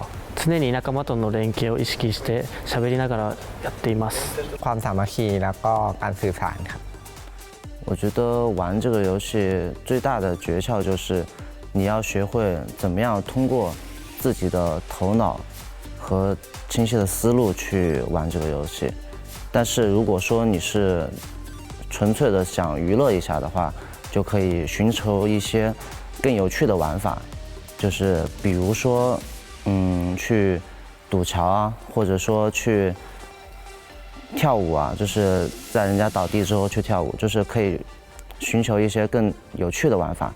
但是如果说你是比较想寻求胜利的话，就是需要运用一些头脑，因为这个游戏比较吃头脑的。诀窍的话，其实没有太多诀窍，就是一个多学习。然后，如果觉得别人比你玩得好的话，你也可以从他的身上学习到一些优点，然后不断的去练习吧。Never give up. The key to success is to not fear anyone. تخطيط. Trust each other and don't give up. La clave del éxito en este juego yo creo que es apoyar mucho a los compañeros de equipo, escuchar mucho a los managers que están siempre trabajando y confiar en que tu organización te brinde todo el apoyo que necesitas. Sin duda son lo que más te puede animar en este competitivo o en el juego.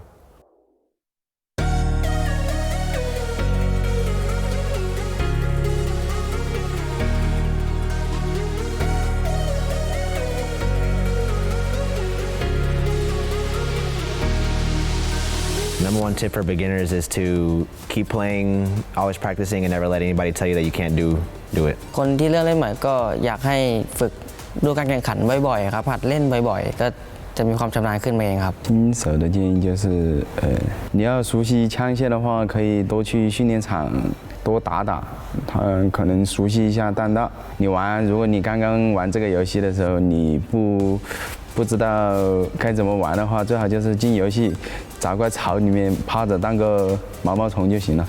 一人ではできないゲームなので仲間との連携を意識することです。คือเราต้องฝึกเล่นคนเดียวให้เก่งก่อนครับเราค่อยรวมเป็นทีมทีหลังครับ줌을 하고 목표를 맞추고 쏘세요. 我觉得 PUBG Mobile 这个游戏对于新手玩家来说其实是比较友好的，因为它的操作性我觉得不是特别的大。如果说一个新手想要快速的成长起来，可以通过训练场，或者说可以通过娱乐模式的玩法，可以让你快速的成长起来。其实对于新手的话，就需要平时如果真的想玩好的话，就需要多一些的练习吧。然后其实游戏的话还是乐趣在第一位，然后技术的话其实是第二位的，大家开心就好了。A dica para quem está começando é sempre tentar entender o jogo, a estratégia do jogo e como funcionam as rotações da save. To take risks. Play smart and fix the mistakes. أهم شيء يكون في اللاعب إنه يعمل كتيم وورك وإنه يكون عنده خطط أكثر من إنه بس يعني يمشي ولا يسوي أي شيء. Just don't give up, keep playing this game. Mi consejo número uno es que hay que ser muy humildes y compañeros.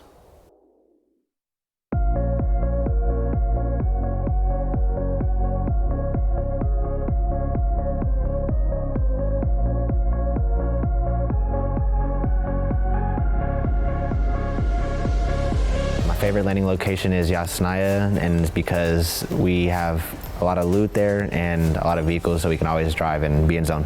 อ๋อจะเป็นสตาร์เบอร์ครับ我喜欢在居港的下城区，因为那边可进可退。如果我今天想要去钢枪，我可以选择去居港；如果我今天选择绕跑，我可以拿车就往医院方向走了。Sanhok Bootcamp อะไรนะฮะ Bootcampです。我最喜欢的跳点是机港，因为我们训练赛的跳点是机港，机港就是我们的家，所以我特别喜欢机港。私の好きな着陸場所は、ポチンキです。Em Erangel é Pochinki, em Sanhok é Painã, em Miramar é Pecado. 我们最喜欢的跳点是宿舍楼和学校，因为我们觉得这个地方就是比较的有趣吧，然后我们也比较喜欢搜这个地方，对这个地方比较熟悉。My favorite landing location is Georgiopol, and it's just because we've been dropping there since the very beginning. My favorite landing location is Sanhok because it's more fun. Container. They have like good loot يعني شيء حلو في الحاجات من ناحية أدوية من ناحية أسلحة من كل شيء. No in Erangel because we know how to handle it, and that location is a big loot location. Mi ubicación favorita de aterrizaje es en el mapa de Miramar, Hacienda del Patrón, porque es nuestro mapa preferido y nos gusta mucho jugar ahí.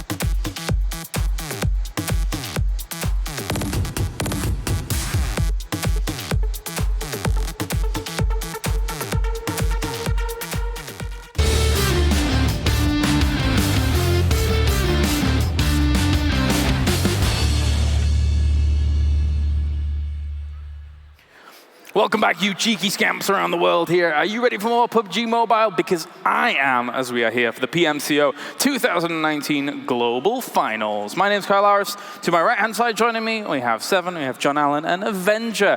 Guys, so far so good. We just witnessed Nova getting themselves a back-to-back chicken dinner Avenger. Very impressive stuff from them. If they continue that kind of form, they could quite easily start challenging the top spots. They have leapfrogged already on the leaderboards, and I'm extremely excited to see these guys' performance they have.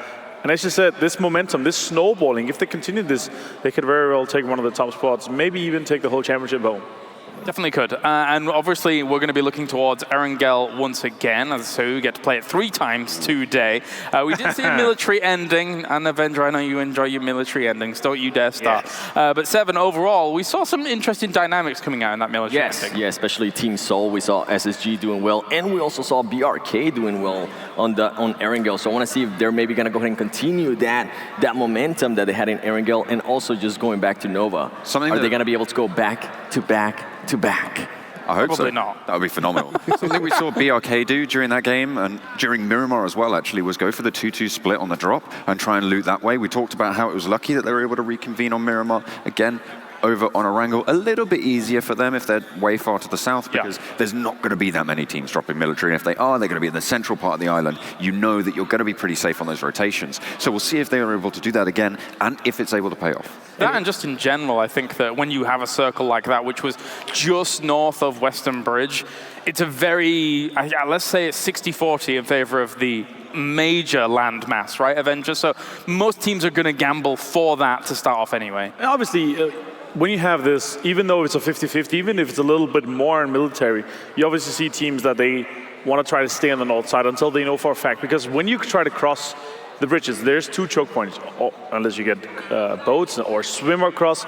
But there's 2 choke points, and you're going to be afraid of anyone camming the bridges, because there's so many points to be picked up. There's team to be eliminated, and but we'll see. I actually expect some more teams try to take some more long rotations. We saw that when we had this last melee game.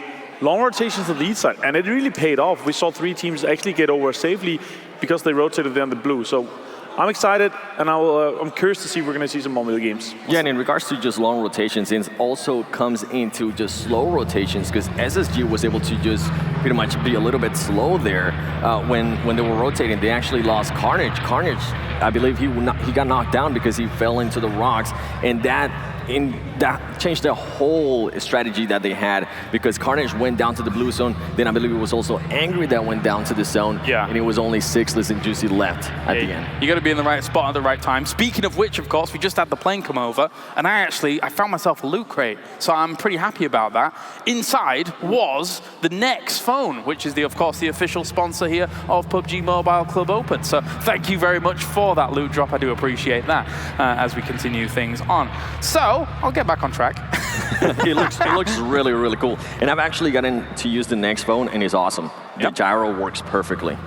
Ultimate performance, my friends. And looking towards Erangel here, where would you like some finishes? I would like a true central mainland finish. I know that that's not the most exciting of things, but it does give a lot of teams opportunity to find themselves in a decent spot towards the mid to late game. Just say it. Say Pochinki. Just say Pochinki Fields, dude. Not Fields, no. Just urban ending. Yes. I would also love to see Yasnaya, George Paul. Preferably Yasnaya. I really like to see some of these urban endings. Yeah. And also, that's where the mechanical skill really comes out. As you said, gyro. I learned that yesterday, that apparently pronounced gyro, firstly. That's something that the pros do, and I had to try, and it actually works out really well. And again, I've said it a few times. Some of these guys' mechanical skill, like when I play, and obviously I don't have as many hours as these guys have, but when I play, I get annoyed. Like, how do I die? How is this guy so good? And then I look at these guys, okay, that's why, because these guys are absolutely insane. How they're able to control, and how fast they are in their rotations, how fast they are kind of looking around themselves and gaining and gathering information is really important to these guys. You can really see how good they are. And to that point, I never truly believed that we would be at this level when it came to mobile gaming. Watching these guys, as Avenger mentions, John, is amazing. They are accurate. They know exactly how and when to move. They're very, very pinpoint precise. The gap between, the perceived gap, certainly in the Western world, is shrinking. between the PC and the mobile style of play. Sure. And that's phenomenal to see. I mean, it's already pretty much gone over in the East. Mobile gaming is at the forefront, certainly in places like India, in China as well. Absolutely, it dominates the scene in terms of esports. And some of the people that are dominating at the moment in terms of the kills are XQuest F, of course. We see Paraboy there, one of the big fraggers when it comes to everything coming out. Very impressive skills, very impressive plays coming out. It just really is a testament to why they deserve to be here. Imagine that. Imagine in prelims, for some reason, a team like XQuest F was unable to get a first through fifth. That would be, I feel like, a disaster. Yeah, and I mean, it happens unluckily, right? Maybe they had to go to the prelims just because they weren't getting circles or just something unlucky at regions. But now they're showing they got what it takes. And Paraboy, one of the players that we've been just talking about the whole weekend, he's only placed with two thumbs, which for me, I play the game every single day, and that is crazy to me because I actually play with 4 fingers. And on top of that, I play gyro. So just to know that somebody can do that with 2 thumbs, that is insane. And one of the good things about PUBG Mobile is that you can kind of just reorganize all the buttons on your screen. So it's good to see people taking full advantage of that. Definitely so. So you play gyro 4 fingers. Yes. He plays thumbs, and probably a high, I would say, sensitivity on the gyro, so it's very responsive. So I would assume so at least. Yeah, so it all comes down to his control layout, which later on I'm gonna hopefully try to get the chance to see it because it is just insane to me that he's able to do what he's able to do with just 2 fingers. This is the thing, because you can reorganize literally everything on your UI. Yes. You can add transparency to it as well. As long as you know where the buttons are, you don't need to be able to see them to press them, right? So you can just pop it on, and so layouts can be super important, and it will change from player to player dramatically. Some of the boys were telling me that some of the players, I think it may have been XQuest, they were overlapping their aim button and their fire button just to have that little bit of extra instant responsiveness to get things going. But anyway, thank you very much, gentlemen. It is now time to get into our next game, of course. It will be Erangel here. We have 3 more games to go for the PMC 2019 Global Finals, and we are now switching our casters around because we are going to be substituting Pansy and Sims, and we're going to be taking Froz and Toffees to the forefront of Erangel once again. It is our next game here. Let's get into it, as next brings you round 8 here of the PMCO 2019 Global Finals. Thank you very much, James. Excited to be here as we get kick-started on this game. After this one, Froz, it is going to be the halfway point in the tournament. It's time to kick those tires. It's time to light those fires. It's time to get this thing underway. I mean, day 2, you played the first day against all of these teams. Now you have some time at home, watch some VODs, see what the teams are doing, and we're dropping here now. We're gonna start on the center of the map on the south side, and we're gonna go towards the northwest. Not an easy plane for these guys to work with. Very far over on the corner of that map. That means anybody with long transitions to Yasnaya, Mansion, Prison, very popular looting spots are gonna have trouble getting there, or at least have to invest time to make it to those safe loot spots. But look at how many people actually, how many teams dropped out early. It looks like some of them are going for a long shoot, but hey, it could be some clash going on earlier. I mean, if there's anything that we've learned this week so far, it's these guys are not afraid to sort of mix it up early and stake their claim to areas. Nova, I noticed, not going back to military where they had some success just recently. Those guys back-to-back wins have absolutely been dominating right now. The question is, will teams like XQuest allow that to stand? They've been a little more quiet today. I think I'm expecting a win from them here at some point. You know they're just waiting for their opportunity. Hey, it might happen, it might not happen. We'll just have to see. I mean,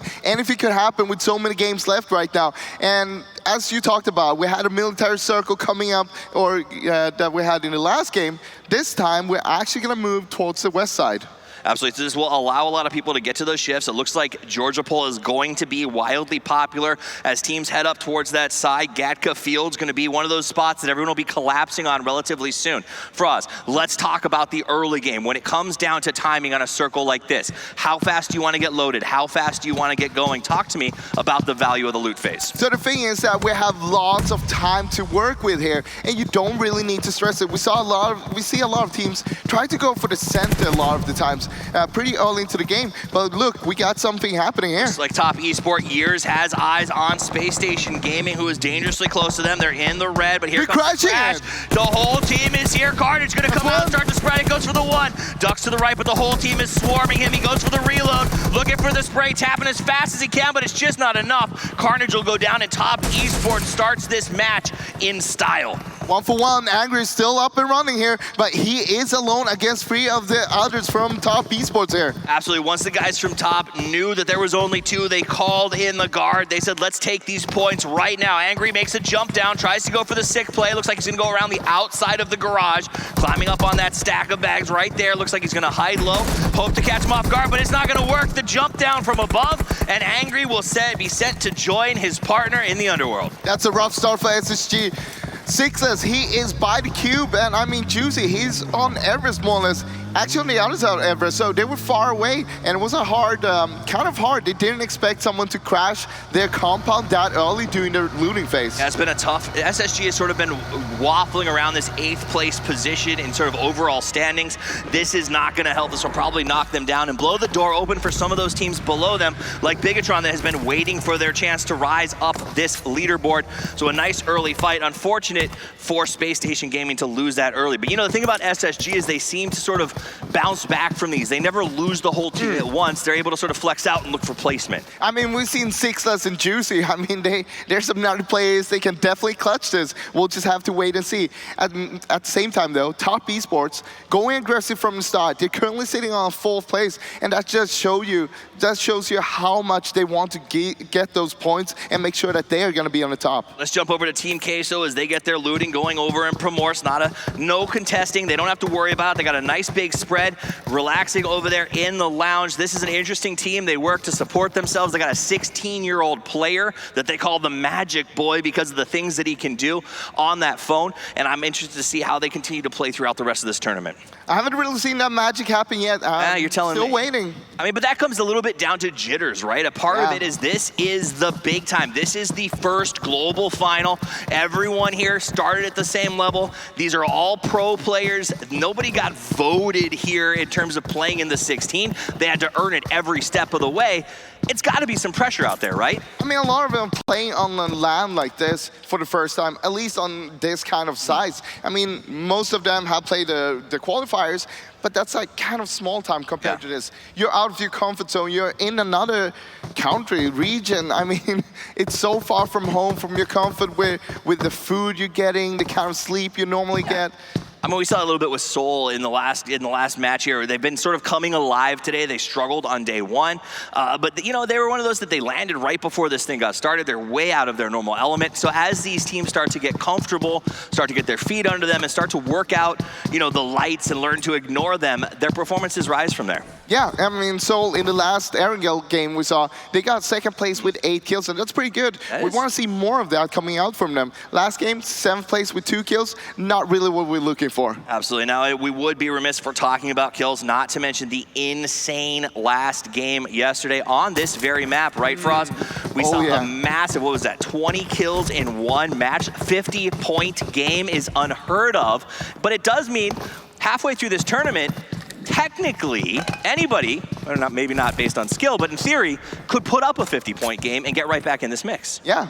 Will it happen, though? Right. All right, let's take a look at some shooting. It looks like we've got Kitsune from Team Unique with Scars Black in his sights. George taking a couple shots, but right now Kitsune with that iron sight, hoping to maybe get one of those lucky shots. And let's be honest, that's part of PUBG too, right? You got to take the shot. Yeah. You're not always going to hit it every time, but if you don't take it, you're definitely not going to hit it. So nice by them. Though it looks like maybe they're hungry for the finish. Oh, they're going to hunt. Kitsune jumps into the buggy with his crew behind him and says, you don't drive into our territory. And it looks like they're going to chase him away and kind of keep, maybe just to keep eyes on where he's going, right? I mean, look, they spotted, they know that it was just one of them, and they shot at him. They got the tags, and now they want to get the kill. They're going to move up onto Quarry, which you guys saw announced earlier today. Erangel 2.0 coming to mobile very, very soon. This is one of the areas that's going to be completely reworked. Absolutely gorgeous. We got a chance to look at it earlier. I'm excited to see the changes, but for now, tell me about fighting out of the Quarry area. What's the struggle of this location? I mean, the hard part is if you're not in the Quarry and it ends there,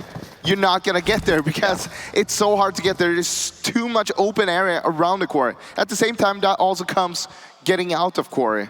So if you have the circle moving away from quarry, you don't want to be there. It's going to be rough to try to transition out. People will try to hold you. They will try to gatekeep you because that is free points. And it's really tough because of the horseshoe shape. You have to hold one side or the other. If you do a big spread, it opens you up to crashes. So it's always something to be aware of. Let's check in with Years from Top Esports up here on top of the mountain, doing everything he can. We love Everest. The advantage of this area for us, visual information for almost the entire circle, right? Yeah, I mean, it all comes down to how you're gonna hold it. You don't want anybody else to crash up on you on top there, because if you have more teams up there, it's gonna be rough. You can't do all the scouting that you wanna do. But as you mentioned, you can scout so much with that high ground. You can see wherever you wanna go. You just scout it out. Take it easy, look what you want to do for the next circle. And as with so many places on the maps, right, it's all about the timing. It's a great spot as long as you're there at the right time and you leave before it becomes a hot spot. We saw that with PLM yesterday on Sanhok. They had a great mountaintop, but they stayed perhaps a little too long and ended up going out earlier than they would have liked. So it's about maintaining both timing as well as information gathering. Take a look at the map as it pops up right now, Froz. Still only 2 players down from SSG, but this circle is causing a lot of strife in terms of movements. Well, SSG, they are now on the north side outside the circle, and they got to be careful because PLM, they are up there. They are up there. That is absolutely true. 69 squad going to be sort of playing a spoiler role potentially as they move through here. Let's check in with Nova, who has been having an absolutely lightning day to day. They've on fire with the 2 wins. Going to be making their rotations. They're coming from that sort of southeast section. And there's really no one in front of them. I mean, that whole open field in Pachinki. Okay, wait, now we're gonna get a shift here. They're gonna have an easy transition through south of Pachinki, up towards the Gatka fields. The question is, there's not gonna be a lot of compounds available up there. Where do you pick? Where do you choose to hide?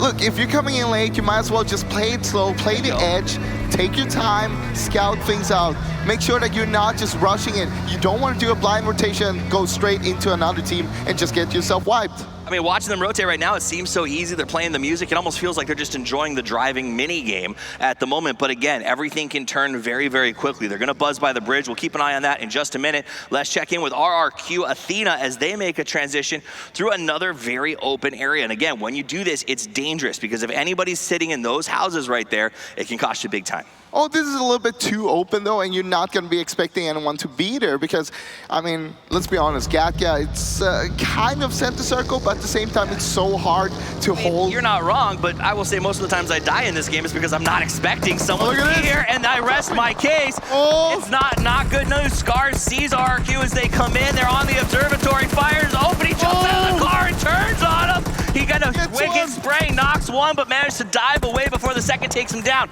Senior in the back, Ernie around the right side. They have them completely surrounded. This could be a very tough fight for both these teams. Scars has the defensive position, but it's really not strategically valuable when they're this close. They gotta be careful because Unique is on the south side and they are coming in there. Look at Old Boy. Unique wants to play the third party. They put out the smoke and the prayer, but Old Boy's got 5 grenades and a will to win. He lights it up. He pulls the fuse. He tosses the Is it gonna be enough? It explodes and it is causing damage. The ruckus is out of control. Senior gonna start to drop down as Old Boy has everyone else pinned. There's not much they can do. One by one. Yeah, they're just dropping. The last player has to run away. Scars Black, they're just holding down. Oh wait, Old Boy, he's not done yet. Absolutely, so Old Boy will keep coming through. It looks like only one survivor was able to get away from RRQ, and now Nagi wants to push in on Scars. Scars, I think, made a mistake and waited for that fight to end instead of pushing out and getting involved, Froz. Shimon on the west side might be a little bit of a distraction though. He could get a good angle on Old Boy if Old Boy tries to push up, but Old Boy finds an order with the nade there. Nazo and Reno goes as well. down. Reno as well. Nagi inside of the house wants to push up. He's starting to push those stairs. We got him just on the top, opening with the pre-fire. Excellently executed. They're taking turns. As one reloads, the other pushes. Nagi back out in front, waiting for his chance to go up there. He's coming in. Shoes on helmets and vest. Yasha with the nade. The nade's gonna go up there. They're making sure they soften them up and force them into a position where they're barely alive, and that's exactly what's happening. He's on 1 HP, he's literally dead. All the 3 other members of Scars Black, they are knocked right now. I don't understand. Unique needs to capitalize on this. They threw a bunch of grenades. They lapped up on 3. They're going to make a big push up to the high ground. That was friendly fire, but at the end of the day, I guess it doesn't matter. Sometimes you got to sacrifice a man to get another. That's what they do, and they execute 2 teams back to back. Well, that was amazing breach. I mean, You saw the trade coming in the end there. Hey, it doesn't matter if the first one goes down because all you need to make sure is he doesn't get flushed. You want to get that trade straight away. The first team out is Scars, our first winners from yesterday. And that said, RRQ Athena manages to escape. D2E, the last man, managed to get in his car and drive away for a little bit of survival. Also an update, Dongjin from GC Busan is also dead. We'll check in with them a little bit later. And it looks like we've also lost Juicy from Space Station Gaming during that time period. So let's jump over to XQuest, cool boy behind the wall. He's been watching Unique this entire time, Froz, gathering information and waiting for his chance to pouch. Yeah, I mean, he was here by himself, so he couldn't really push that on his own. And right now, we've seen a new circle pop. We don't see it yet, but it is a circle we'll see in a second. It's going to go to the west again. I'll tell you what, we've seen fights a-popping. We're about to see circles a-popping, and it is probably going to be extremely far to the west side. Not a lot of real estate for these teams, so look for fights to execute quickly and end fast. Rotations and third parties about to pop off. Team Queso up on the roofs with eyes on XQuest, who had eyes on, I believe, it was Unique. These guys are all watching each other, waiting for the chance to make that first move. That's the thing, you're just scouting each other out right now. You want to grab as much information as possible before you make a move because you want to know what is the next move we're going to do. Team Queso would be doing everyone a massive favor if they're able to take out XQuest right now. That said, though, Jimmy not interested in it, shooting up Soul as they try to make a transition. Soul pulls the U, he tries to get themselves out of a tough situation, but that may cost them big with Bigatron. You gotta be careful if you're Soul right now, where you gonna go because you're lit up and you're in vehicles. And exactly as they turned around, Bigatron got a knock on Ronok, and that may just continue to go downhill for them. Nova right down the street from Queso. Queso staring at two of the best teams in the tournament right now, back-to-back winners and the guys at the top of the leaderboard. Right now, the circle will still have about 30 to 40% water as well, so not too much landmass to actually work with here. Absolutely, and I can tell you what, everybody is glued to the kill feed. They're waiting to get some information. You want to hear the gunshot, and then you want to see the knock that tells you which team is where, and that lets you know how you want to handle these rotations going forward. It's an information gathering game after all. 50 people alive, 15 teams still standing, and I'm going to be honest, we are deep into this match. 15 teams is a lot for this size of the circle. But also, as we can see on the map right now, in the middle we'll have a big field that is kind of dividing the play zone itself right now. On the north side, not too many teams. On the south side, it's a big cluster. Yeah, the south side, but that's what tends to happen here. Georgia Pole, we got a couple of good rotations out of it. We saw SSG abandon that. By the way, remember, they got attacked up by Georgia Pole. Sixless is all the way on the south by Craters now. He had to make such a massive runaway rotation. Hopefully, he can continue to maintain a little bit of placement right now. But let's check in with Ayala as he takes shots over at Nova, the back-to-back chicken winners. I mean, they're sitting pretty good over there on the coastline. They don't really need to move for now. They have a comp up for himself, and they can do a lot of scouting from there. We check in with Unique, Old Boy setting up some smokes and trying to find information. This hill is great until it's not near, until it's the edge of the circle, right? They know they're gonna have to leave, so instead of waiting to be forced out, they're gonna put down smokes and gather information while they have the advantage to do so. And that's a great tip to use at home. Be proactive, not reactive when it comes to playing PUBG. Oh, we got a new circle once again, and look at this. It's gonna go towards the beach again, actually. It's going to be a saucy shift. We're going to see how it's handled as Ayala starts to take some shots at PLM. PLM looks like he might just drive straight at the compound. Nope, he pulls the U, he loops away and says, I've got other things to deal with. That's not going to stop him from blazing up Nova. Nova has got some issues to deal with as they've got that compound over there, but you know what? They're close enough to the circle, they can wait it out. Oh, here comes Zooms. They were shooting at him before. Space Station Gaming eliminated. Zooms tries to find a spot. That beach probably will be okay for now as long as nobody pushes him from behind. Nawin making a very brave transition right past Team Queso. He pulls it off, not even a shot in his direction. Meanwhile, Top Esports just north of them. We'll see how that breaks down. Bigatron taking shots at BRK. BRK in the smoke, trying not to get inhalation poisoning as they wait and hope that a grenade is not far in the offing. Look, these teams are not inside the zone right now. They need to kill each other, need to work their way into the next zone. Every second you're fighting outside of the zone is time lost finding a good place inside of it. That's the problem for both of these teams right now. BTR very close to the edge. They don't want to stay here. Sure, they're okay for now, but at what point does that stop? We saw a nice little knock coming over. It looks like Zuxi got the knock on Kitsune. Unique getting involved as well, and RRQ also hit it in a little smoke cloud right next to him. This is a four-way fight, basically. Well, now it's three. BTR coming up over the top of the hill. They want to try to find some information on Unique. Fortunately, they've got a bunch more smoke grenades, and they will continue to create this sort of false cover. It's not hard cover. Bullets will fly through you, obviously, but if they can't see you, then it's harder to kill you, and that's what they're counting on right now. Just get the nades going into those smokes. That's what you want to see. I mean, that's it. It sounds, I think that Unique used most of their nades making that breach over on the top of the observatory against Scars, and that may be hurting them right now. Sometimes you want to keep one or two in reserve. SNT eliminated as the fights continue. We're down to 13 teams with 45 alive. We've lost Scars, 69 Gaming, and Space Station so far. RRQ, remember, down to just one player, D2E, lying there and hoping for a miracle at this point. Not only him, but a lot of the other teams are actually going prone right now as well because they don't have too much cover to work with and they don't want to engage the fights yet. Yasha gets a nice knock on Cap. Old Boy also contributing with that beautiful spray. Paraboy trying to find a little place to call home. Sarah's gonna knock down Yeonjun. We see him get finished, so that's gonna be a finish on that one. And again, XQuest feels like they got the circle, but they don't have a whole lot else going for them at the moment. Yeah, you gotta be careful. I mean, you just want to be careful right now. Take it slow. Make sure to work out your back. You want to make sure no one's behind you and have the zone behind you. That's how you want to work your way in. GC Busan and ARG fighting very close. They've got nothing but a hill separating them and one cloud of smoke. Justice gonna get low. He's spraying through the grass. It almost worked. He missed Lapis by maybe a quarter of a centimeter there. And it looks like ARG is gonna go ahead and get their reses while they cover their flanks. There's not much Justice can do at this point to sort of push them.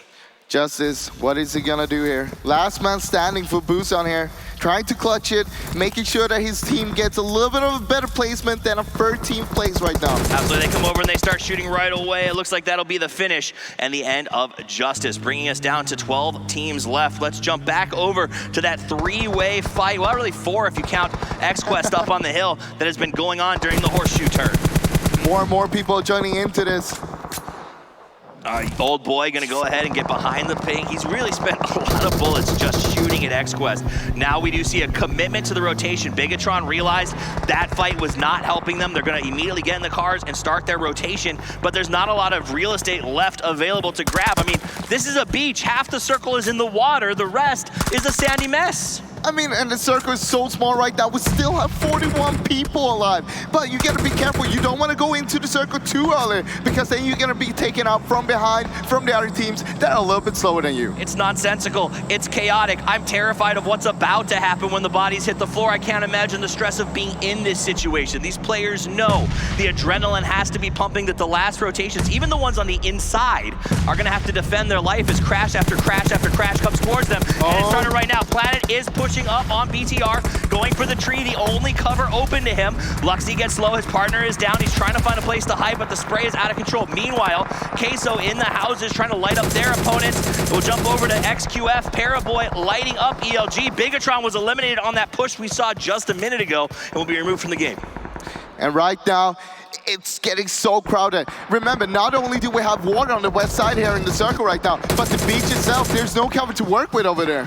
ELG is taking a lot of fire from a lot of sides. Paraboy trying to move himself forward as fast as he can. XQuest still nade. With 4 players alive, but they're right there on top of Queso. Oh, a beautiful nade that's going to throw everybody off their game. Paraboy gets a knock on Leader. Follow-up. And the follow-up on Bronco. This is beautiful play as Paraboy is able to move forward and get low. Reses, I don't think are going to be available to them, and XQF has to move. The problem is they're dipping into Queso's compound.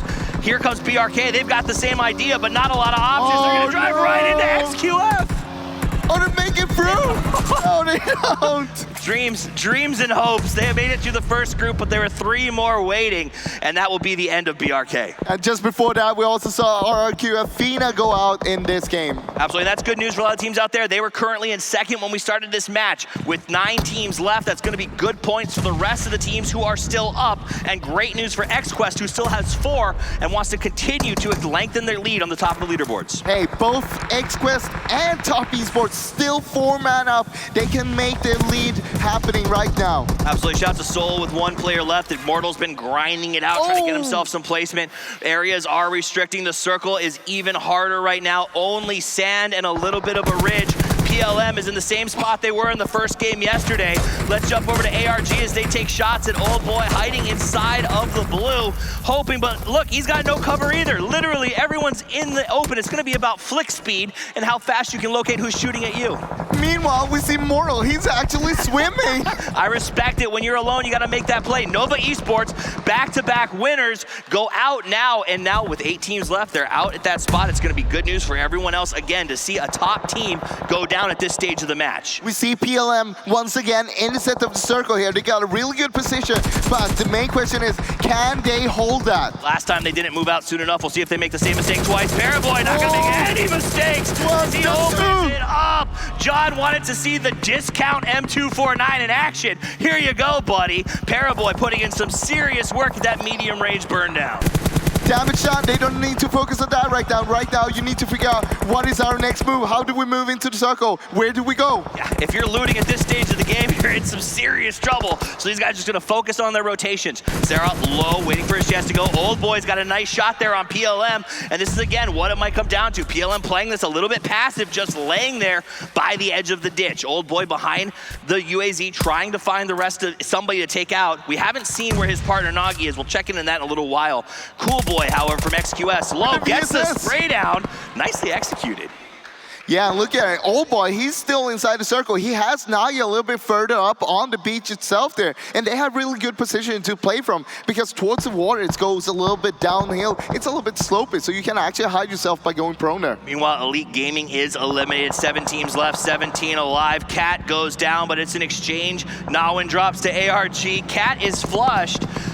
This is starting to become absolute chaos. These teams now sort of know where they have to go, but guys like XQuest and Queso, who have to cross the road, don't have a lot of options available to them. Hey, and the circle is pushing in. Look at this Axel. He doesn't know really what to do. He wants to take the fight against XQF, but it's not gonna work out. They knew it was gonna happen. Queso tried to make the move. They end up going down. Now it's Years trying to hurt Cool Boy and get the flush. That's 1 point. Does manage to get down. It's a point in the books, and even more is the placement as they continue to climb up. PLM, depending on smokes, Top Esports has themselves a box they can potentially use as cover as they push up on all rejection gaming. Paraboy putting in some work, but it's not enough. He's gonna go down. The play zone was just too strong. Nagi finds more. I think that's sold out for this game as well on 5th place. Meanwhile, you gotta be careful if you're RAG right now because you're in the center and you're getting pinched by so many teams. Absolutely. Top Esports wants to get this win. They've been fighting for the top 5 all day. All of their competitors are falling out of contention in this match. Looks like Queso is also going to be eliminated. Rejection, PLM, Unique, and Top Esports are remaining teams. We've got 3 left for ARG, 3 left for PLM, 2 for Unique, and 2 for Top Esports. No one playing with the full team. All of them having to adjust their strategies for us. Look at Jasper's positioning here, though. It's not too bad, honestly, and he got some cover from his 2 teammates as well. I'm actually quite interested in what the teams are going to do. Right now, we got a new circle. It's centering up as well. So, I mean, most of them need to work in. We have a crate in the center there that you can use as cover. It's going to be on the northwest side of the new circle. Now, getting there is the hard part. Absolutely. As we watch this, remember, Top is the only team in the top 5 that's left in the game right now. All of these teams would love to see them go out and open the brackets. Old Boy taking a spray, has to relocate, but the UAZ so far is serving its purpose. Smoking, for sure, definitely exploding, but still cover. But Old Boy, he's the distraction right now. Nagi, he can actually move in while Old Boy is distracting all the other teams. And as you look at the map, there is a very small decline there on the edge of the beach that he can use to give himself a little bit of cover, but it's not going to last that long. KK Scar moving up. He knows where Nagi is. He's throwing those nades there. ARG in some trouble. Fireboy gets the first knockdown on ARG, so ARG is going to only have 2 standing at the moment, and they're in the middle of the field. PLM found a really nice dip to be working out of, and it has been serving their purposes. The problem is you can't just wait for the win sometimes. You got to make things happen. So they have to hope ARG picks a fight with Unique or Unique picks a fight with Top in order for them to come out on top here. Yeah, you just want to be careful right now. You don't want to be standing up. If you stand up, you're going out. What you could do is use smokes, Try to just fool your enemies. Throw a smoke towards another team and make the people look towards that smoke. Absolutely, it's not a terrible idea. Offensive smokes, decoys, these things tend to work, especially if you know where your opponents are. Old Boy has made it to Nagi. They're right on top of each other. They're crawling towards KK Skur and Fireboy. Both of them intend on using that box for cover, I think. Stands up and goes for the shot. Fireboy goes down. Beautiful play by Planet.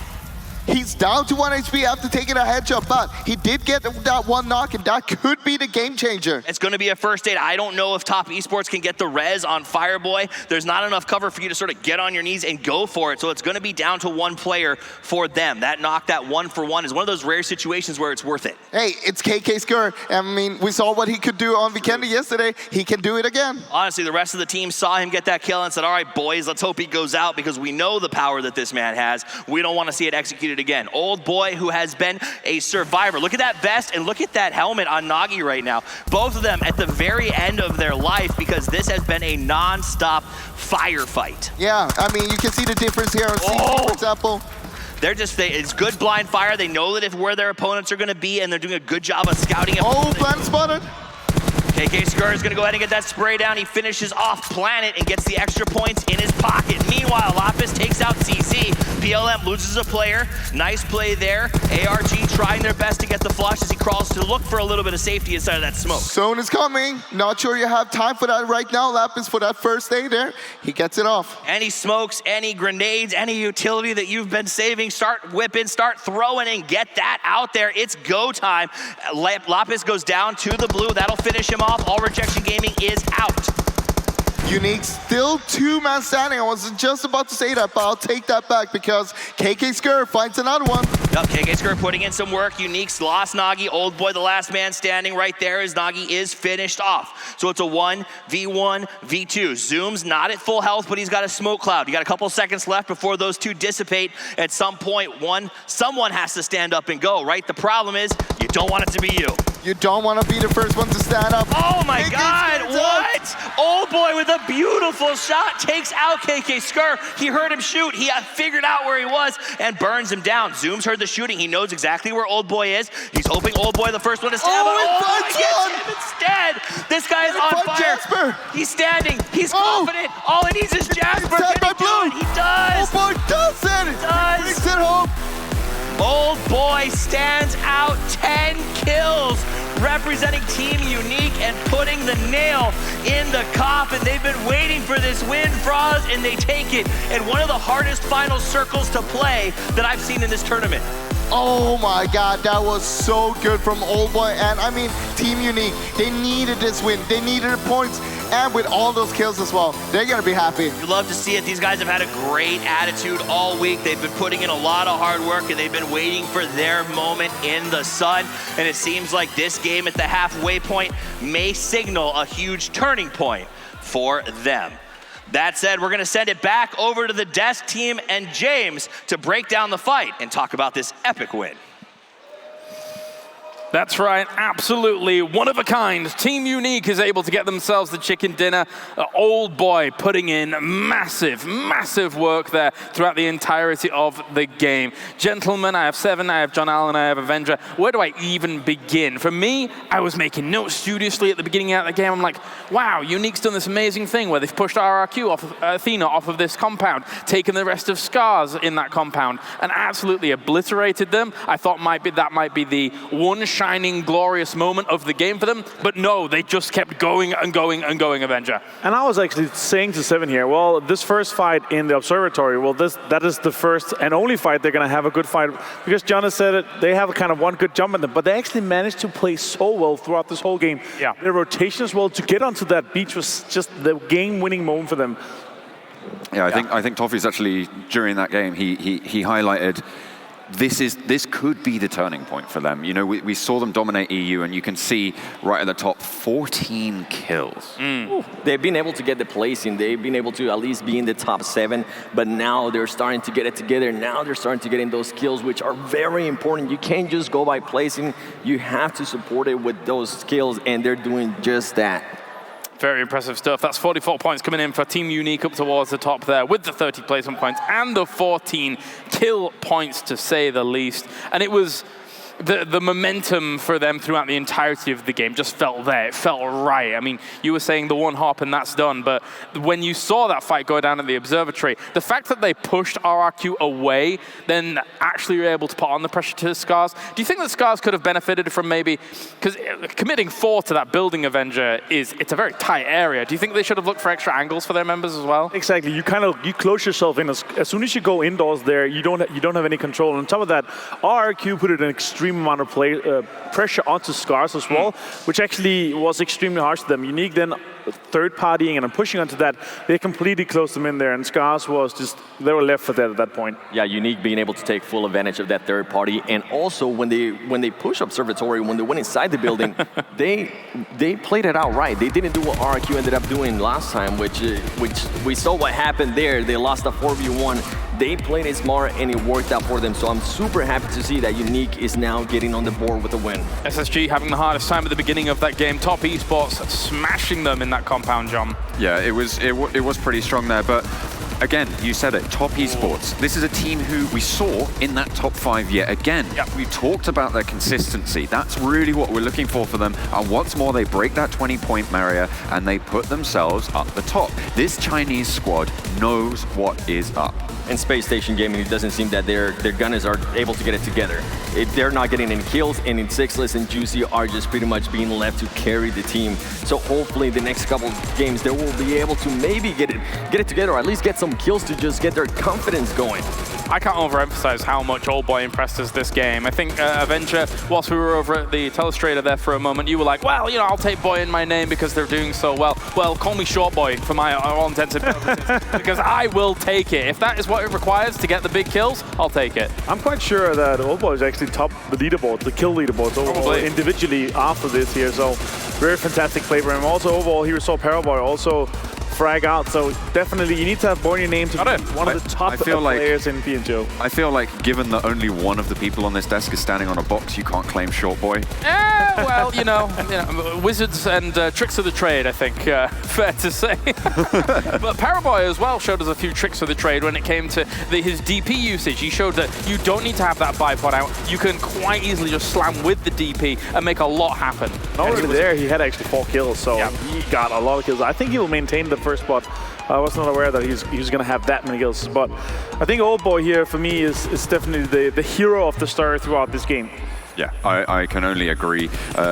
We saw that the recoil control going on that DP spray down specifically was incredible, and it's a testament to the skill of these players. But as you say, Old Boy was the guy landing the shots. You can see towards the end there he had 6. I think he ended it with 10 total right towards the end, which is a phenomenal count to rack up in one game. Purple Moot didn't quite have the kills, but they did have the placement points, of course, actually getting themselves a second place spot here. So very important for Purple Moot to get themselves some points on the board. And it is because in the previous game, they actually got 4th place. So I'm happy to see that they're starting to get it together. It's one of those teams that came from the prelims, and now they're starting to maybe, you know, be a little bit more confident. Another person that I actually want to make sure we are aware of what he did is Soul Mortal. He was able to just take a very high risk, go for a swim I mean, if it would have been spotted earlier, it would have been just, I wouldn't be saying this, but it was just such a risky play, and it paid off because instead of being, I believe it would have been 10th, or something. They ended up being 5th or 4th. Well, look at that, Avenger. You were right by one. Nice one. And the previous statement still exists here. You need to have Boy in your name to be a top 3 fragger. Old Boy, Paraboy, and Cool Boy getting themselves the top 3 spots right now. But look at that divide between 2nd and 3rd here. Old Boy and Paraboy are contending heavily up towards the top there as our big fraggers. And it's not like for Team Unique they've been able to get super consistent placements, but Old Boy has just been fragging out regardless. So that's even more of a testament to how he's been able to play things out when given dicey situations. Yeah, and it's good to see that he's going to be able to continue with that performance. Now challenging, as we were able to see there, Paraboy. And I'm pretty sure Paraboy is going to go ahead and see that and be like, you know what, I might want to go ahead and change that up. They've hopped up. So they were 9th, as you can see on screen, they're now 5th. They've gained 4 places off the back of that win. They're within striking distance of the top tiers of the leaderboard. So Is this the resurgence of EU? We saw in the prelims, Deformia Meditari 99, one of the strongest in the region, go down. They weren't able to come through. And at the start, it felt like Team Unique were going to be a kind of a similar story. But off the back of that performance, they're sat towards the top of the tables. They've got what it takes. We'll see if they can continue. They're 16 points off second right now, so definitely in striking distance here. Obviously, a bit more points up to all the way up to the top, but curious to see if they're able to continue this. I don't hope they're going to be kind of the one jump every game as so far. I want to see them continue this aggressive play, and I really want to see them continue their rotation because that's where they've really been playing well here, especially in Erangel. Let's take a look at our dream team. I'm pretty sure Old Boy and Paraboy might be up there. We shall see it in a few moments. Oh, look at that, what a surprise. Actually, I think there is some surprises there. Yeah, the name that does stand out for me is Planet. Not the most common name that we have there, but All Rejects and Gaming did get themselves, I think it was 11 kills during this game. They did very, very well. And not only that, they had a very strong central position. Their use of smokes to hold down the center circle on that beach side was really, really well placed. And it paid off when it came to the kills. You can see exactly why he's up there. Planet seems to be doing pretty well for himself on that map. Yeah, so Old Boy, Paraboy, and KK Skirt, who we have learned throughout the yesterday is very, very powerful in himself, and then Planet manages to sneak on in there as well. So great stuff. Anything else you guys extrapolated there from our Erangel match? I just want to be able to see Team Unique overall. I know Old Boy, we're highlighting, he's doing great. Can the other team just start doing that as well? Because all it takes is honestly just one game. If you have one great game, you get the win, and on top of that, you're able to get the kills. That's just going to propel you in the leaderboard. So I want to go ahead and see the whole team working together. What was that?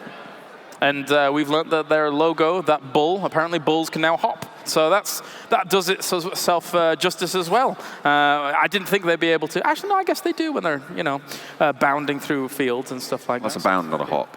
It's kind of like a hop. A hop is all limbs firing at the same time. Oh, okay. I'll take it.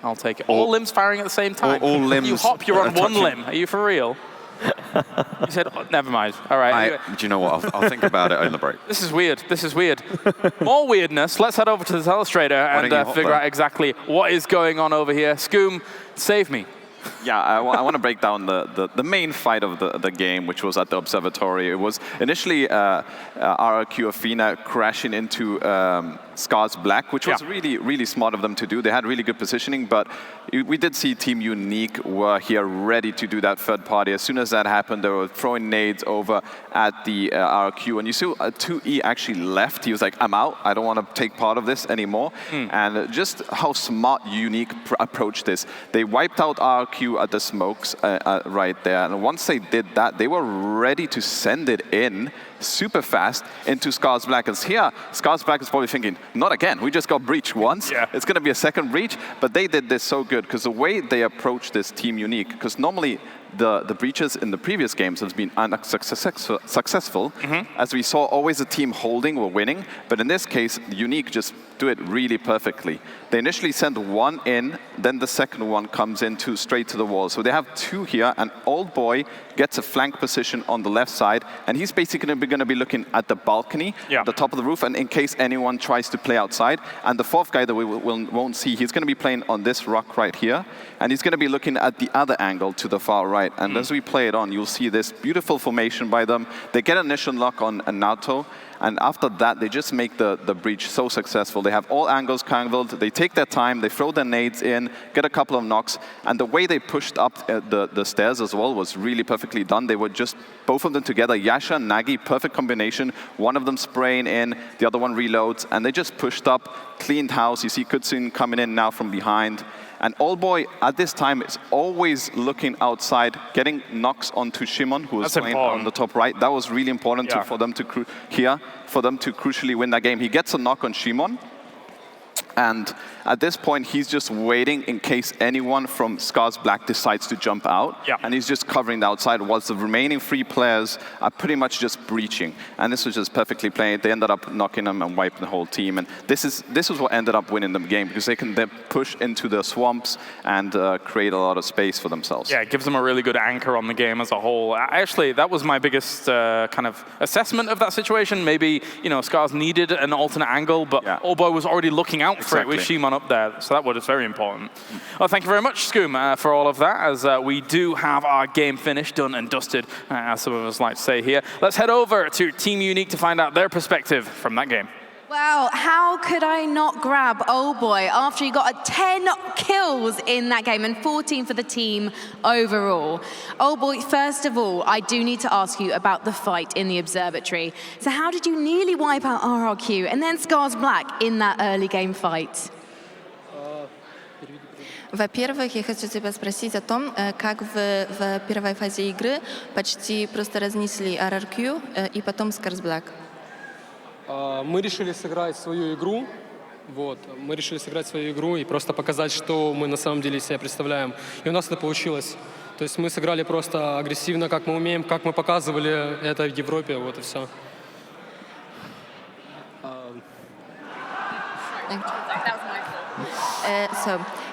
We just decided to play very aggressive, just play our style, and that's how we just enter the battle and just fight. And we could do it because this is our game style.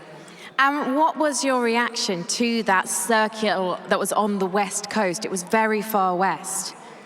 Какая была ваша реакция, когда зона появилась на западе? В общем, мы находились на востоке, то есть мы находились в противоположной стороне от зоны, которая появилась, и думали, что все. То есть мы уже расстроились в какой-то момент, потому что у нас, в принципе, весь турнир почему-то одна зона постоянно уходит. Не везет просто, и все. Решили сыграть просто как умеем, попытаться зайти любым способом в зону, и, соответственно, результат налицо. We were very upset because we were on the opposite side of the zone, and from the very beginning we are very unlucky with the zones, so we were just a little bit uncomfortable with that, but we just decided to play our game and drive to the zone. Well, finally, Old Boy, talk me through how you managed to play that final fight, because you lost Nagy and it was a 1v2 situation. So how did you know when to stand up and take those shots on purple moods? И в конце, пожалуйста, расскажи мне про самую концовку игры, когда ты уже потерял Наги и когда остался сам. Как ты знал, когда встать и просто начать убивать своих противников? На самом деле эти все действия приходят с опытом, со временем до автоматизма, то есть можно это все довести. Но скажу одно, что без моей команды у меня бы ничего не получилось на самом деле. Я бы здесь не оказался в принципе, да. Хочу поблагодарить непосредственно Валентина, это создатель организации, за то, что позволил нам участвовать непосредственно в данном турнире, участвовать нам в этой организации. Также хотелось спросить, чат, а ради чего мы здесь? Every move that we make in the game is just with experience, and we play very automatically with the time. But what's the most important? If Old Boy couldn't be here without his team, the win wouldn't be possible without the team, and he is very thankful for the team and also for the organization that let them play here in the tournament, and especially he wants to thank to Valentin, the CEO of the organization. Yeah, Herosh, thank you so much for talking to me, Old Boy. Congratulations to Team Unique, and it's going to get colder than Old Boy's hometown of Ukraine in winter, or home country I should say. It's quite a large place after the break, because we're going to be going to Vikendi, so don't go anywhere.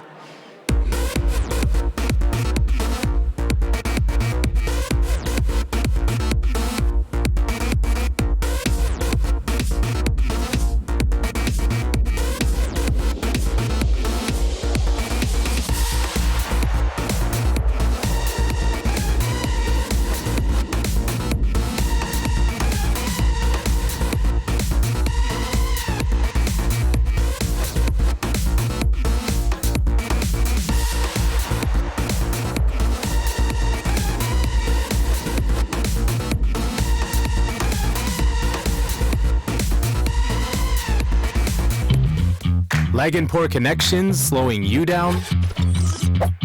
Speed up with Net Turbo and Center Turbo. Up your game with the Vivo V15 series. Vivo.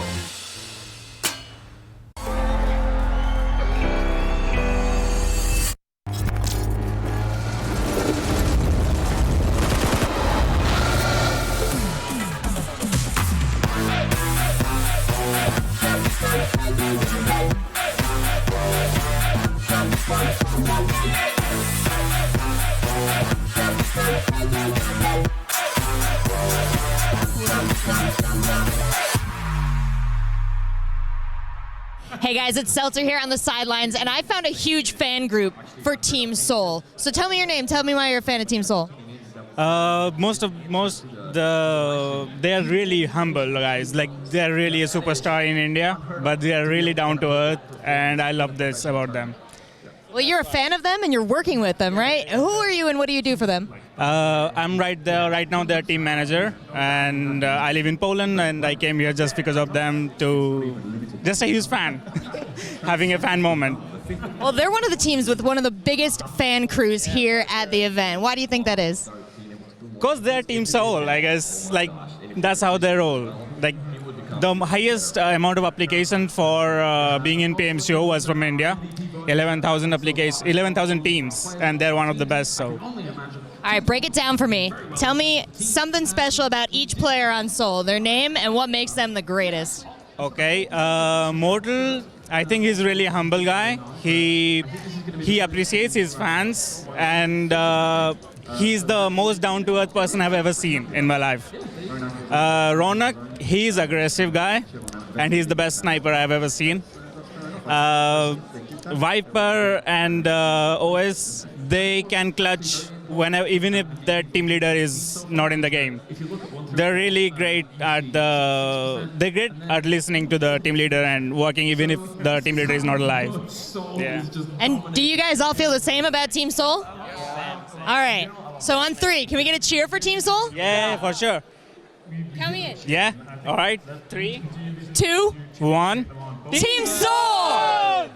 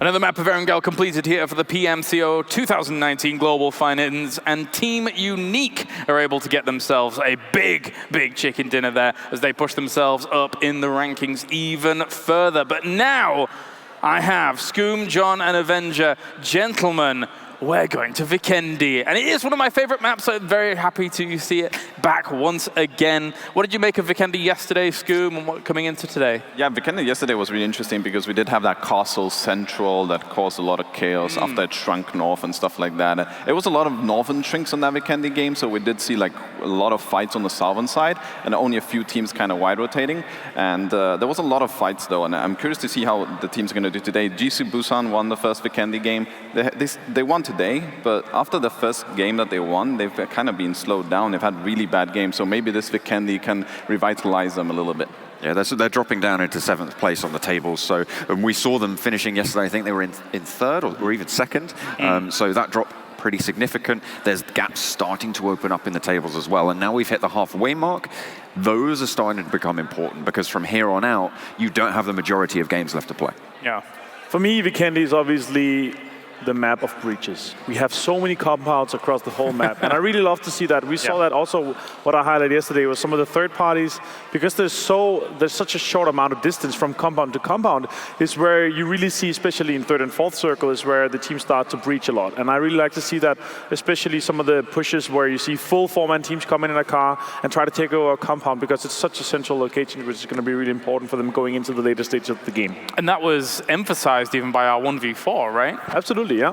So that's something that, you know, it's a little bit of magic in the air when that kind of thing happens here for PUBG Mobile, but it always can potentially happen. Now, when it came to the circle as a whole, obviously you were mentioning it was shifting north slightly away from Castle, but it did create difficult problems for the teams as a whole. There was still a lot of water in some of those final, well, 1 or 2 of the final circles to get things going, which then meant, obviously, people had to make some drastic decisions, even though most people did migrate over to the west. Yeah, I mean, that water creates a lot of dead space, so you have very little area to actually play. Do you actually want to breach those little compounds that are in the area? Yeah. Or do you want to play in open ground and wide rotate and stuff like that? You saw teams did do different things, and yeah, this is a breaching match, a map, as Avenger is saying, and we have a lot of highlights already in compound, so I have a feeling we might see more highlights today in this game. Yeah, I think early rotations are going to be the name of the game, because taking a good spot in that circle, being in a compound, it does make it harder to breach, although everyone is going to be trying if you go too early. So there is a little bit of a bite. It's a double-edged sword. Yep. So I'm going to be waiting to see which teams are going to be able to take those dominant positions and hold onto them crucially. We saw a lot of the teams obviously preferring dropping to the west. I haven't been able to fully equate exactly how all of these teams were going to drop on Vikendi up until when I actually saw it. Of course, there were a few teams that dropped over towards the east. Trevno was somewhere that was taken up to the top right-hand corner. Do you think the east on Vikendi is too much of a burden when it comes to the circle rotations, or is it still fine regardless? It comes very much down to the plane path, obviously. Yeah. Depending on where we will see some of the teams waiting to see if the other teams jump out. I think some of the central locations also very hard. Got to put Vosto, some of the spots, the Mount, Gresnik is really good as well. We'll see.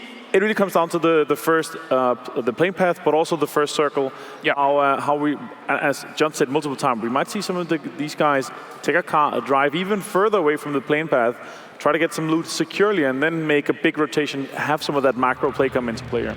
And some of the vehicles can be a bit dodgy, I suppose, when it comes to rotations and being kind of vulnerable when you're actually trying to go for them. Do you just kind of swap out on vehicles if you can find yourself a Dacia, etc., along the way if you're trying to make these rotations? Yeah, for sure. You want to stick to the Dacias or the UAZs specifically, because they will create yourself cover for later stages of the game. You don't want to have the snowmobile or bikes or anything like that. And when you're later, that's only good like for long rotations and stuff like that. But when you want to take fights, these UAZs and dashes are really crucial to have. It's good for, as you say, long rotations. It's pretty decent for scouting as well. It's a lot harder to hit a fast-moving target, which you do achieve on a motorbike, on a snowmobile as well. But as you say, later in the game, those will be ditched. Those definitely will be swapped out. But we might see some people riding high. I'm a big fan of the snowmobile. Although instead of the Dacia, I do actually prefer the Dacia, which I think is a much better vehicle. He's a southerner. Just ignore him. Beyond that, though, of course, as we are almost ready here, thank you very much, gentlemen. Vikendi is our next map of choice. It is time to get into it. It's our penultimate game of the day, game number 9 here for the PMCO 2019 Global Finals, and we are subbing in Toffees and Frost once again to bring you that snowy action. Put on your snow boots, boys. I want to hear some snowballs flying. Take it away. You, James, excited to head to Vikendi, one of my favorite maps. Vilnova is what I like to call home. You guys set us up perfectly for the beginning of the second half of this tournament. Froz, let's talk a little bit about the snow and the chances that some of these teams have who performed here in the past. Let's start with what Kalara said there. Snowballs? I want to see the nades getting thrown, not snowballs. The snowballs won't do any damage anyway. That's what you think, but the explosion creates snowballs and all kinds of chaos. Now, we had a couple of teams do well in the last time we played this one. Who came out on top in our first Vikendi matches, Froz? I mean, first match on Vikendi, we had Busan winning the game with 11 kills. We also had Top Esports, second place, 11 kills. But don't forget Nova. Even though they got the 6th place, they had 10 kills, and that's big potentials to do good again here and now. How can you forget about Nova when they're putting up back-to-back chicken dinners? The last game was not great for them, but here's a little bit of a chance at redemption. 9 plays, 2 kills in the last game for Nova. Not what they expected after 2 back-to-back, or a back-to-back win, as you said. So hopefully we'll see more. But we saw the first circle pop, and it's gonna go east. Once again. What? These circles are putting our players to the test. They are going to put a rough rotation up. They're going to have to loot early, especially teams like Nova, who we just talked about on the far left side of the map. Another team, GC Busan. This is a team that did well the first time we played this map. Yeah. I hope winning a game with 11 kills. Exactly. I hope to see them rise up and do well here again, and they managed to get their hands on the circle. Look, they're one of the 3 teams that are inside the circle right now. Them together with ART and ELG right now. They're all 3 inside the circle. All the others are outside. Now, these 3 teams, they can go and take whatever position they want to play from. They could even go for the edge of the circle, trying to get some kills, especially on the south side, where we'll probably see a few teams rotating. We did see Nova and Top Esports buzz by each other. 2 of our teams that have been fighting tooth and nail. Top Esports in 2nd, Nova in 4th. Both of them going to be having an eye on each other going forward in this tournament. But for me, the winners of the last game, Team Unique, who made a giant jump all the way up to 5th this time, Froz. There's a lot to see. Do they continue that momentum as they move into this map? I'm actually interested in All Rejection Gaming because in the last game we saw them get a 4th place with 11 kills, and that's their best game so far in the tournament. And I mean, as they said on the desk, halfway through. Now, it's time to shine. Let's take a look at PLM as they make their transition right now.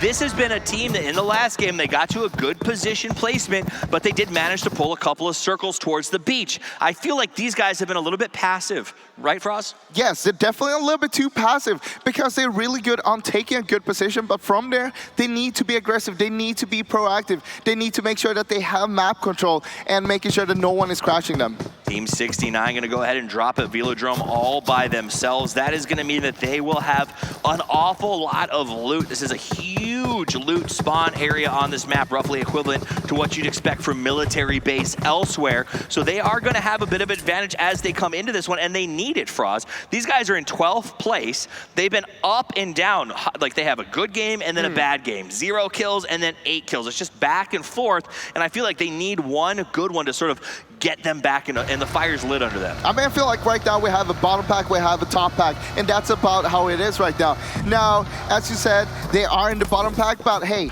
it's not far from the top pack either. We did take a quick look at Seoul Gaming as they make their transition here. They have had trouble in cars. In that last match, they tried to find a compound, they got chased away, they ran into Bigatron, and 3 of them got massacred in their vehicles. So I like that they're moving early. It looks like Seoul's already sending Ronak out there and Mortal as scouts basically to find their spot, while the rest of the guys are still, shoring up the loot situation. Yeah, we've seen about half of the teams, they started to move in towards the center of the circle already because they want to be in a good position. Now, the rest of the teams, a lot of them are still looting because they know we're going to be late for a circle anyway. There's no need to rush it right now. We'd rather get some good gear and play from there.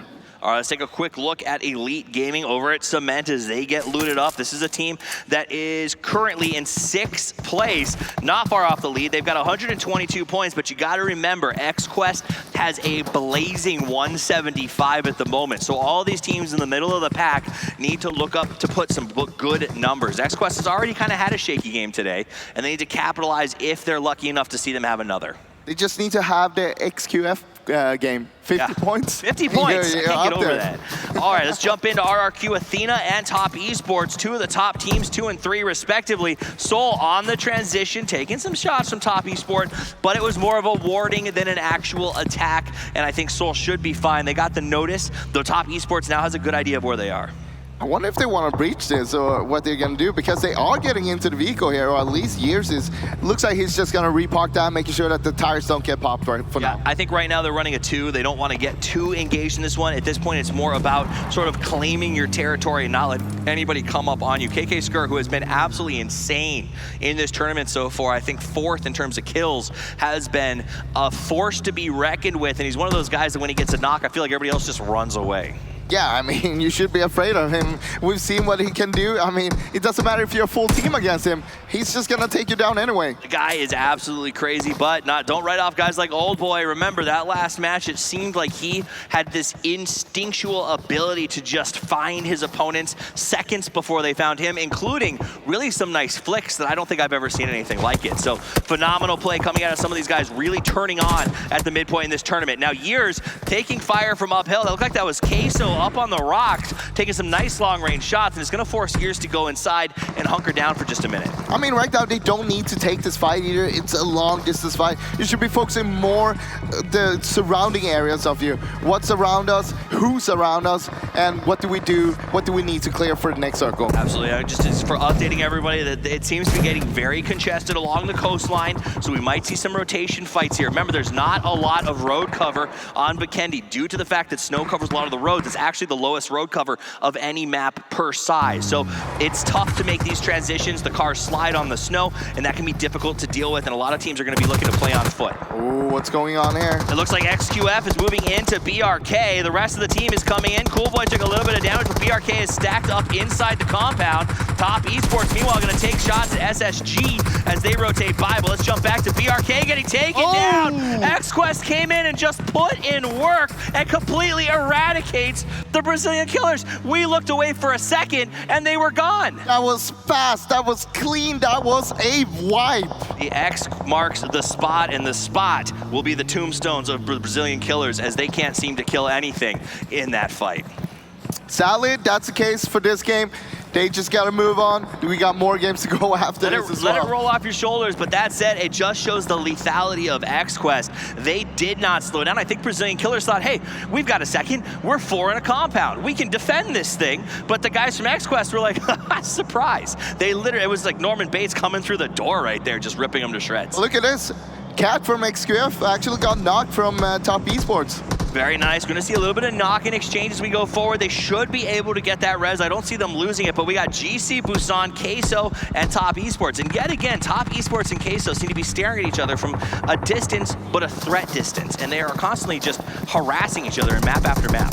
Harass each other, get those armor and helmets low right now, make them use their meds. That's what you want to do. Absolutely. All right, let's check in with the GC, Busan, get a feel for what their visual is. They do have Soul right next to them, so they've got to be aware of that. A lot of these teams stuck here on the edge of the map, and you see Busan's going to have some issues when they rotate next because you got Queso with the high ground overlook, you got Soul on the crossroads, and there's no way to drive sort of around because where Top Esports is. Well, it looks like Queso have one vehicle here to work with, and they're all going to get in that one. That loot crate dropped in a place where I think they can actually get it. They've been scouting here for the last 5 minutes or so, so I think they're going to probably send out a car and see if they can't get their hands on that, while Mystic goes out and very smartly checks his flanks because as ZB Scars Black is nearby and using that rock for cover. But he got to be careful because he's getting close to Scars Black, actually. Ooh, a little bit of a pretty white ghillie. That could come in very handy if the circle shifts back towards the west. Once you get into that snow,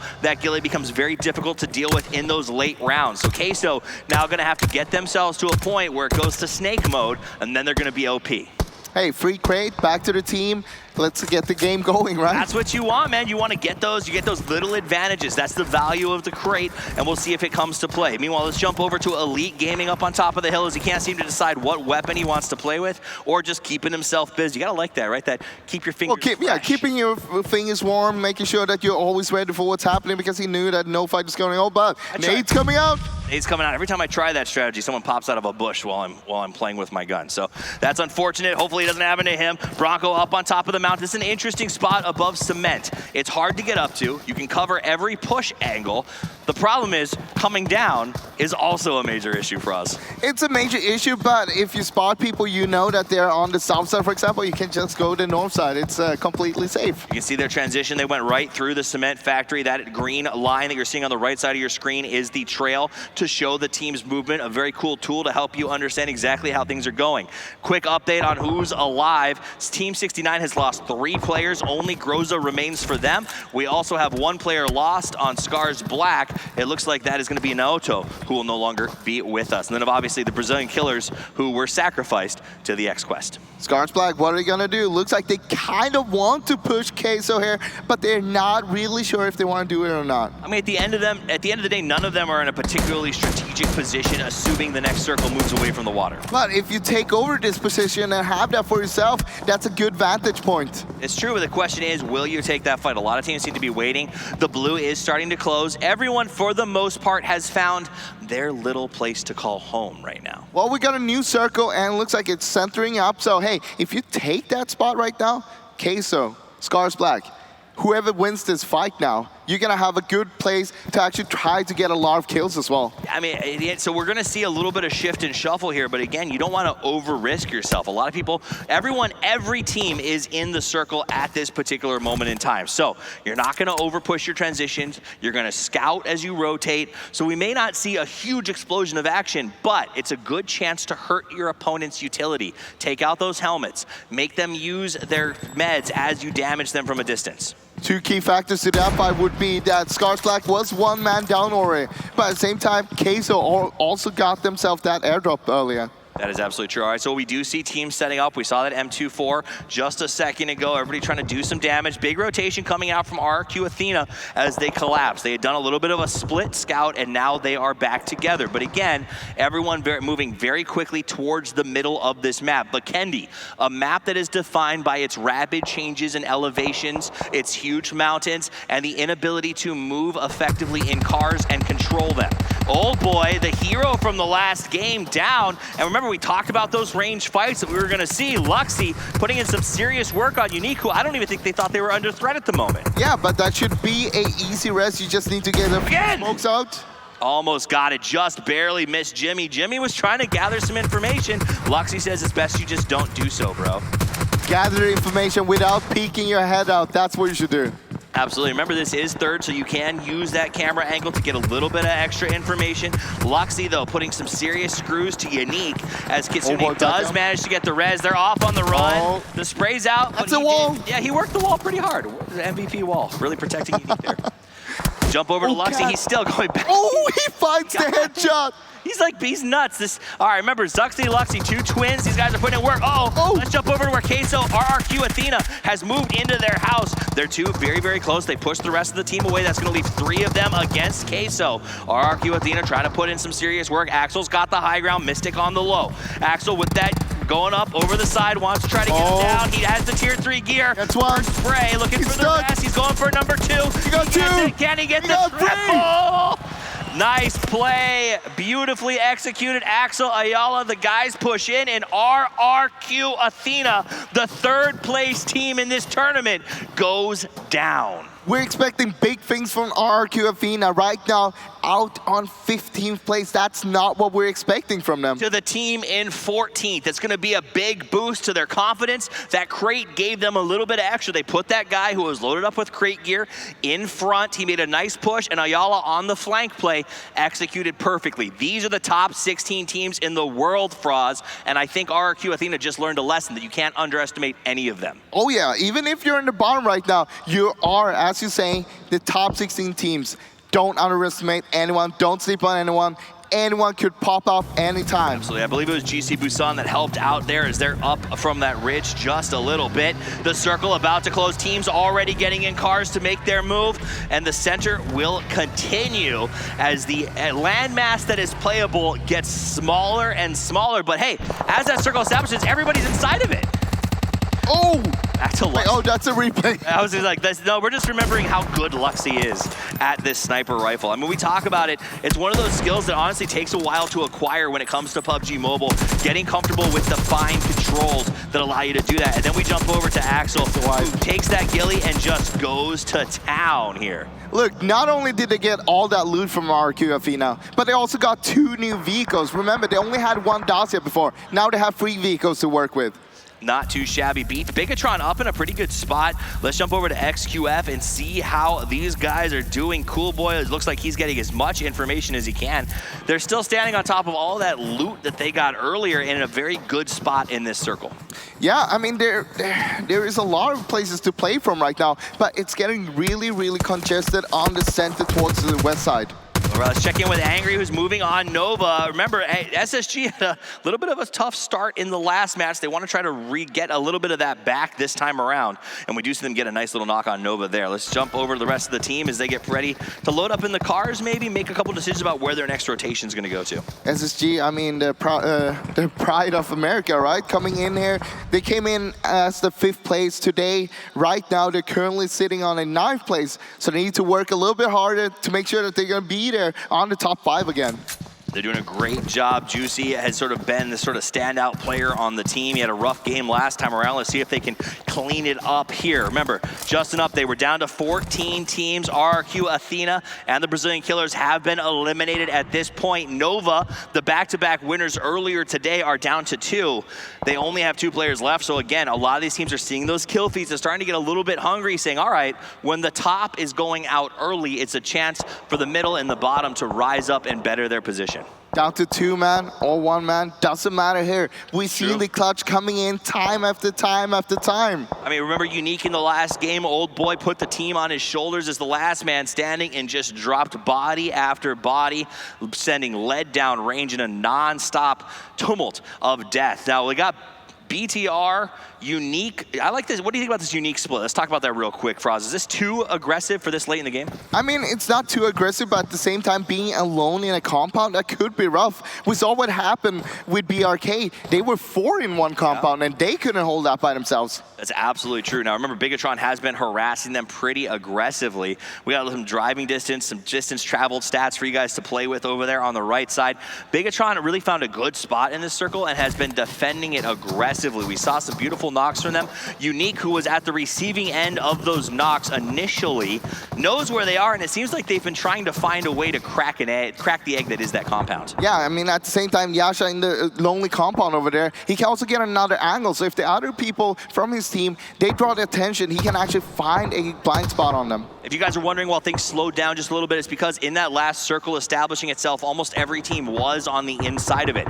No one was forced to make hard choices, but that is about to change. As this circle closes, the next one's going to pop, and teams are going to have to make some rough decisions. It goes very hard to the south, so a bit of a tough yoink for those teams like ARG and Unique, who now have to move past other teams. Ayala sees SSG, we just talked about him, and Queso from the Queso Mountain is able to completely lock them out. Now they're loading into their cars. The question is, Froz, relocate down the coastline or hold it? They're in the circle. Hold it, hold it. I mean, you can play from there. You still have the high ground. You can do much work from there before you need to actually move. And they still have a lot of vehicles to use for breaching later on.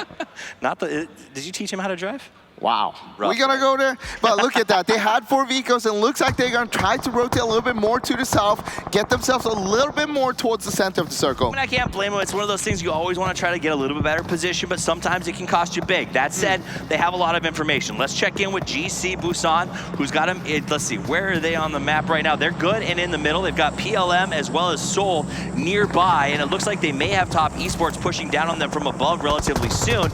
But a lot of teams trying to find some space on this side of the map. Jasper is going to go down. It looks like ARG is in there mixing it up with them right now. Yeah, it's a breach going on here. Goes a big breach, CZ, Nawin still up. Planet is playing the front position for ARG. It looks like Sara and Indy they're not coming out to help out right now. They need to help Planet. Planet is all by himself in that little shack, as we can see. One nade in there, wait. He actually ran out now, so it's more safe. It looks like they're getting a smoke ready. They want to try to get Jasper back up right now, so CZ throws the additional smoke down. You can see the green pop. The steal comes out, but Planet doesn't have a lot of options. CZ and Nawin, I guess, are in a better spot, but not by much. Smoke wall coming out for the rest of ARG. They're going to move their way in all the way up in that smoke wall. So it looks like a breach is only a second or two away. Here we go. Going around to the side. They look like they want to try to get in. Sarah playing the back. He goes up on the ramp, makes the jump. The breach should be happening at any moment. They'd have to figure out which door Nawin is covering, and they want to try to come in, split, two in one and one in the other.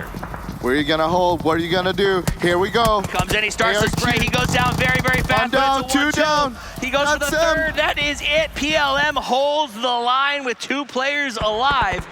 It was a much-needed push by All Rejection Gaming, but they could not execute. It came down to the crossfire that they were holding, and CC, he was running around trying to make them go for him. If they had found a way to come in 2 and 1 on different doors, that might have gone differently, but they stacked up as 3. They weren't prepared for the crossfire. It cost them big time. Yasha taking some shots over here at SSG. We do see another circle. Whoop, another circle does come out, and it's going to go farther north this time, so it is going to cause even more chaos as teams look to relocate. You'll start to see that happening. Unique Yasha up on the hill has had SSG in his sights for a minute now, Froz. Yeah, and I mean, with the new circle as well, we saw that the circle went for the south last time. It was a hard shift, and most of the teams, they were already on the north side. Now the circle went back towards there, so most of the teams, they already got a good positioning inside. Yeah. Going to the south was tough. We're eating up towards the north now. You know it's going to be difficult for the teams that had gone south. Queso relocated towards the south that time, and now they're going to have to sort of slip back up to the north. So that's what you get with those hard shifts. It can really throw off your intentions. You know what? Looking at the map there, Zooms. He's been swimming for like 5-6 minutes. I'm curious, how has he not frozen to death yet in that ice cold water? I mean, you know, had PLM gotten wiped out in that push by ARG, it would have been great news that he was out there. At this point, though, I don't know what his play is. Come in and give Queso a point, or just allow the currents to take you. Well, they could make a push towards Queso, because Queso is kind of getting pinched between them. That's true. Nobody looks towards the water. Nobody ever expects you to come out of there, right? So maybe he comes out, maybe he gets a knock, and they push.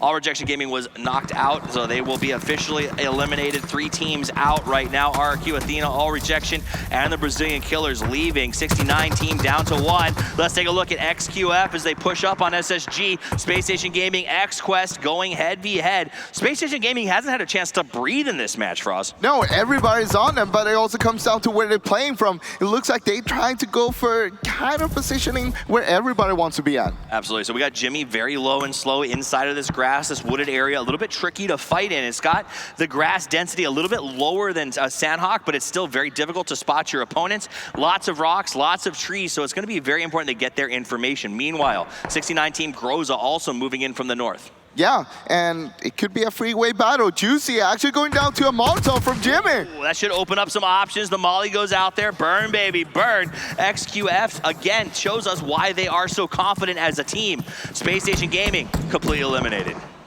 They are gone for this game, and looking at it, we still got 12 teams, 39 people alive. We're going into phase number 6, and it's still a lot of people alive. Look at that new circle. Yeah, Yasha looking to get a spot there, but that's the problem with SSG. They were all bunched up. The Molotov was just too strong. They had no other options. Yasha and the rest of his team have been on the move ever since they took fire from Bigatron early on, and again, they have to relocate. They've been chasing this circle non-stop. It looks like Seoul, the guys who we said have trouble with rotations in cars, found themselves a good spot because they are right smack in the middle of this circle, and they've got GC Busan right next to them across the road. Those 2 teams have a tall order of defending their space against what's going to be an onslaught with 12 teams and 39 players still alive. Yeah, no rotation for Seoul this time. The question is, are they better at holding it down?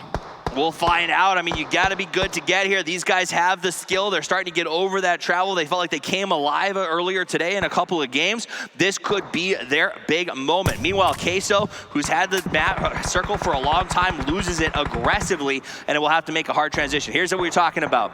Soul Gaming, very nice little spot here. They've got those 2 compounds and walls around them. That's important to note because they're very strategically valuable. What's on the camera now is basically the next circle itself. And as you can see, there is 2 compounds. Both of them are taken right now. And we still have 12 teams alive. The question is, how many breaches are we going to see here? We're going to probably see a lot of smashes into Soul. They have to be ready because whichever of those 2 compounds gets to the next circle becomes king of the hill, basically. So everyone's going to want to get inside of those walls. The upside for Soul, those walls are going to slow down potential breaches so they have a chance to defend themselves. The first one is here. Unique crashes right into it. Soul looks like they want to play. We're watching it. We're waiting. They go ahead and burn down 1 and 2. Ronok and Viper putting in some serious work. Meanwhile, GCB defending against the Queso push.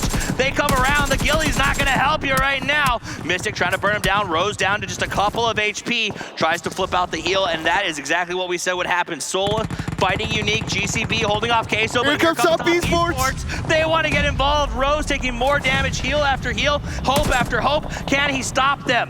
Meanwhile, Rising goes down to Ming from ELG, who's pushing into...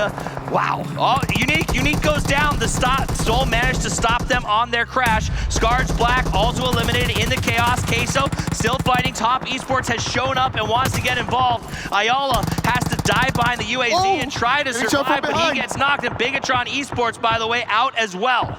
Everybody's dying right now, and look at this. Who's gonna win this fight? All 3 teams are still alive here. Busan, Top Esports, and Queso. Queso down to 1 player right now, It's a tough compound. It's like a compound within a compound because of the way the walls are arranged here. Mystic trying to fight off Top Esport while GC Busan waits to see who survives the first fight before they take on the next boss. Literally, it's a multi-stage invasion. This dungeon is impossible to breach. Groza sees Cat, catches him from behind.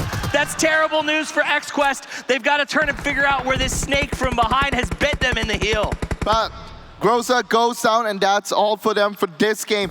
XQF, they do lose 1 though. That's a huge problem for XQuest. They have a long way to go, and now they only have 3. The shift comes in, it goes away from Soul. GCB gets the compound, but now they have to stop every single adventurer trying to find their way in. The question is now, are Top Esports gonna try to push the compound, or are they gonna work together with GC Busan and hold everybody else off? Well, the Top Esports needs to get inside. Look at the wall structure of this overview right here. The compound is inside of other walls. You have a very good cover spot. Those boxes make sightlines very difficult to deal with, and where Top Esports is declined, right? It's lower than the rest of the compound. So there's just so much to deal with in terms of the geography of this compound. But the thing is, they don't need to engage the fight right now. They could just hold their west side, making sure that no one can come in from that side, and then they can push it really, really late because they are just on the edge of the circle. I like what GC Busan's doing. Rose is in charge of gathering information. He'll call his team if Top Esports pushes. The rest of the team is watching across the road to make sure they hold off anybody who tries to push in on them. Rose, Yunjun doing a great job of holding. Mystic, the magic boy, by himself trying to hold. It looks like they're right on top of each other. He gets one down. He's inside the smoke, but now everyone from Top Esport knows where he is. He gets another one. The second one and the flush. That's the double. Mystic gonna be excited about that one. Top Esports, their heads are spinning. They're not sure where the bullets are coming from at this point. Mystic, can he get a third one? He gets a third one! Mystic is on fire as he takes out Top Esports. The second place team is falling to Queso, for they'll knock out a top competitor for the second time in this match. No one saw that coming. Busan, they now have a really good compound almost for themselves because they have Mystic from Team Queso helping them out. RRQ, third place dies to Queso. We see Top Esports, second place dies to Queso. Can Mystic do it? Can he go the distance? We'll wait and watch as we go to the first place team, XQuest, Cool Boy.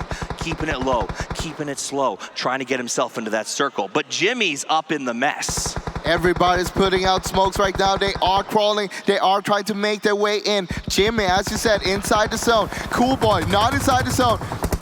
Mystic going for the first stage. The blue tick is real. He's going to have to pop lock and take off running. Get himself inside if he can. He does get low and slow as he waits it out. ELG coming from the far side. Soul is up there on the edge as well. They're inside of the smoke. The fight breaks out. It looks like Soul. Mortal ends up going down. They're down to 2 players, I believe. We got ELG with 4. But they're outside the circle. They're going to have to make a wide open push to try to get in here. Soul needs to try and maybe try to hold it down a little bit better. They are in the new circle, but it's going to be rough with all these teams all around them right now. Yunjun knows where Jimmy is. He heard the crash. He knows that someone's in there. I don't know if he has the grenades to take him out. He's going to want to do that. Mystic, remember, still on the outside, causing problems. Rose has been assigned to keep his eyes on him and make sure he doesn't come in. Jimmy trying to gather information. Justice now is right outside of Jimmy's compound, waiting for him to peek. Gets the smoke. He's trying to trigger him. He's trying to scare him into running out. They go for the breach. They start the pre-fire. Shotgun. It's an exchange, but it should be okay. Was that a shotgun? That was a spaz 12. What a boss. So the smoke goes off, and that means they knew that they'll have the space to get the res. Meanwhile, Soul taking some serious fire out from the outside. Elite Gaming absolutely lighting off our Indian team as they try to hide between their homemade fortress. That's the problem of being in the center of the circle. It's gonna be so hard. XQuest was eliminated during that fight. The #1 team is out.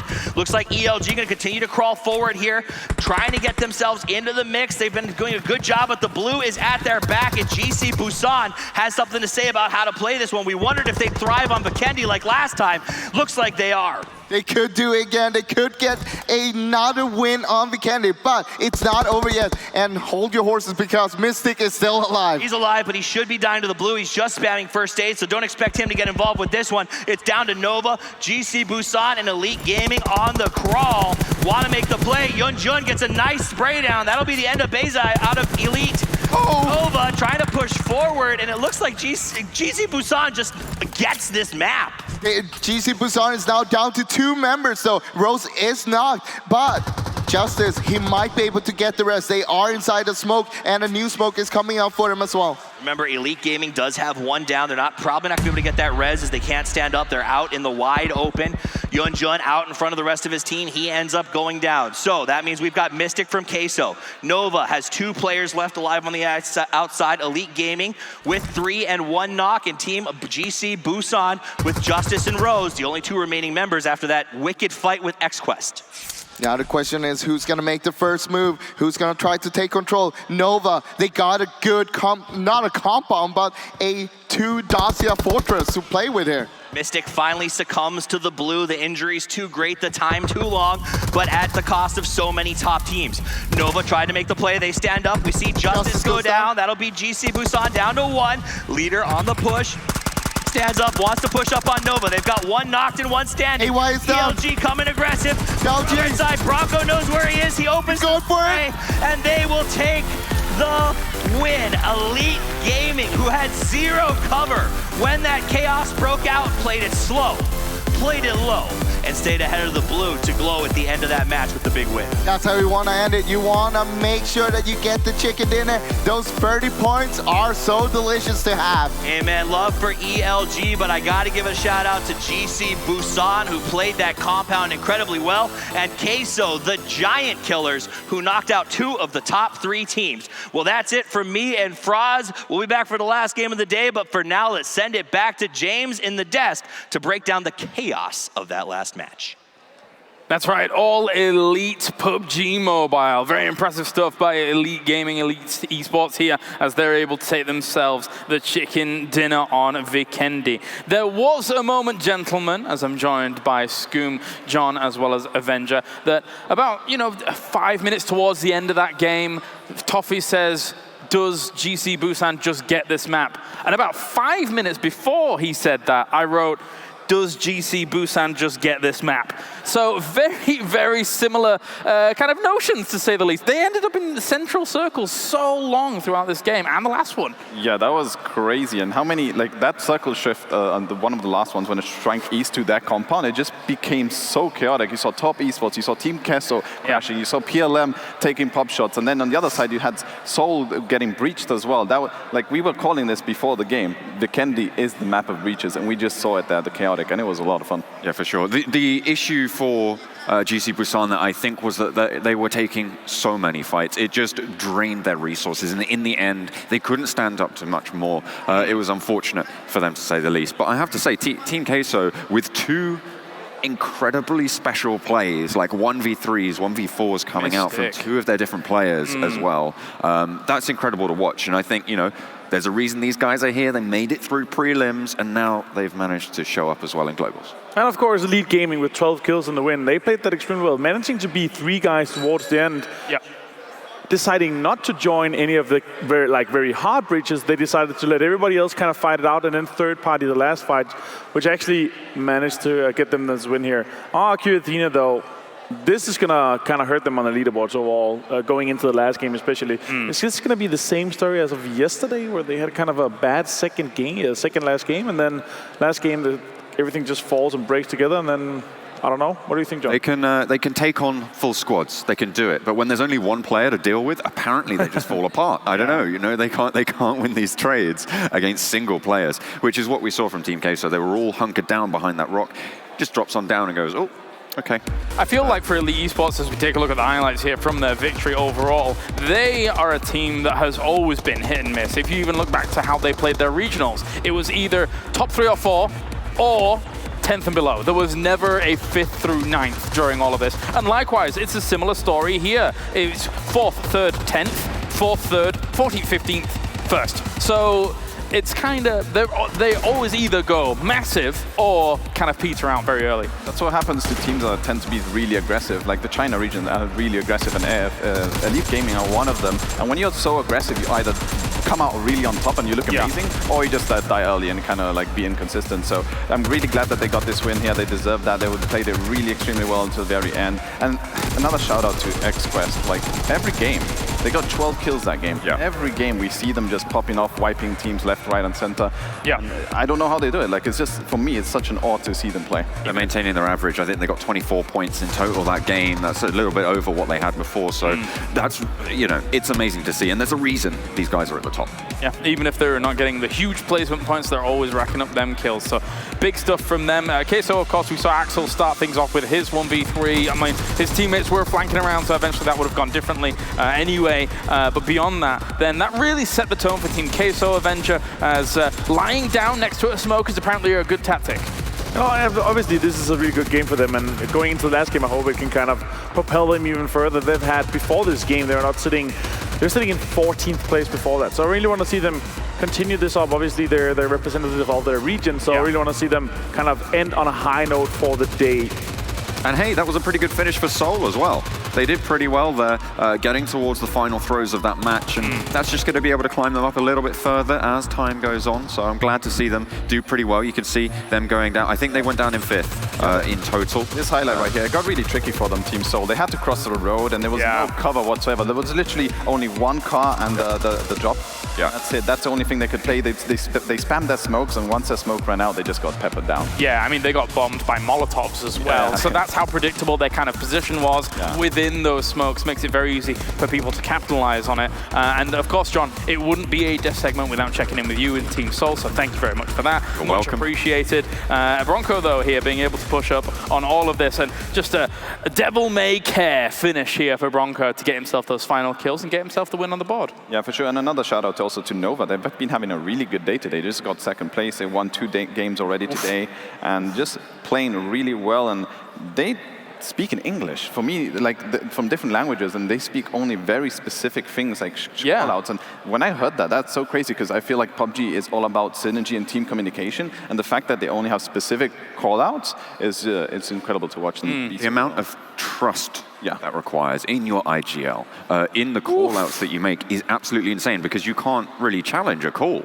All right, look at this. XQuest is 1 point away from breaching 200 points here after game number 9. Nova Esports, as well as Top, are getting themselves 166 points here.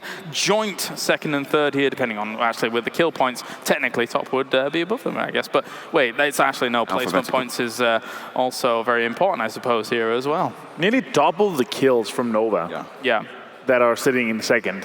That's actually insane. I really love the playstyle, and how beautiful that X-Curves plays. I feel like they're really playing a kind of a progressive play style and a proactive play style, which will really benefit them in the future, I feel like. Let's be honest, they are playing an aggressive style which is unparalleled currently here at PMCO. To be able to have that number of kills, Scoom, relative to the rest of the lobby, it is a dangerous, it's a killing machine. Yeah, it is. It's just insane. And they have now a 35-point lead, so that's going to even boost their confidence even more to be even more aggressive. Because even if they wipe early on, they know they have such a big buffer and a cushion that they can be even more aggressive. Yeah. Moving from strength to a little bit of a lack thereof. I spied with my little eye a team called SSG there. They're sitting now in 11th when they were sat up towards the top, near the 5th, top 5 of this tournament. Now they've dropped down a huge jump. Yeah.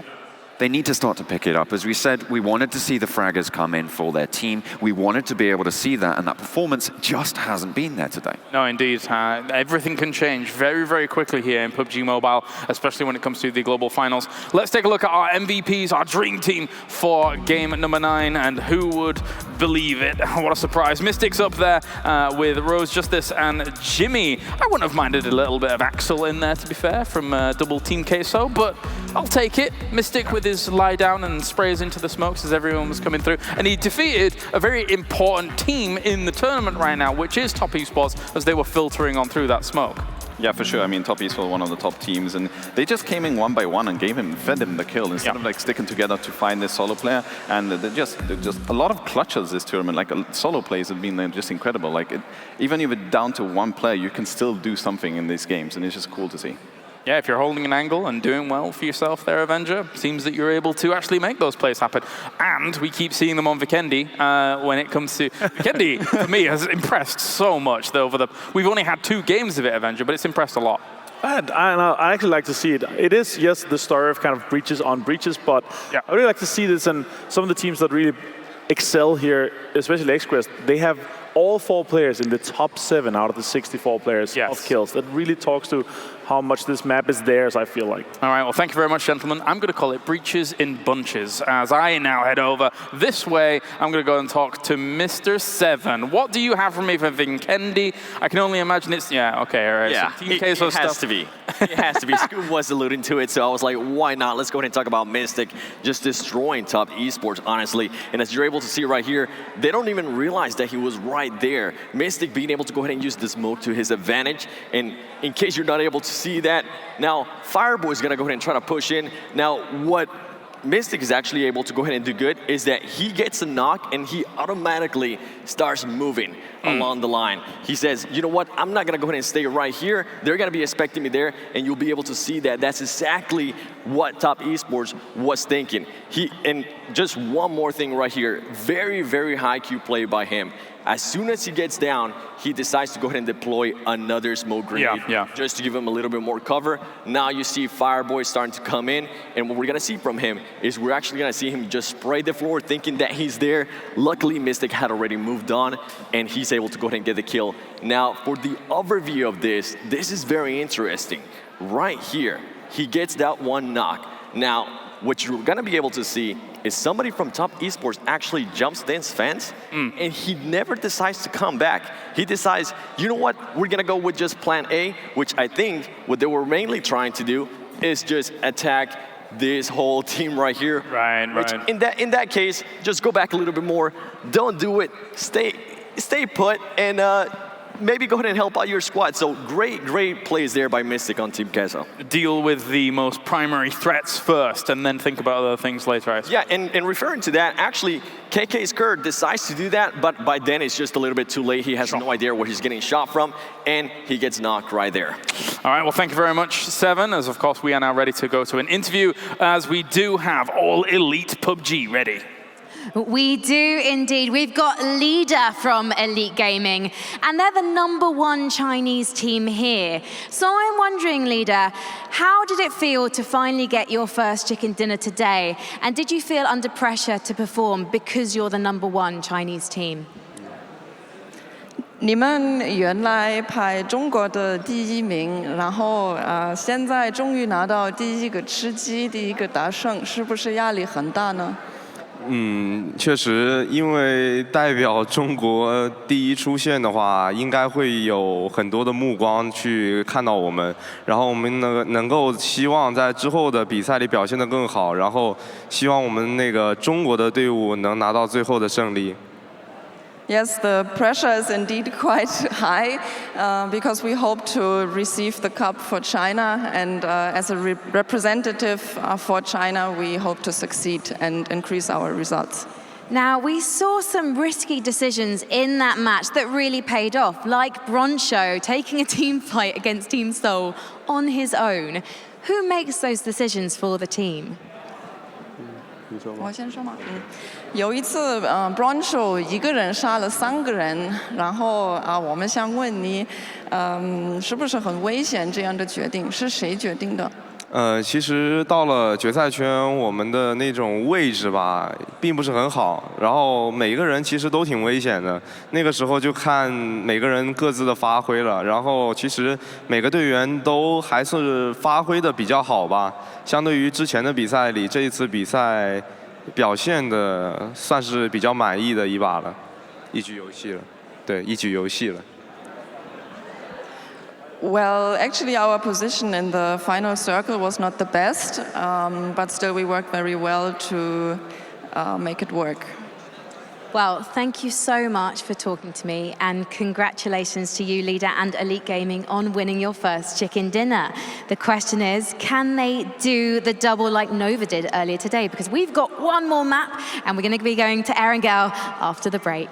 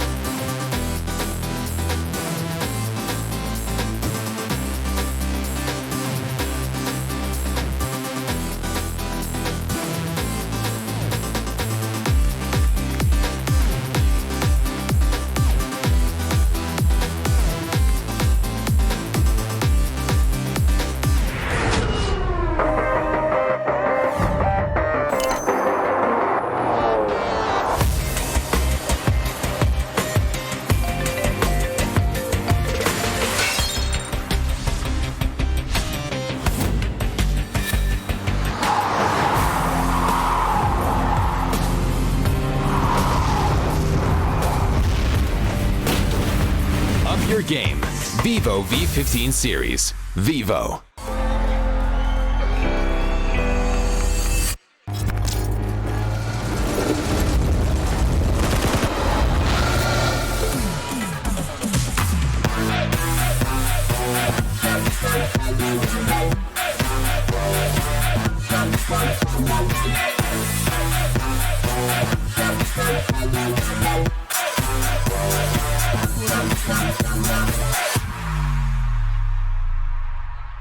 Hey guys, it's Seltzer here on the floor, day 2, coming to you from PMCO, and I thought I'd catch up with my buddy Juicy from Space Station Gaming. How's Space Station doing today? Really good. Overall, right now we're like 6th. It's our first World Championship, so we're progressing, trying to fix all the flaws, but 6 is not too bad. Oh, that's pretty great. We're at exactly the halfway point of the tournament, so we've got 3 more games today, 6 games tomorrow. Tell me about how you guys are going to get all the way up to that first place spot. Well, for us, the biggest thing is consistency and making sure we execute things properly and get everybody alive towards the end circles. So once we have that, hopefully things come together at the end rounds. Well, you mentioned this is the first international tournament for you and your team. How are you guys enjoying the experience overall? It's nice. It's a little rough, only because it's challenging emotionally and mentally. But overall, if I had to take a step back from it, I am enjoying it. Yeah. Well, you get along very well with your team. Are you guys able to come together through this? Are you guys enjoying yourselves as friends? Yeah, we are. We're a really tight family. We all live in a gaming house in Utah, so that makes a really big difference when it comes to like synergy. But the biggest thing is for everybody is to make sure that they're not taking it personally and just making sure that they're working hard. All right, well, you got a lot of Space Station Gaming fans out there. Anything you want to say to them? Thank you for supporting us, especially the NA region, and I appreciate everything you guys do back at home. Thank you. Thank you so much. Thank you guys for watching.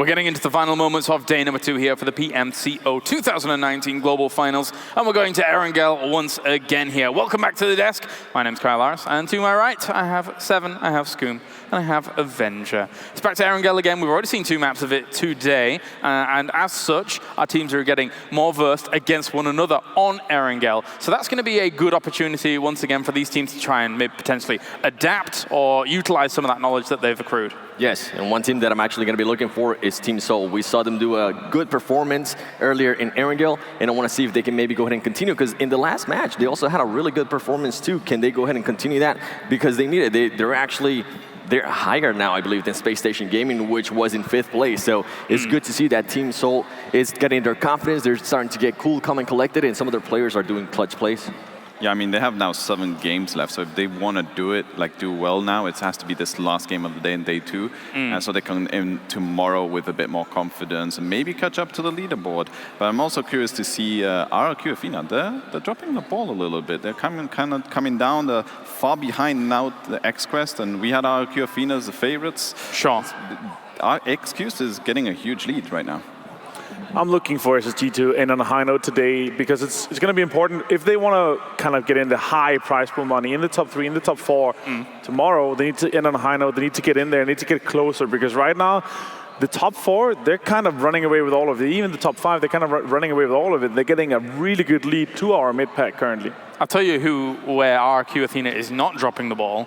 The MVP voting for players, because I just saw while the break was going on that 2 of their players have between them have about 80-some%, and then the other 2 players have 3% each, and thus the 4 of them are the top out of the 64 players that we have here. That's kind of crazy. I think it probably has something to do with the fact that they've probably garnered so many fans, not only from the SEA region themselves, but also when they were playing in Dubai and claiming the championship there. That probably helps as well. And it's actually honest that you say that. Before, they weren't a known name. Nobody knew who RRQ Athena was. They won Dubai, and now they were the team to beat. Every single team that I asked, how are you looking forward to beat in this tournament, they will tell me RRQ Athena, RRQ Athena. And you can see they've been consistent at times, but then they kind of drop the ball. It doesn't seem like they're able to go ahead and clutch up plays, as you guys were saying, when it's just a solo player. But if they're going up against a team, more than likely, they're just going to go ahead and out-tactic them.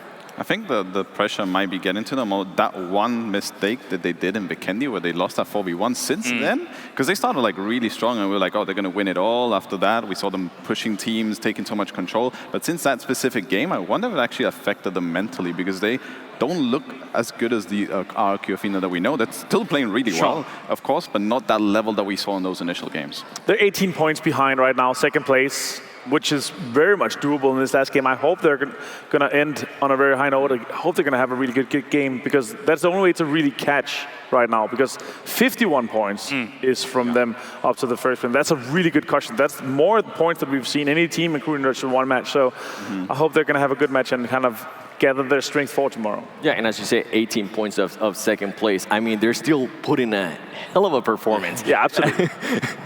That's a great performance. I just want them to go ahead and be a little bit more consistent and not just be so careless, because that was a careless play in Vikendi. They were able to just go ahead and rush that full team, and Team Keza were just able to destroy them. Daisy, of course, was modified as a low rider, come bouncing up and down just a little bit there. So, you know, playing some nice music as things go on, as you do in PUBG Mobile, of course, when you're driving about.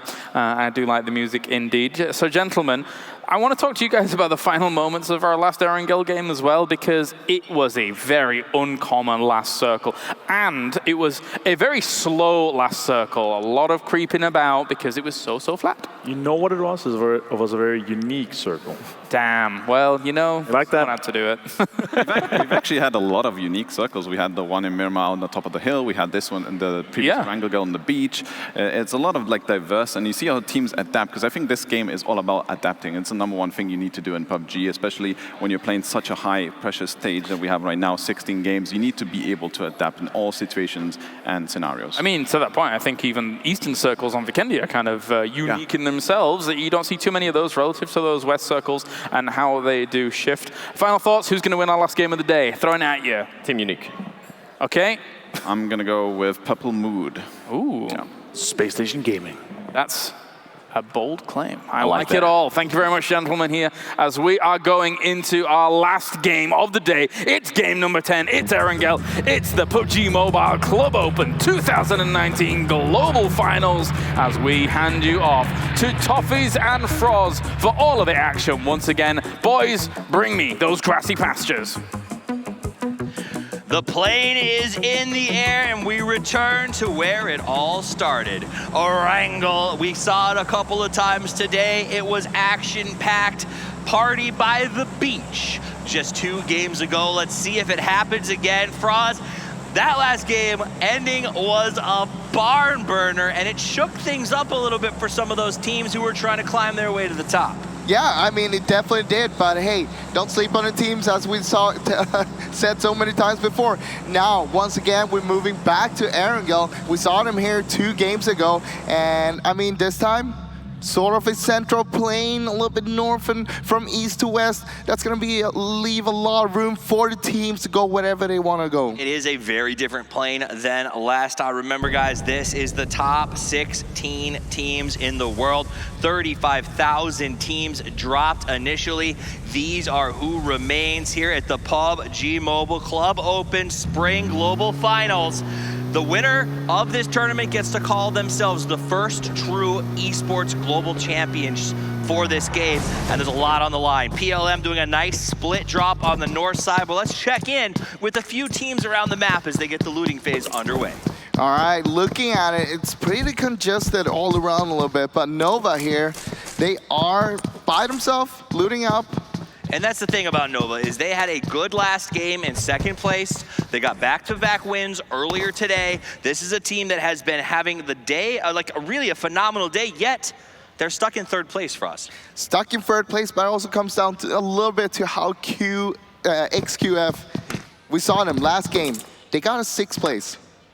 They had 12 kills. See, that's it. XQF is doing well, and I take nothing away from them, but to a certain extent, it feels to me like the other teams are letting XQF win this tournament. They're not standing up and fighting. They're letting them sort of run rampant, be aggressive, and they're not punishing for them for that because they're so focused on placement in the mid game. That's the thing. It looks a little bit like the teams are a little bit afraid of them sometimes, but hey, it also comes down, if you have the aggressive play style, you know how to play, you know how to breach a compound, you got all that already practiced so many times and times and times. All right, now let's check Yasnaya. It looks like we've got SSG sharing out with SZB. Over here we got RRQ Athena doing a loot. Again, all by themselves, no issues in Pachinki. They've got a centralized portion of the map. Let's talk about that drop spot. What makes Pachinki so gosh darn valuable? Pachinki, center of the map, the heart of Erangel. That's why it's so important. You can transition from there no matter where the circle is going to be. You're going to be early on the transition if you want to, but it's not necessary because you can grab yourself so much loot as well in that town. With extreme rarities, you're always going to get the first circle. Now we check in with the guys who are in the lead right now. The top team in this tournament who had the highest scoring match so far in all of our games, XQuest. These guys are looting, they're unchallenged, they're running a very aggressive split along Country Road down there to the south. Remember, that's sort of that spaghetti-shaped compound to the left of Farm, and then all the way over to Crossroads south of Pachinki. They should have a pretty okay rotation, but more importantly, other teams may have to come past them. All right, so let's talk about the circle, because the circle itself is towards the northwest, and it's pretty much covering a large portion of the map. So a lot of the teams are actually already inside and not too congested in the center, because towards the center we actually have the river itself. That's why we're taking a look at Top Esports as they are inside of the warehouses, which is right inside basically the center of the circle. Ruins is going to be dead center, but let's talk about this river. There's a river that runs through it north of Rozhok all the way to Georgia Pole. Right now, the circle is an even split between the top and the bottom. How do you play this? It's up to you. How do you want to play it out? Do you want to be on north side? Do you want to be on south side? What you kind of want to do is keep yourself towards the river, making sure that you may be holding a bridge towards the Q compound or stuff like that, because you never know which side it's going to go to. It's generally considered easier to go north, I think, across the river than south, just because of the way the layout is and the bridges flow, so a lot of teams may choose to stay on the north side. That said, PLM, who had a very interesting split drop, is going to be in good shape. We see Top Esport and Seoul running up on each other yet again. Seoul goes by, looking to get to the Cube compound, but Top Esports is overlooking it. Are they going to go in and try to clean this out and make sure Top Esports leaves? White Cat in the compound here, but he is all by himself. Looks like he's going to try to bail out. Yes, he is driving all the way to the south towards KK Skur on the other side. Absolutely. Unlike his namesake, he only has one life to live and is unwilling to risk that in a 1v4 fight with Seoul. So Seoul takes Cube, which is probably, in my opinion, one of the most strategically strong positions in this circle. Huge chance to ambush rotations, good information gathering potential. This is similar to sort of Queso's rocks in the last game. Well, that's the thing. Everybody knows that there's going to be someone in that compound, so you're going to try to avoid that one. You want to go on the west bridge of that, or even the Georgia Bowl bridge itself. Absolutely. I mean, but that's the name. If you can create an atmosphere that people are trying to avoid you, really that's a big win in PUBG if you don't have to take those fights early. So, I mean, getting people to just avoid you, win in PUBG, kind of a win in life a little bit as well. Everybody's still up, 16 teams alive, all of the players still in this one. Anybody's game. Lots of space on Erangel, and everyone knows this map so well that they know how to handle these rotations. Let's jump over to Yasha, who, as we say, some alive, are taking an awful lot of damage up above. Oh, Yasha goes, oh, sorry. No, that's right, yes, Naya. Naya. Sorry, right? They get some nice knock, but it should be a res. Problem is they're taking a lot of damage, but it's far away. SSG has the shots at him. Oh boy, down. Well, they lost their cars. They're literally in a field with Nova above, SSG below, and they don't have a lot of options. Nagi's gonna come back here and try to maybe get away, but he's already smoking. The damage is done. One more bullet or two to do him in. He jumps out, knocked down to 1 HP. Can he make it? He's so sneaky, gets behind the bush. He's running for the shack. The desperation play to try and get away. Nova says, we'll let you have this one for now. Wait, he got knocked. He got knocked. Oh, he didn't make it. Oh no. Trying to crawl, hoping to get out of this. So close, one. man. Unique, after their win earlier today, seems to really be struggling. It's almost like they put everything they had into that win and are just sort of sapped at the moment.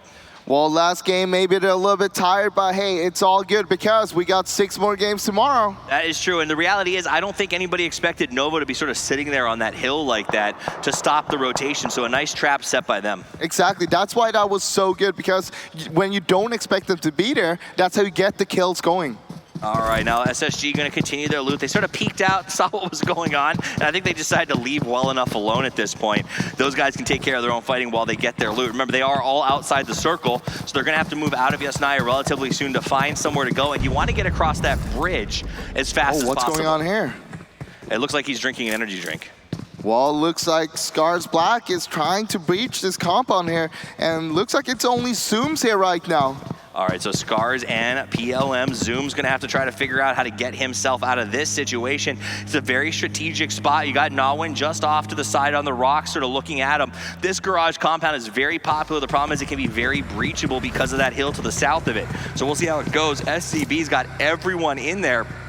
If I'm Zooms, I think maybe. Oh, he goes for the roof. He goes for a rooftop. Nice play, they're getting shot. Yep, that's the hill, that's the problem. They're surrounded on all sides. PLM has the rocks, the hill, the red house, and rains down hot lead like fire on Scars Black. They've lost 2. They're hoping to get out of this, but the push is real. Look at this, PLM, they got 4 different angles. They are just pinching them down right now. And here comes Jasper, hot in with the UAC, Navin as well with the Dacia there. They know they have the numbers, they want to execute while it's like that. Toss the nade to the high ground, they're going to push Naoto out of the top of the roof. George comes down, gets lit, he's going to drop Naoto, the last man standing, seeing what he can do. He wasn't ready for the roof! The roof was too strong, and Purple Mood Gaming knocks out Scars Black. That was a good kill there from PLM. They were coming in from 4 different angles. And I mean, Scars Black, they were not expecting that at all. They knew that someone was in the house next door, but they didn't think that would be 3 other people just around it. So you can learn something from watching the pros. That compound, like we said, is susceptible to the hills around it. PLM, instead of holding it with 4, they spread out, and they knew if someone crashes, we then have the advantage because they don't know where we're coming from, and that worked beautifully well. Now, PLM is inside the compound. They've got to consider some different options. Meanwhile, Seoul gonna take some shots at BRK. Remember, we talked about the cube compound and everyone trying to rotate past it. They've just been sending a lot of bullets down range, and they almost cost BRK big time. Well, so right now in the cube compound here, they are kind of central in the circle, a little bit north side. And I mean, looking at it, we got more landmass on the south side right now. So you might want to put yourself on the south side of the river. So we got some transitions coming from Nova and SSG. As you can look at the map right now, reminder, only Kitsune remains from Team Unique. They went down to Nova. Nova did, however, lose one in that exchange and only has 3 left alive. Let's check in with GC Busan, who played an amazing last game over on Vikendi. They seem to get that map, but over here, it does, I don't know, can they do it by Hospital? They've got the grenades, they've got the knock on Queso, who really guarded their flank in the last match. Well, the thing is that Queso is so spread all around the map right now. One of them is far west of the hospital, and Mystic, he's up by Sarki. Gotta wonder about this because it feels like Queso is surely melting down at the moment. They need to form back up and make a hard push here. You don't want to get stuck with these cheesy plays where you're just spreading too far and unable to sort of get back together and represent yourself well. Was that a Queso pun? Of course it was. Let's go up to the top of Everest where XQuest is all about information. They get up there, they look down on their opponents and gather as much as they possibly can. But this is a very, you can spread like this on Everest, right? Because no one's gonna be able to come up that hill very quickly. Well, that's the thing. I'd say you don't want to spread like that because you want to make sure you take one end of it. Meanwhile, while XQuest is climbing mountains, 69 is executing amphibious operations as they try to sneak up on Seoul at the Q compound. They go into the water, they slide up under the bridge, and honestly, if they take that bottom bridge and they sort of play the troll role, they could catch Seoul off guard. Well, the thing is, they could move with the river towards the east and then pull up on Seoul by the Q compound there, just by the riverside, and it's really hard to hold there from Seoul. Especially if that cube gets crashed. If there's a shift towards it and another team crashes them, 69 gets a chance to come up and possibly clean up 2 teams in the process. So we'll stay a little bit with this throughout the rest of the match and see exactly how 69 handles it. Team Unique out there on 15th place.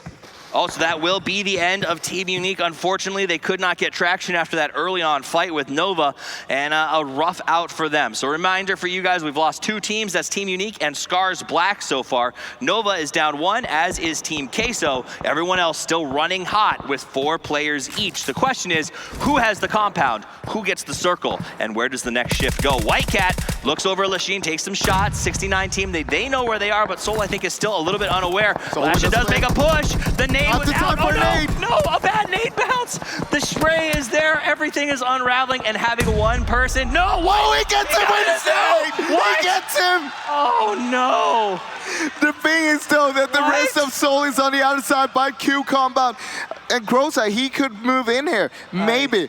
Be careful, because White Cat, he is still scouting this. I don't know if that's a PogChamp or a what face. That was absolutely rough. It was a 200 IQ nade. 200 IQ nade. Excellently executed. That was incredible. Anyway, so now they're both lying. They're going for the rest. Seoul is going for the rest. 2 of them are coming in here. No man left behind. These guys have fought to get here. They've been playing strong. He's gonna get it. He stopped the tick. Now Top Esports firing some bullets in there, but the res is gonna go off. They should be able to get the heals, and the nade ends up working out. Soul Mortal does go down to Groza, though, as 69 team not happy about the way that played out. But 69, they are getting shot by Top Esports from the west at the same time, though. All right, so Groza hiding under the bridge, chooses to go back there. Seoul now stacked up in the lighthouse. They're not going to be happy about that. It's not where they want to be. Top Esports really in a good spot to just consistently harass Seoul. Oh, yeah, for sure. No one can actually get pretty close to Top Esports here. They're playing this really well by themselves. I mean, that's the thing about this compound. The problem is if they have to leave it, they're on the opposite side of that. There's no way to get cover on their way out. Well, also, Top Esports only have 2 people in that flat top itself. The rest of the team, the other 2, they're on the north side of the river. That is very true. Now, Seoul, in a way, I think that this push sort of helped them because now they've crossed to the south of the river, which they're going to need to as the next circle starts to establish itself. The south of the river is going to be where everyone wants to call home. Really, XQuest up on Everest has the ability to cause a lot of trouble for a lot of teams as they end up stacking up sort of in this area right now. XQF, I'm surprised that they haven't been taking shots at Top Esports already. Question is, what is 69 going to do? Because you don't want to be in that riverbank right now. It is not the place to be at. Yeah, but they don't have a lot of choices. They made a play. It didn't work out due to a grenade that you just can't expect. and they put them in a tough situation. So we'll keep an eye on them. Seoul, has recovered, which is very impressive, and got their team back up and running. Let's take a look at some other teams on the map. Over there in Georgia Pool South, we've got GC Busan over in Pizza. We got PLM. Looks like they want to start a fight here. Oh, what a minute. This is the replay from that fight where PLM, all right, I forgot about how that was.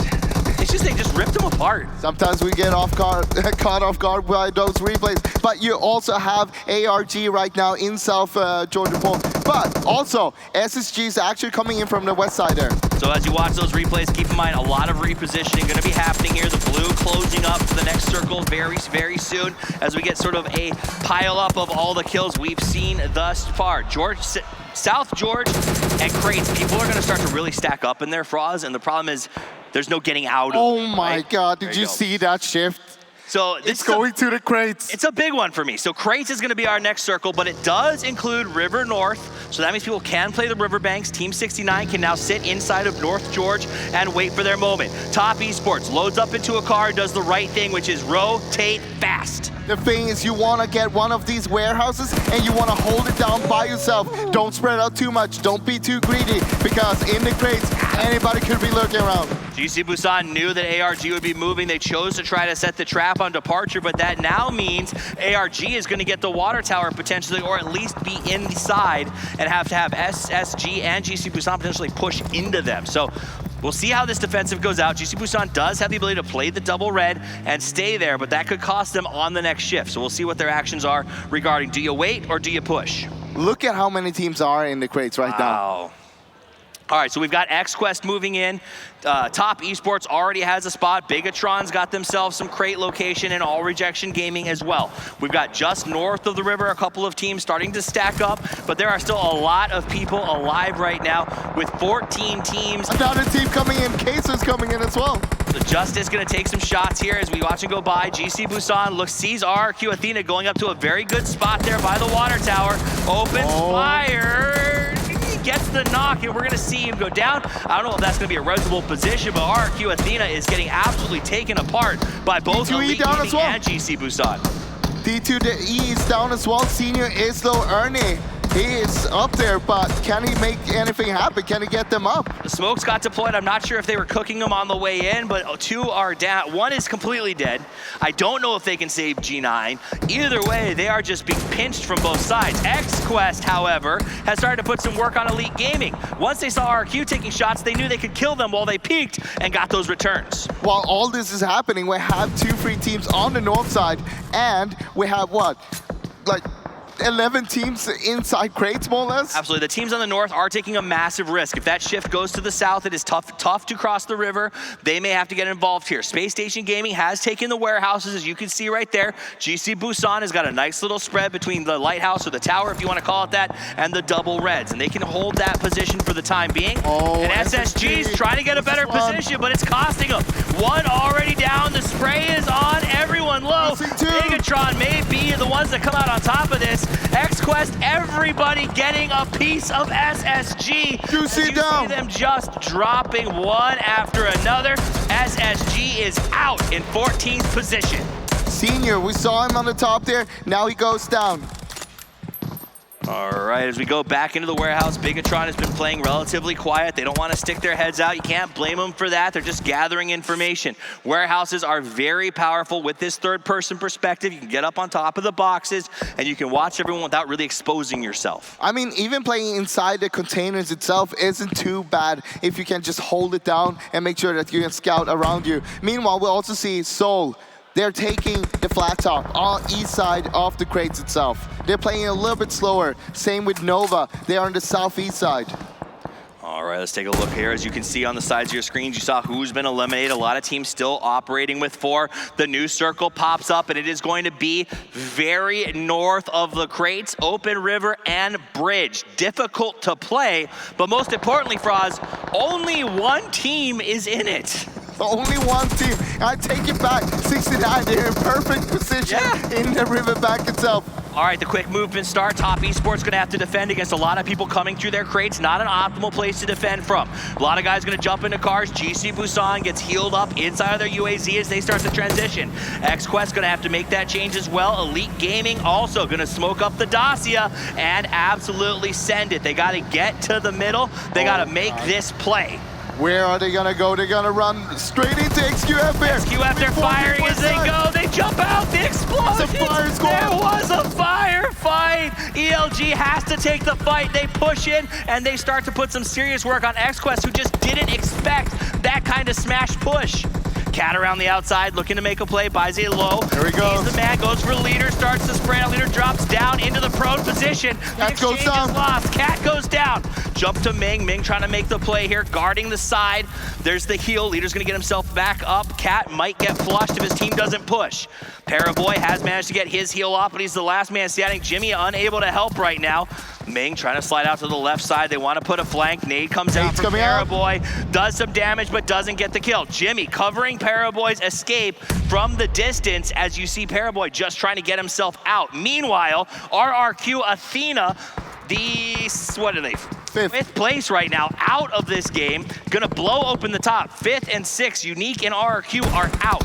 That opens up the opportunity for teams to either extend their lead or move up. But with XQuest falling, they are the leaders in this tournament right now. This could be a huge signal for shift on the last game of the day. Well, only Jimmy is standing for XQF right now, and hopefully he can keep it up because Elite Gaming, they are on the hunt. They want to hunt down Jimmy. They want to take them out right now because that means they have a chance to take the throne for today. They took a good use of smoke to make sure that push worked out. Jimmy's put himself inside of one of the crates, playing as defensively as humanly possible. But they are not happy with this happening. ELG moving forward. Leader goes ahead and gets himself boosted up. Jimmy hiding, but Marco from Team Queso and Mystic very close. Lots of smokes as they move forward. On the opposite side of the river, Top Esports, Fireboy has got that discount gun, but putting in some serious work with it. He got some help from the others on his team as well, but looks like Whitecat is gonna go for a breach himself. Lots of people stacking up here on the only compound that's still inside. Fireboy gonna go with the spray. He's trying to cover his partner as he pushes up on the window. We're gonna see how this fight goes. Look, Garrett, this could go any way right now. There's so many teams over there. You got PLM, you got BRK, and you got Whitecat from Top Esports. Fuzi comes out, slam the door. Back in. No, bad idea. Puts the door down, it is eradicated. Whitecat is basically playing very well. The next shift comes in, it goes south of the river. So everyone involved with this fight we're watching right now, Froz, needs to get it over with and get moving because the circle will start closing and they don't want to have to move at the last moment with zero cover. Get done, get the play, and get out of there. PLM and BRK making that very difficult. The spray goes up, Fuzi goes down. Fireboy uses it as a chance to make a move here.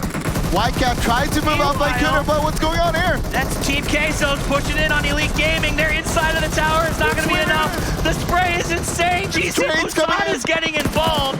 Team after team is just going down. ELG is down to one member right now. It's only Broncho left and he's on the outskirts. Meanwhile, BRK was eliminated across the river. GC Busan rose on the ground. Elite Gaming trying to make them understand exactly what happened. Queso looks like they might be going for a res and it may work out. Top Esports in the water trying to cross that area. PLM though, and Soul hoping it won't happen. Soul up on the rocks, gonna be able to just try to rack up kills from behind the bridge as everyone else comes in. Soul's in the circle, Froz. They don't have to worry about pushing. They just need to hold this off. They need to hold everybody off from the north side. Meanwhile, we also saw a big E-Tron going out on 10th place. Soul in a really good spot, knocking people out inside of the water one after another. Meanwhile, Bigatron also putting in some work over in their location. And slowly but surely, Top Esports needs to remove Soul from their position. Queso tries to push in on Nova. Nova defends AY up on top of the box, unable to be stopped. Purple Moon has been eliminated. ARG now making their move. Gonna get a knock on PLM. TES goes down, and Mystic is eliminated from Queso. ARG got the stack of containers. The only one that is gonna be left in the next circle. They want to go to the south side. They want to hold people out right now. KK Skur gets a nice little grenade, but it's not going to be enough. Mortal hiding behind the burning car, trying to defend.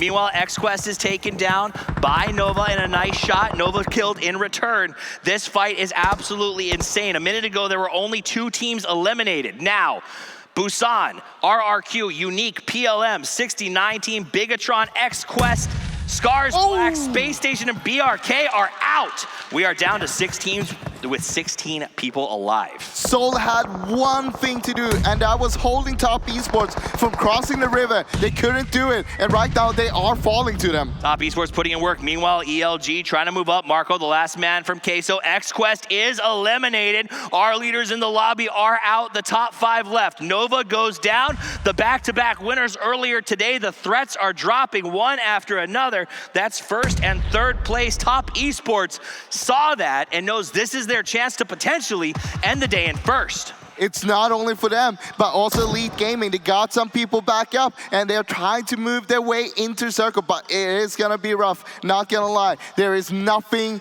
in terms of cover for him to work with. Absolutely. I will tell you, Seoul is doing everything they can to defend against this Top Esports push. They've been playing it very well. Yet again, Elite Gaming with no cover and just grass is putting in work. Marco tried to stop him. He goes down. Queso been a bit of a spoiler throughout the tournament here today. We do see them drop. 4 teams left, but 13 people alive. Viper gets the knock there on Top Esports.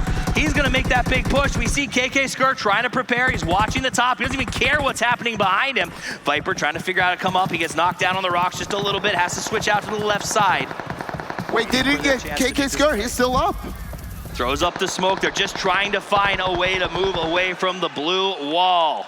White Cat goes down, and KK Skirt last man standing for Top Esports right now. Seoul looking strong. Seoul's got the smoke wall. If they can get KK Skirt out and take that box, they're in a good position. But KK Skirt ain't Skirt to nothing. He does take one down, but Viper returns it. That'll be the end, and Seoul in the pole position to take this one home. Top Esports, the top 3 teams on the leaderboards are out. Seoul and the Indian fans are hyped. They've got a smoke wall. They've got a crate. But ARG, 4 up, is not about to give up the win easily. Elite Gaming still 1 man strong. They have made a good effort to keep themselves alive here.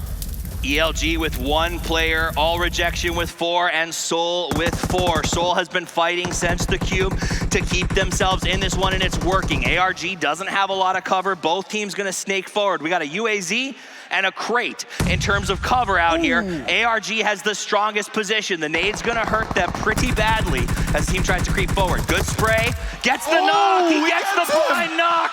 Beautifully executed as he now has to readjust. They know where he is. Number 2, he gets the double. Now it's gonna be down to 2. ARG gonna try to get their guys crawled back to get the reses on the UAZ. Seoul has 4 up. Now's your chance to try and make a play here and get yourself there. Sarah goes down. He's finished off. That's gonna leave 3 alive and 1 knocked on All Rejection Gaming. ARG not looking good now. 2 man left, and they are spread out. Planet on the left side, as you can see. Lapis by the little guard tower over there. Ronak gets another knock. Viper on the offside. They're spread out all over the map. Elite Gaming staying low on the edge of the blue. Could potentially play spoiler, but for all intents and purposes, it's 4v2 right now as Seoul has their shot at the big chicken dinner. Everyone moving in very slowly. The thing is, if Seoul can go for the US, they could get a good cover to work with, but look at this. He knows, he gets him. Lapis goes down, it's a 4v1v1. He's executed. This could be the moment that Seoul gets their win. They're moving slow. They're keeping it in the grass, listening for every sound cue, every moment. There, they see him. That's the end of ARG. 2 teams left, 4v1. ELG is gonna do what they can, but I don't think it'll be enough. Seoul takes it home. Work. They had the cube, they earned it. They fought off Team 69. They made a push to stay 4 strong. They stopped Top Esports and they took the win. Remember what happened earlier in the sniper tower? And nade got dropped. That's the thing that led to the victory itself here. Was the nade the turning point? Who knows? All we know is Seoul has fans aplenty. They worked hard to get here to Berlin. This is their moment in the spotlight, and what a way to end day 2. That's it from me and Franz. We'll see you tomorrow, but for now, let's send it back to the desk to talk a little more about Team Seoul. That's right, an out-of-body experience for Team Seoul as they're able to get themselves the final chicken dinner of the day. Game number 10 goes to India. Mortal looks immortal here as he finishes it off with the rest of his squad. Great stuff coming out from Team Seoul to claim themselves the victory, and they'll be pushing themselves up the leaderboards. I have 7, I have Scoom, I have Avenger, and the crowd is going wild for Team Seoul. I could not be any happier for this, especially for Mortal, especially for the fan base from India. They're so passionate. They have been following him for the longest time, and every time they're just always supportive. So congratulations to Team Seoul. Gacho, because that was just an amazing performance by them. Yeah, I mean, it was bound to happen. We saw them today. They were consistently getting better and better and better. And they got this, finally, the win. And finally, they deserve for the fans. The fan base have been voting for them, and they got this win for them. It feels so good. It was a really well played as well. I really love the play towards the end game as well, how they crossed the river, managed to get everything there. 9 kills as well to boot the win with 39 points. It's going to push them up the leaderboard and further into the higher of the prize money. And actually, talking about the leaderboard, Team Seoul in the past 3 games, they've been 5th place, and now 1st place, which is a huge momentum, especially going into the final day, Championship Sunday. Can they go ahead and continue this kind of performance? Can they go ahead and continue to just perform like this, especially for their fan base? As I was mentioning, they're so passionate. Oh my God, I'm actually so happy right now that they won. I know, considering all the circles towards the end, obviously kind of focusing around crates area, etc., they were one of the teams that opted not to commit to crates to try and get themselves a little bit of wiggle room near the water. And I think that was really smart. You saw, as soon as we saw the crate was center, we saw a lot of teams just getting cars in. We saw Space Station Gaming coming a bit too late, and everyone's already established and they blew up. But we did see Seoul just take your time. Let them kill each other. Maybe it will shrink away, and if it does, we're going to have super control. It did shrink away, and they just controlled the riverbank and played it perfectly from then on. And one of the plays of that match was actually, I believe, when Wise just threw that grenade, he got knocked. Luckily, the grenade stayed inside and knocked that other player. And as soon as that happened, the whole Seoul team just decided to go ahead and, you know what, we're going to go ahead and pick them up, and it worked perfectly for them. If they would have not done that, they probably would have not won this game. So that was great awareness by them. Let's take a look at some of the highlights here from our final game of the day. This was unfortunate, to say the least, as everything went down, but they did manage to recover from this situation valiantly, in fact, and obviously that grenade, very, very important. Yeah, this set them up to cross the river, because had that not happened, maybe 69 might have held them, and this game would have been completely different. That nade, that 200 IQ nade, actually ended up saving them and possibly for the success. We'll call it that. It was a 200 IQ nade. It worked out perfectly for him. Of course, here as we see Elite going up against SQF. Guys, there was a moment between, I think, towards 6th circle, where I feel like I blacked out and I had no clue what was going on, because there was about 4 teams running at each other in the middle of crates, and everyone was running around each other in circles and just shooting at each other. What was going on? Did anyone remember this? Did anyone have any idea what was happening? Absolute mayhem. That's pretty much what it was. That right there. And actually, the Team Castle, one of the guys was just standing there. I don't even knew he saw the enemy. He didn't even shoot for the longest time. Yeah. And Elite Gaming actually survived it. They had 3 players knocked. Took Team Castle out and managed to get all 4 players up to go in another fight. It was actually extreme, and the complete mayhem they got there actually managed to get themselves a really good placement from this match as well, obviously. Even though I'm a little bit happy that the circle did shrink away to give Seoul the win, I kind of was hoping it was going to be a container finish. I love it. Of course you were. As we saw in that fight, that's a complete mess. It's a maze. It's like a maze, and it would have been so awesome to see 10 teams just made it out there and crash it out with containers. But it went out and it went to Seoul, so I'm happy for that. Yeah, and Wise with the honestly huge knocks. Being able to get knocks against ARG and allowing his team just to go ahead and move forward, and as we're able to win, they got the win. PR Mortal, PR India, because that was awesome. Yeah, so impressive stuff, definitely. They'll be pushing themselves up the boards. Before that, they were in, I think, about 10th place with Seoul, but obviously that's quite a lot of the points that they've been able to accumulate from that victory as a whole. Avenger, looking at how Seoul played out, maybe even looking at the rest of the day, what has really stood out to you so far here for day number 2?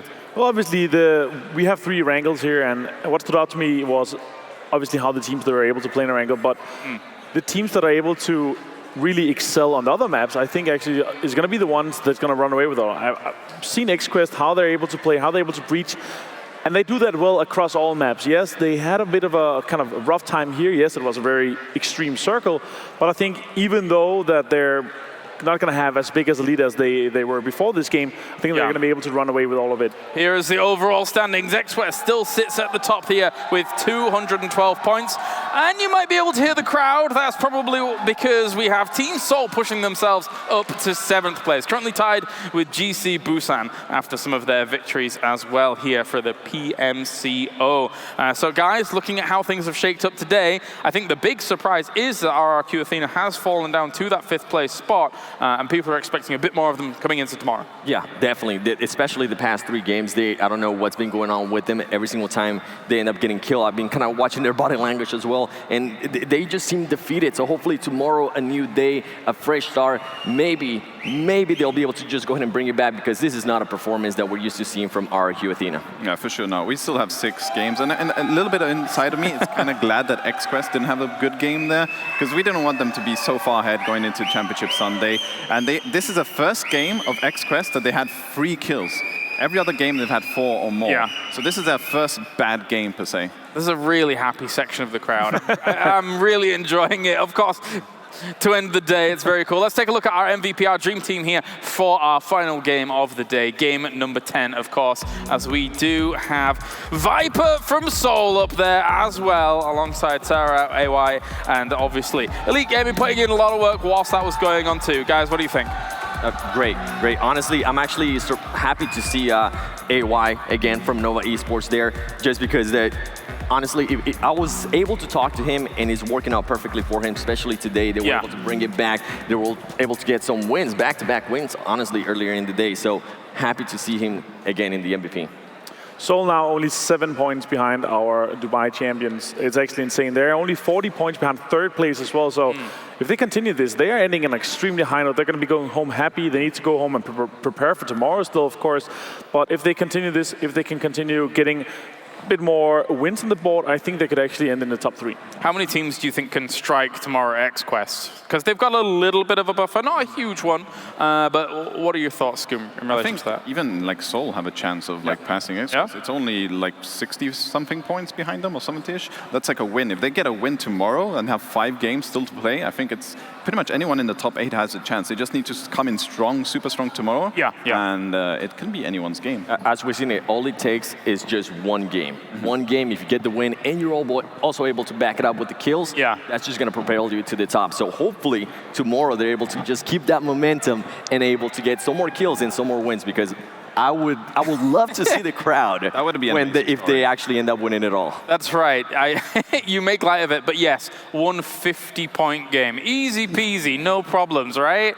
Anyway, well, thank you very much, gentlemen, of course, as we check in with the schedule for tomorrow, as we have one final day here coming at you for the PMC 2019 Global Finals. We will have 6 maps once again, starting on Sanhok, and the same order as yesterday, and it will be at the same time, same place here to get things going. So exciting stuff, a lot more to come as it does stand here with those 6 games going to be coming on.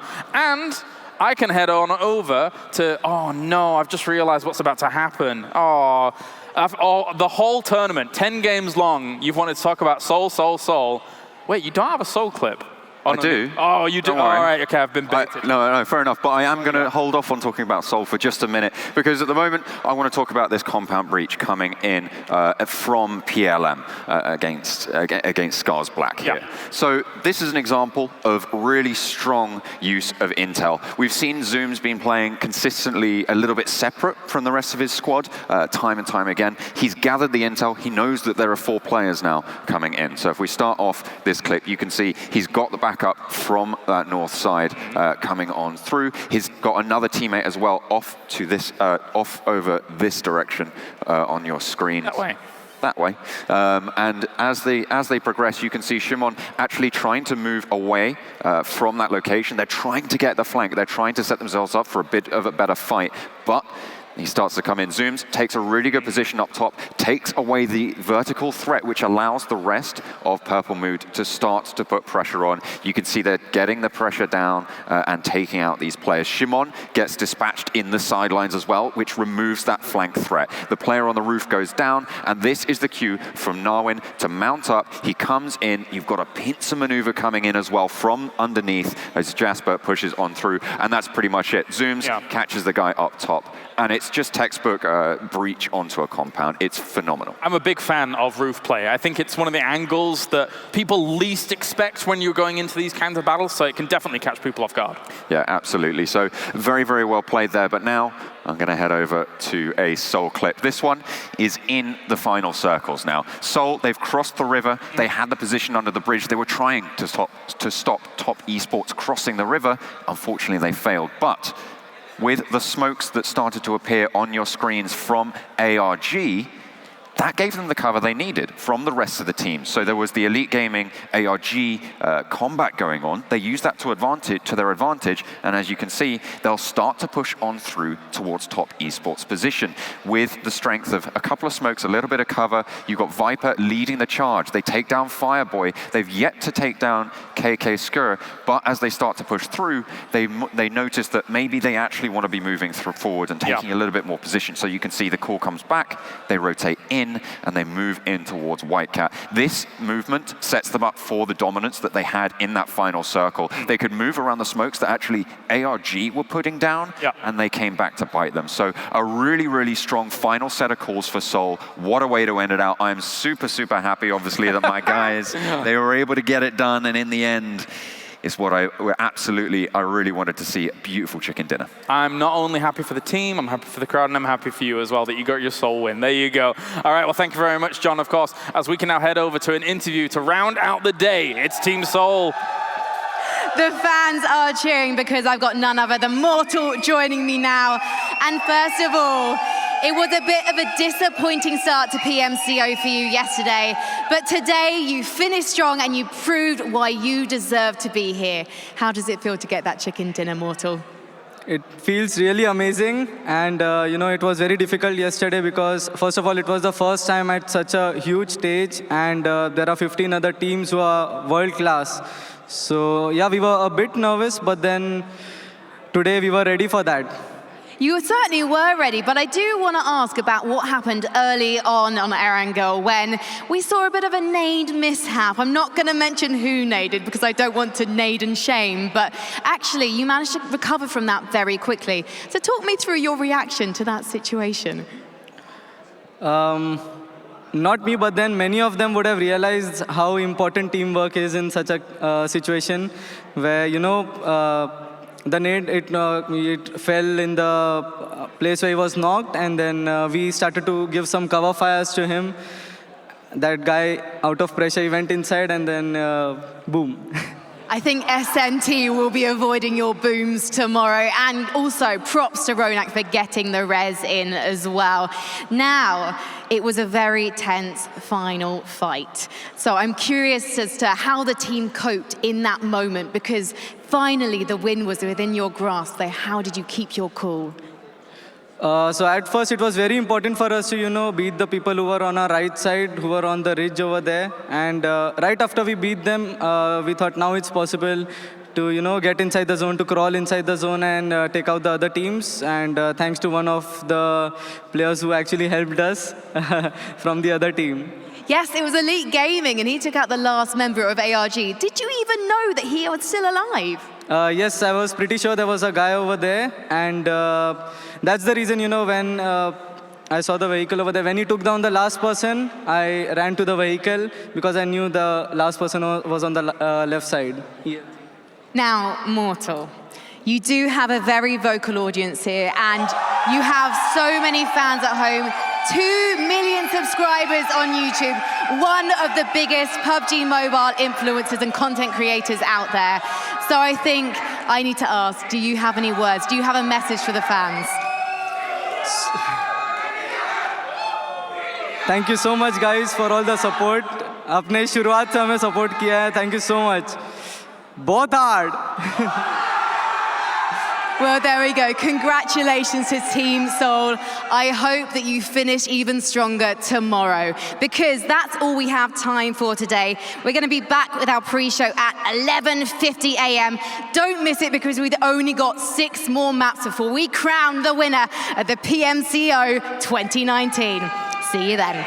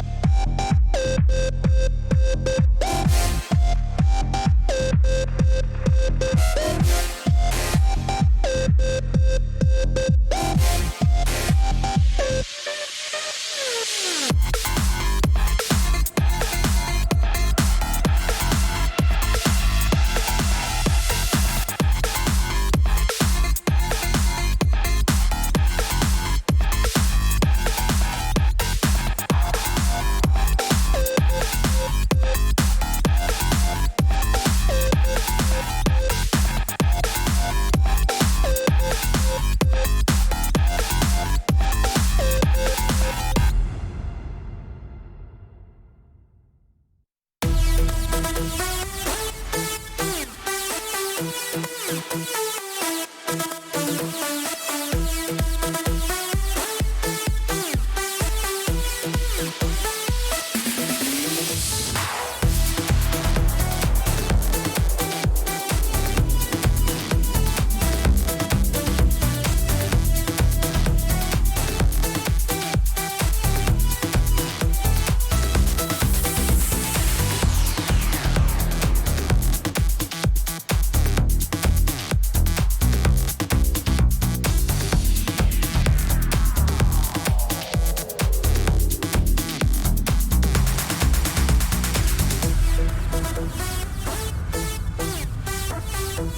right back.